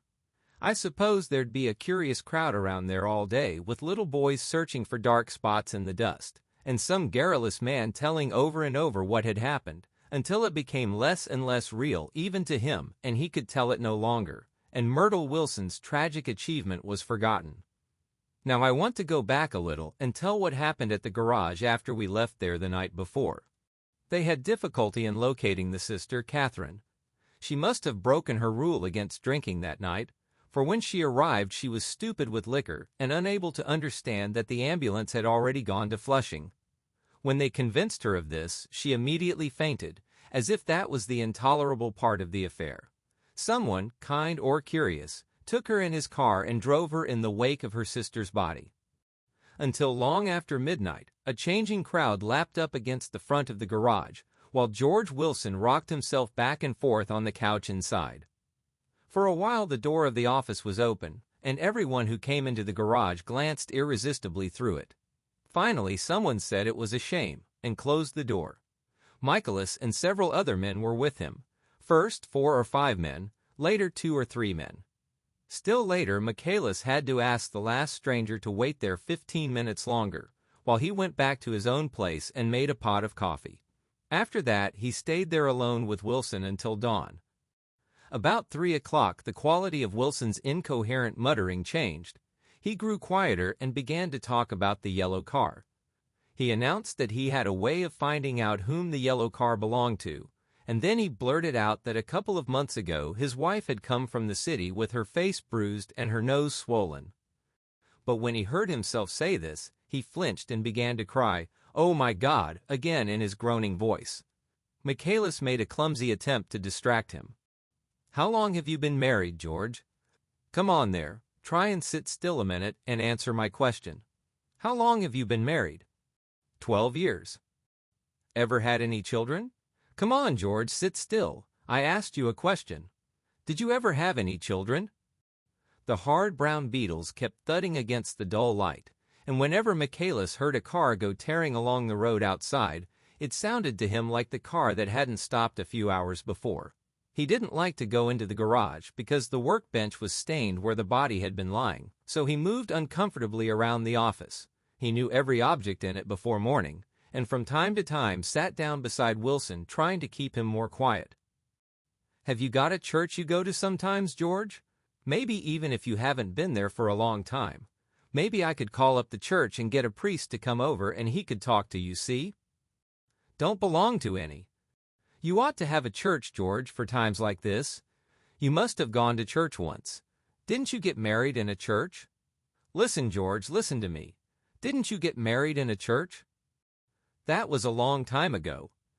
The effort of answering broke the rhythm of his rocking. For a moment he was silent. Then the same half-knowing, half-bewildered look came back into his faded eyes. "Look in the drawer there," he said, pointing at the desk. "Which drawer?" "That drawer. That one." Michaelis opened the drawer nearest his hand. There was nothing in it but a small, expensive dog leash, made of leather and braided silver. It was apparently new. "This?" he inquired, holding it up. Wilson stared and nodded. "I found it yesterday afternoon. She tried to tell me about it, but I knew it was something funny." "You mean your wife bought it?" "She had it wrapped in tissue paper on her bureau." Michaelis didn't see anything odd in that, and he gave Wilson a dozen reasons why his wife might have bought the dog leash. But conceivably Wilson had heard some of these same explanations before, from Myrtle, because he began saying, "Oh my God," again in a whisper.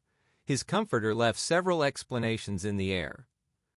"Then he killed her," said Wilson. His mouth dropped open suddenly. "Who did?" "I have a way of finding out." "You're morbid, George," said his friend. "This has been a strain to you, and you don't know what you're saying. You'd better try and sit quiet till morning." "He murdered her." "It was an accident, George." Wilson shook his head. His eyes narrowed and his mouth widened slightly with the ghost of a superior. "I know," he said definitely. "I'm one of these trusting fellas, and I don't think any harm to nobody. But when I get to know a thing, I know it. It was the man in that car.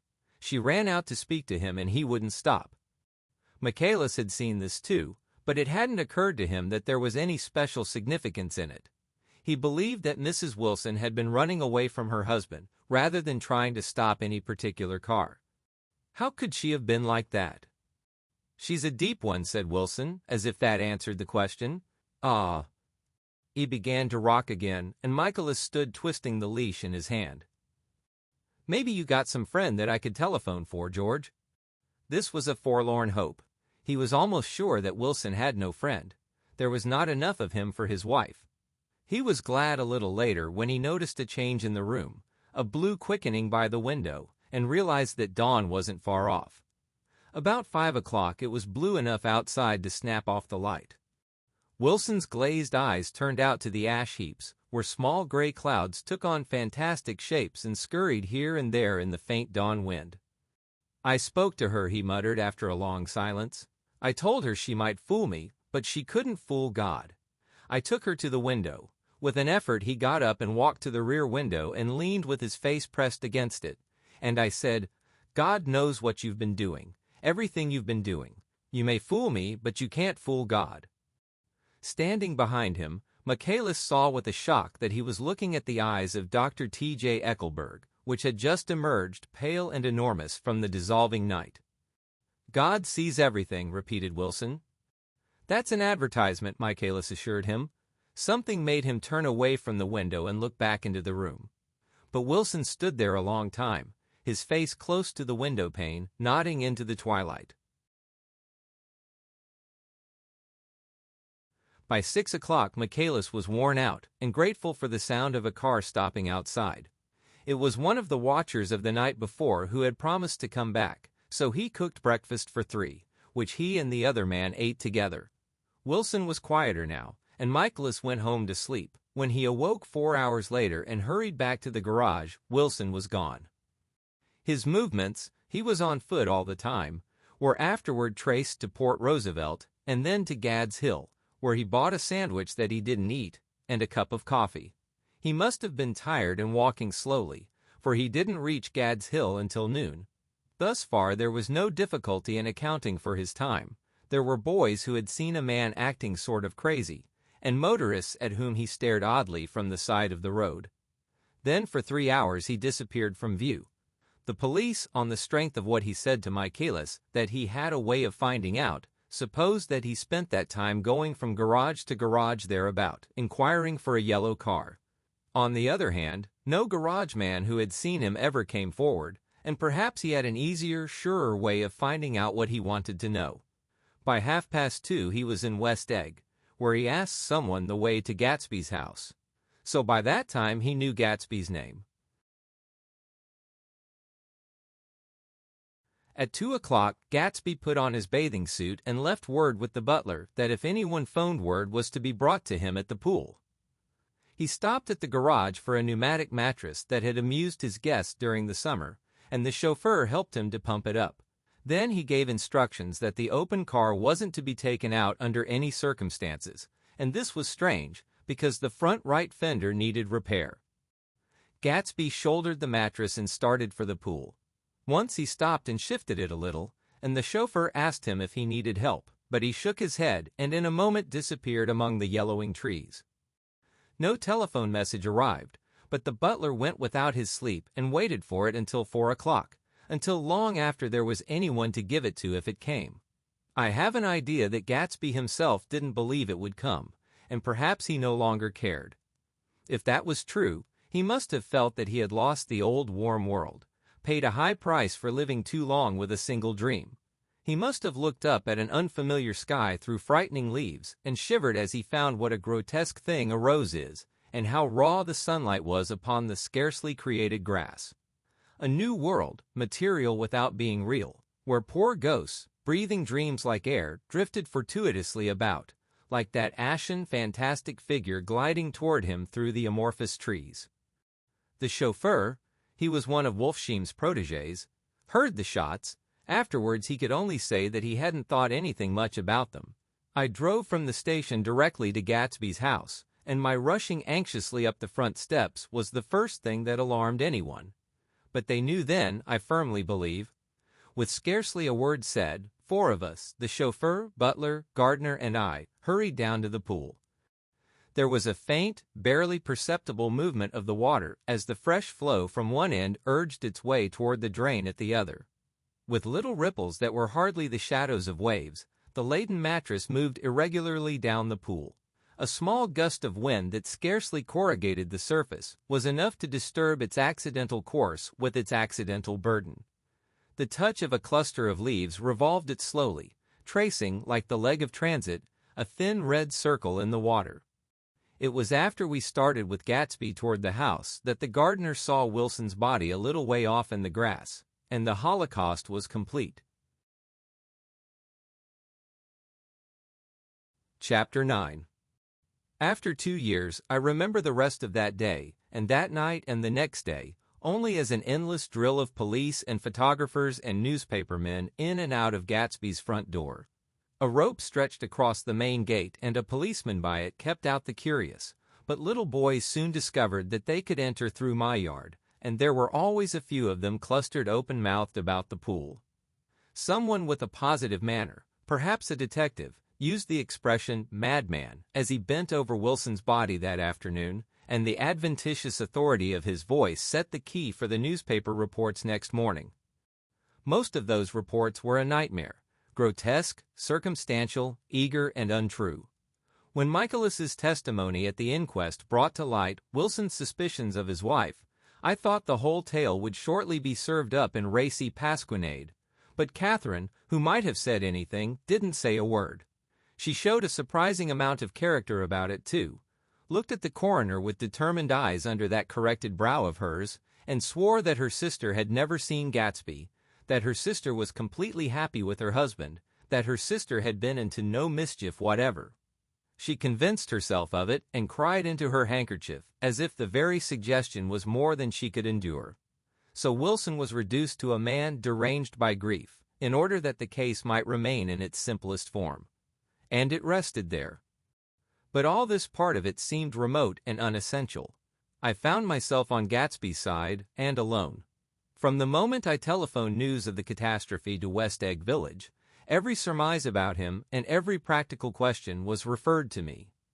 At first I was surprised and confused. Then, as he lay in his house and didn't move or breathe or speak, hour upon hour, it grew upon me that I was responsible, because no one else was interested.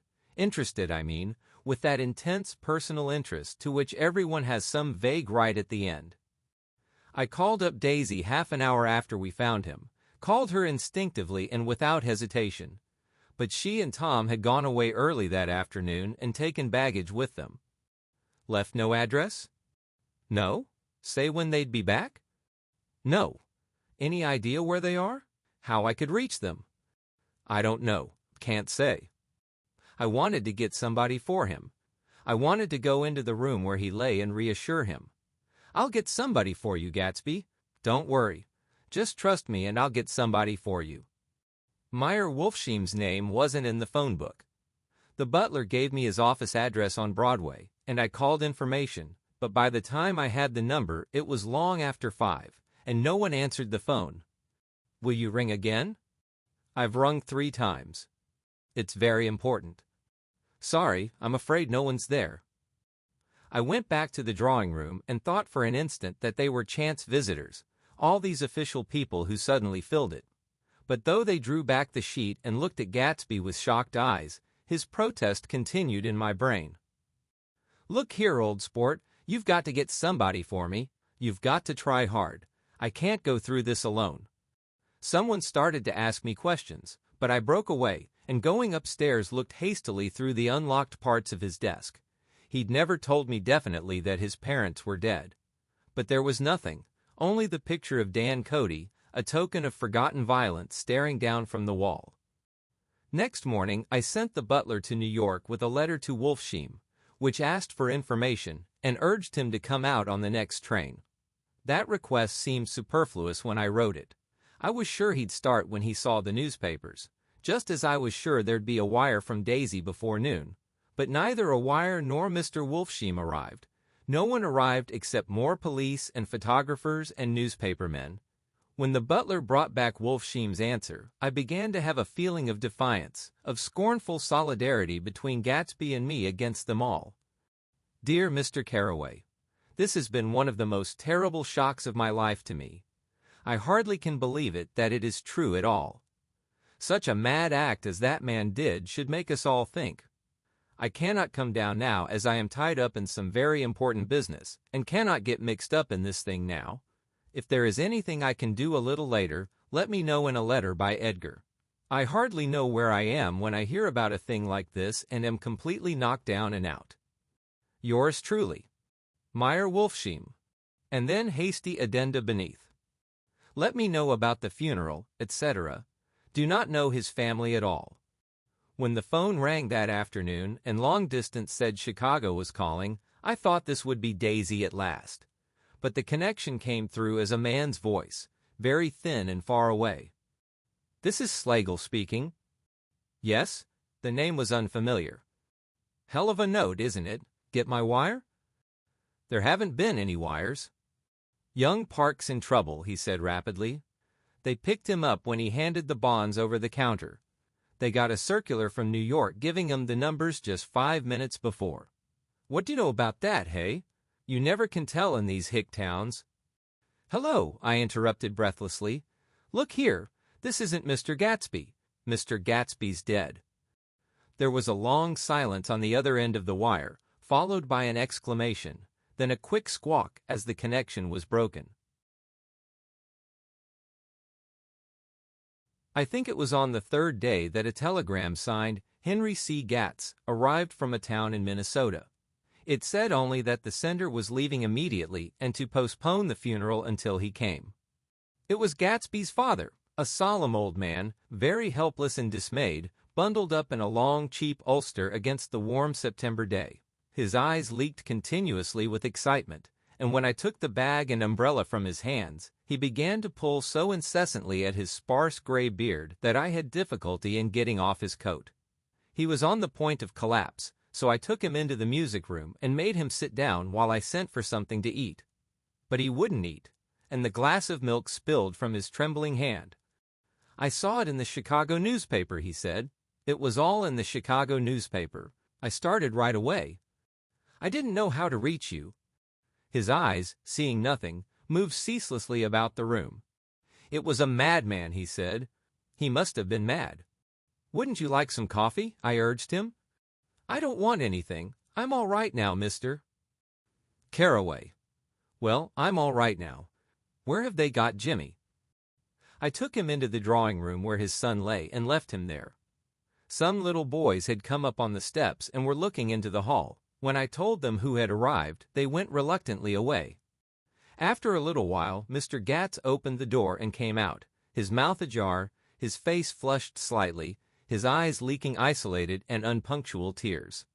He had reached an age where death no longer has the quality of ghastly surprise, and when he looked around him now for the first time and saw the height and splendor of the hall and the great rooms opening out from it into other rooms, his grief began to be mixed with an awed pride. I helped him to a bedroom upstairs. While he took off his coat and vest, I told him that all arrangements had been deferred until he came. I didn't know what you'd want, Mr. Gatsby. Gatz is my name. Mr. Gatz, I thought you might want to take the body west. He shook his head. Jimmy always liked it better down east. He rose up to his position in the east. Were you a friend of my boy's, mister? We were close friends. He had a big future before him, you know. He was only a young man, but he had a lot of brain power here. He touched his head impressively, and I nodded. If he'd have lived, he'd have been a great man, a man like James J. Hill. He'd have helped build up the country. That's true, I said uncomfortably. He fumbled at the embroidered coverlet, trying to take it from the bed, and lay down stiffly. I was instantly asleep. That night, an obviously frightened person called up and demanded to know who I was before he would give his name. "This is Mr. Carraway," I said. "Oh," he sounded relieved. "This is Klipspringer." I was relieved too, for that seemed to promise another friend at Gatsby's grave. I didn't want it to be in the papers and draw a sightseeing crowd, so I'd been calling up a few people myself. They were hard to find. "The funeral's tomorrow," I said. 3 o'clock, here at the house. I wish you'd tell anybody who'd be interested. "Oh, I will," he broke out hastily. "Of course I'm not likely to see anybody, but if I do—" His tone made me suspicious. "Of course you'll be there yourself." "Well, I'll certainly try. What I called up about is—" "Wait a minute," I interrupted. "How about saying you'll come?" "Well, the fact is, the truth of the matter is that I'm staying with some people up here in Greenwich, and they rather expect me to be with them tomorrow. In fact, there's a sort of picnic or something. Of course I'll do my best to get away."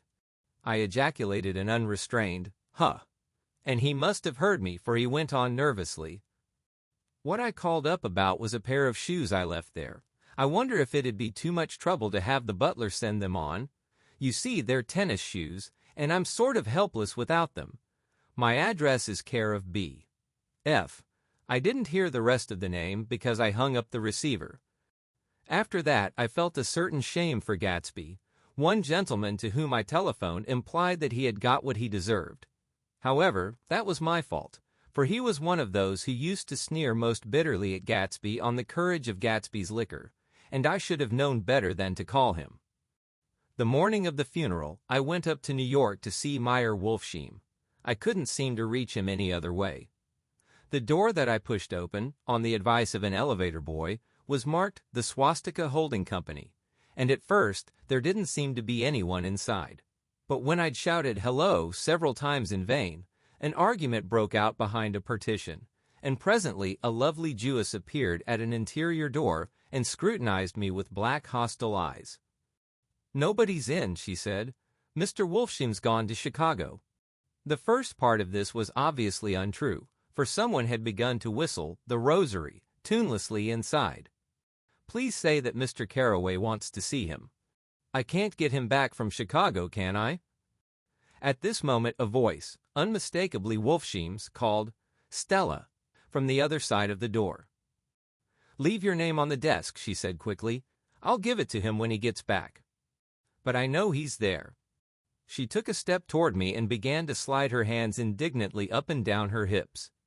"You young men think you can force your way in here any time," she scolded. "We're getting sick and tired of it. When I say he's in Chicago, he's in Chicago." I mentioned Gatsby. "Oh, H." She looked at me over again. "Will you what was your name?" She vanished. In a moment, Meyer Wolfsheim stood solemnly in the doorway, holding out both hands. He drew me into his office, remarking in a reverent voice that it was a sad time for all of us, and offered me a cigar. "My memory goes back to when first I met him," he said. "A young major just out of the army and covered over with medals he got in the war. He was so hard up he had to keep on wearing his uniform because he couldn't buy some regular clothes. First time I saw him was when he came into Winnebrenner's pool room at 43rd Street and asked for a job. He hadn't eaten anything for a couple of days. 'Come on, have some lunch with me,' I said. He ate more than $4 worth of food in half an hour." "Did you start him in business?" I inquired. "Start him? I made him."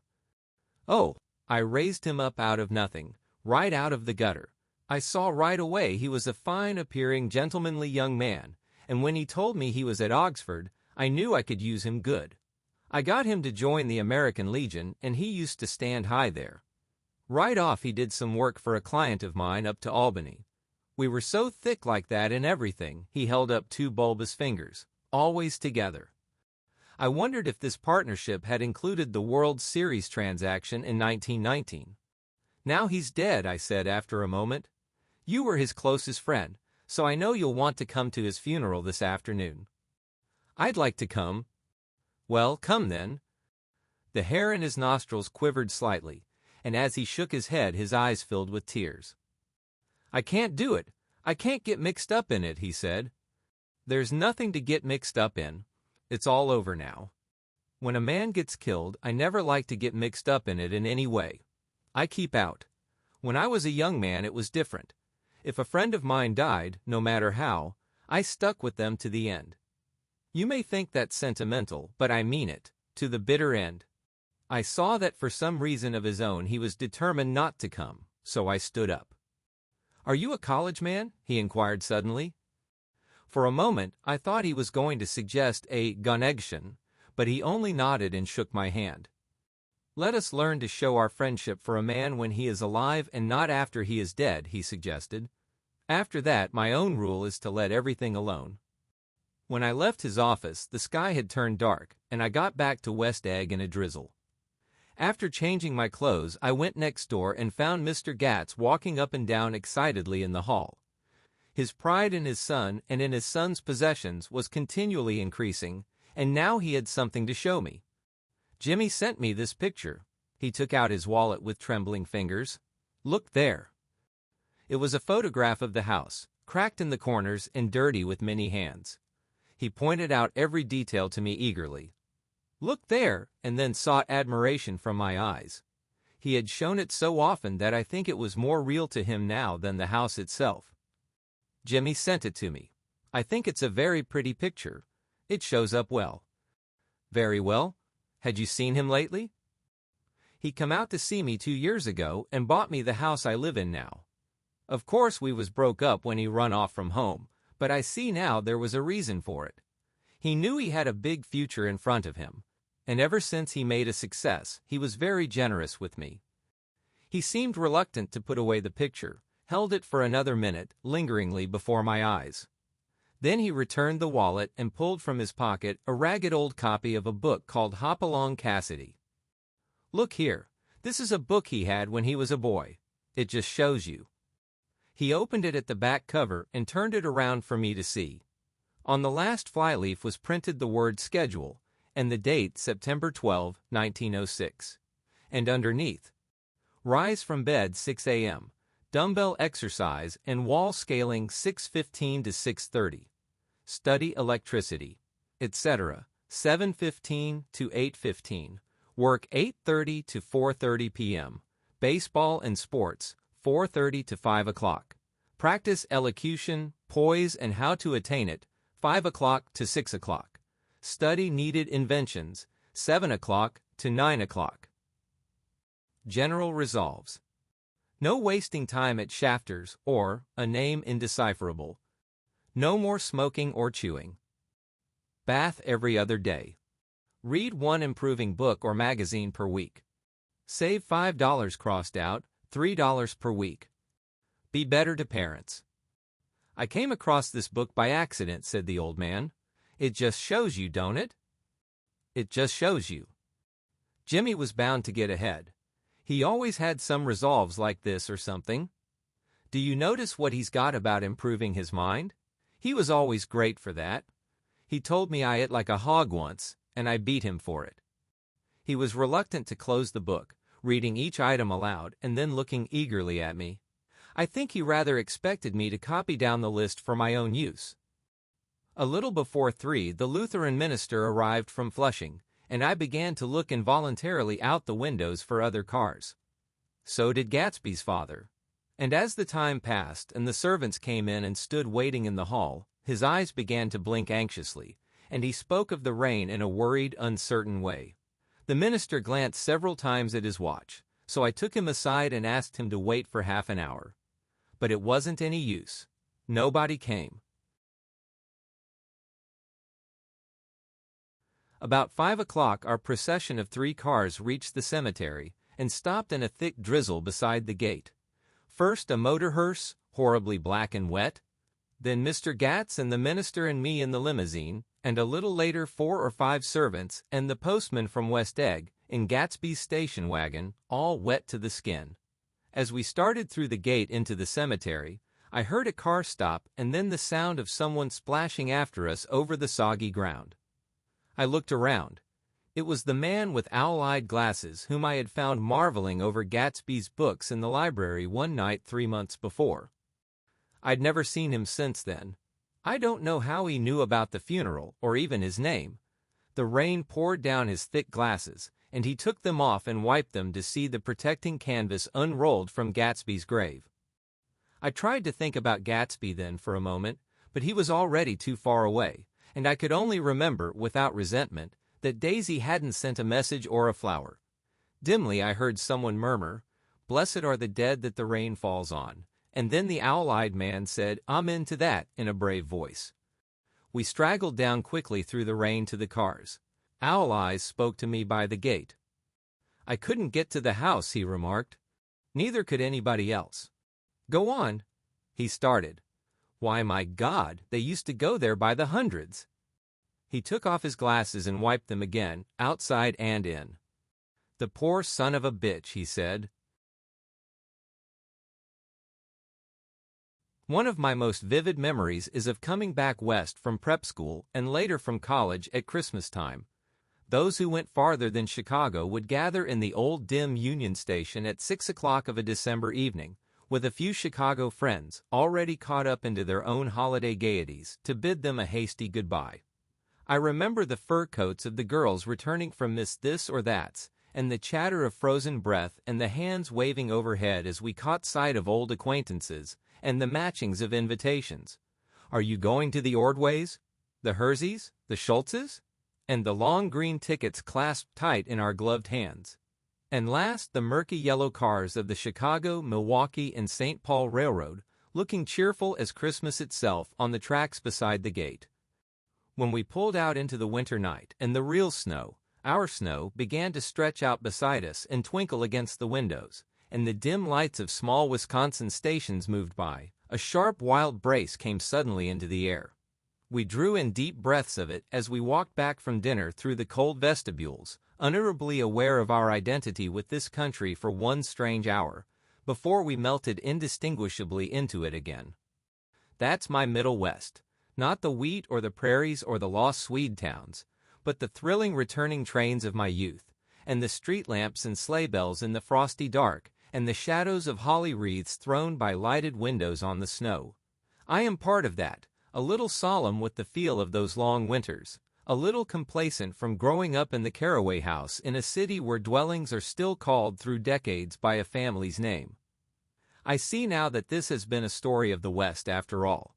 Tom and Gatsby, Daisy and Jordan and I were all Westerners, and perhaps we possess some deficiency in common which made us subtly unadaptable to Eastern life. Even when the East excited me most, even when I was most keenly aware of its superiority to the bored, sprawling, swollen towns beyond the Ohio, with their interminable inquisitions which spared only the children and the very old, even then it had always for me a quality of distortion. West Egg especially still figures in my more fantastic dreams. I see it as a night scene by El Greco, 100 houses at once conventional and grotesque, crouching under a sullen, overhanging sky and a lusterless moon. In the foreground, 4 solemn men in dress suits are walking along the sidewalk with a stretcher on which lies a drunken woman in a white evening dress. Her hand, which dangles over the side, sparkles cold with jewels. Gravely the men turn in at a house, the wrong house. But no one knows the woman's name, and no one cares. After Gatsby's death, the East was haunted for me like that, distorted beyond my eyes' power of correction. So when the blue smoke of brittle leaves was in the air, and the wind blew the wet laundry stiff on the line, I decided to come back home. There was one thing to be done before I left, an awkward, unpleasant thing that perhaps had better have been let alone. But I wanted to leave things in order, and not just trust that obliging and indifferent sea to sweep my refuse away.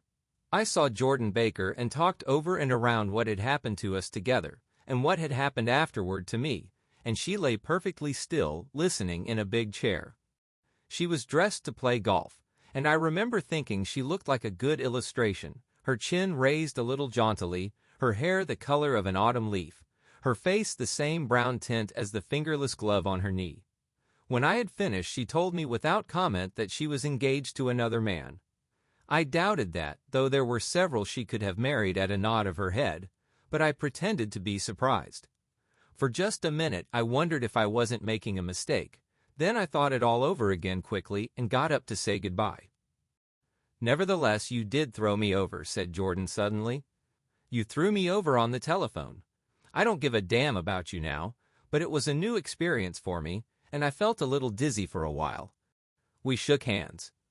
"Oh, and do you remember," she added, "a conversation we had once about driving a car?" "Why, not exactly." "You said a bad driver was only safe until she met another bad driver?" "Well, I met another bad driver, didn't I? I mean, it was careless of me to make such a wrong guess. I thought you were rather an honest, straightforward person. I thought it was your secret pride." "I'm 30, I said. "I'm 5 years too old to lie to myself and call it honor." She didn't answer. Angry and half in love with her, and tremendously sorry, I turned away. One afternoon late in October, I saw Tom Buchanan. He was walking ahead of me along Fifth Avenue in his alert, aggressive way, his hands out a little from his body as if to fight off interference, his head moving sharply here and there, adapting itself to his restless eyes. Just as I slowed up to avoid overtaking him, he stopped and began frowning into the windows of a jewelry store. Suddenly he saw me and walked back, holding out his hand. "What's the matter, Nick? Do you object to shaking hands with me?" "Yes, you know what I think of you." "You're crazy, Nick," he said quickly. "Crazy as hell. I don't know what's the matter with you." "Tom," I inquired, "what did you say to Wilson that afternoon?" He stared at me without a word, and I knew I had guessed right about those missing hours. I started to turn away, but he took a step after me and grabbed my arm. "I told him the truth," he said. "He came to the door while we were getting ready to leave, and when I sent down word that we weren't in, he tried to force his way upstairs. He was crazy enough to kill me if I hadn't told him who owned the car. His hand was on a revolver in his pocket every minute he was in the house." He broke off defiantly. "What if I did tell him? That fellow had it coming to him. He threw dust into your eyes just like he did in Daisy's, but he was a tough one. He ran over Myrtle like you'd run over a dog and never even stopped his car." There was nothing I could say except the one unutterable fact that it wasn't true. And if you think I didn't have my share of suffering, look here. When I went to give up that flat and saw that damn box of dog biscuits sitting there on the sideboard, I sat down and cried like a baby. By God, it was awful. I couldn't forgive him or like him, but I saw that what he had done was, to him, entirely justified. It was all very careless and confused. They were careless people, Tom and Daisy. They smashed up things and creatures and then retreated back into their money or their vast carelessness or whatever it was that kept them together, and let other people clean up the mess they had made. I shook hands with him.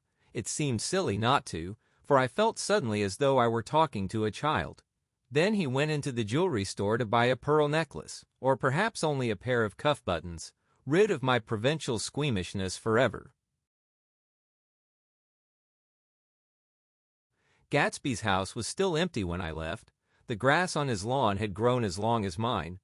One of the taxi drivers in the village never took a fare past the entrance gate without stopping for a minute and pointing inside. Perhaps it was he who drove Daisy and Gatsby over to East Egg the night of the accident. And perhaps he had made a story about it all his own. I didn't want to hear it, and I avoided him when I got off the train. I spent my Saturday nights in New York because those gleaming, dazzling parties of his were with me so vividly that I could still hear the music and the laughter, faint and incessant, from his garden, and the cars going up and down his drive. One night I did hear a material car there, and saw its lights stop at his front steps. But I didn't investigate. Probably it was some final guest who had been away at the ends of the earth and didn't know that the party was over. On the last night, with my trunk packed and my car sold to the grocer, I went over and looked at that huge, incoherent failure of a house once more. On the white steps, an obscene word, scrawled by some boy with a piece of brick, stood out clearly in the moonlight, and I erased it, drawing my shoe raspingly along the stone. Then I wandered down to the beach and sprawled out on the sand. Most of the big shore places were closed now, and there were hardly any lights except the shadowy moving glow of a ferry boat across the sound. And as the moon rose higher, the inessential houses began to melt away, until gradually I became aware of the old island here that flowered once for Dutch sailors' eyes, a fresh green breast of the New World. Its vanished trees, the trees that had made way for Gatsby's house, had once pandered in whispers to the last and greatest of all human dreams. For a transitory enchanted moment, man must have held his breath in the presence of this continent, compelled into an aesthetic contemplation he neither understood nor desired, face to face for the last time in history with something commensurate to his capacity for wonder. And as I sat there brooding on the old unknown world, I thought of Gatsby's wonder when he first picked out the green light at the end of Daisy's dock. He had come a long way to this blue lawn, and his dream must have seemed so close that he could hardly fail to grasp it. He did not know that it was already behind him, somewhere back in that vast obscurity beyond the city, where the dark fields of the Republic rolled on under the night. Gatsby believed in the green light, the orgastic future that year by year recedes before us. It eluded us then, but that's no matter. Tomorrow we will run faster, stretch out our arms further, and one fine morning. So we beat on, boats against the current, borne back ceaselessly into the past.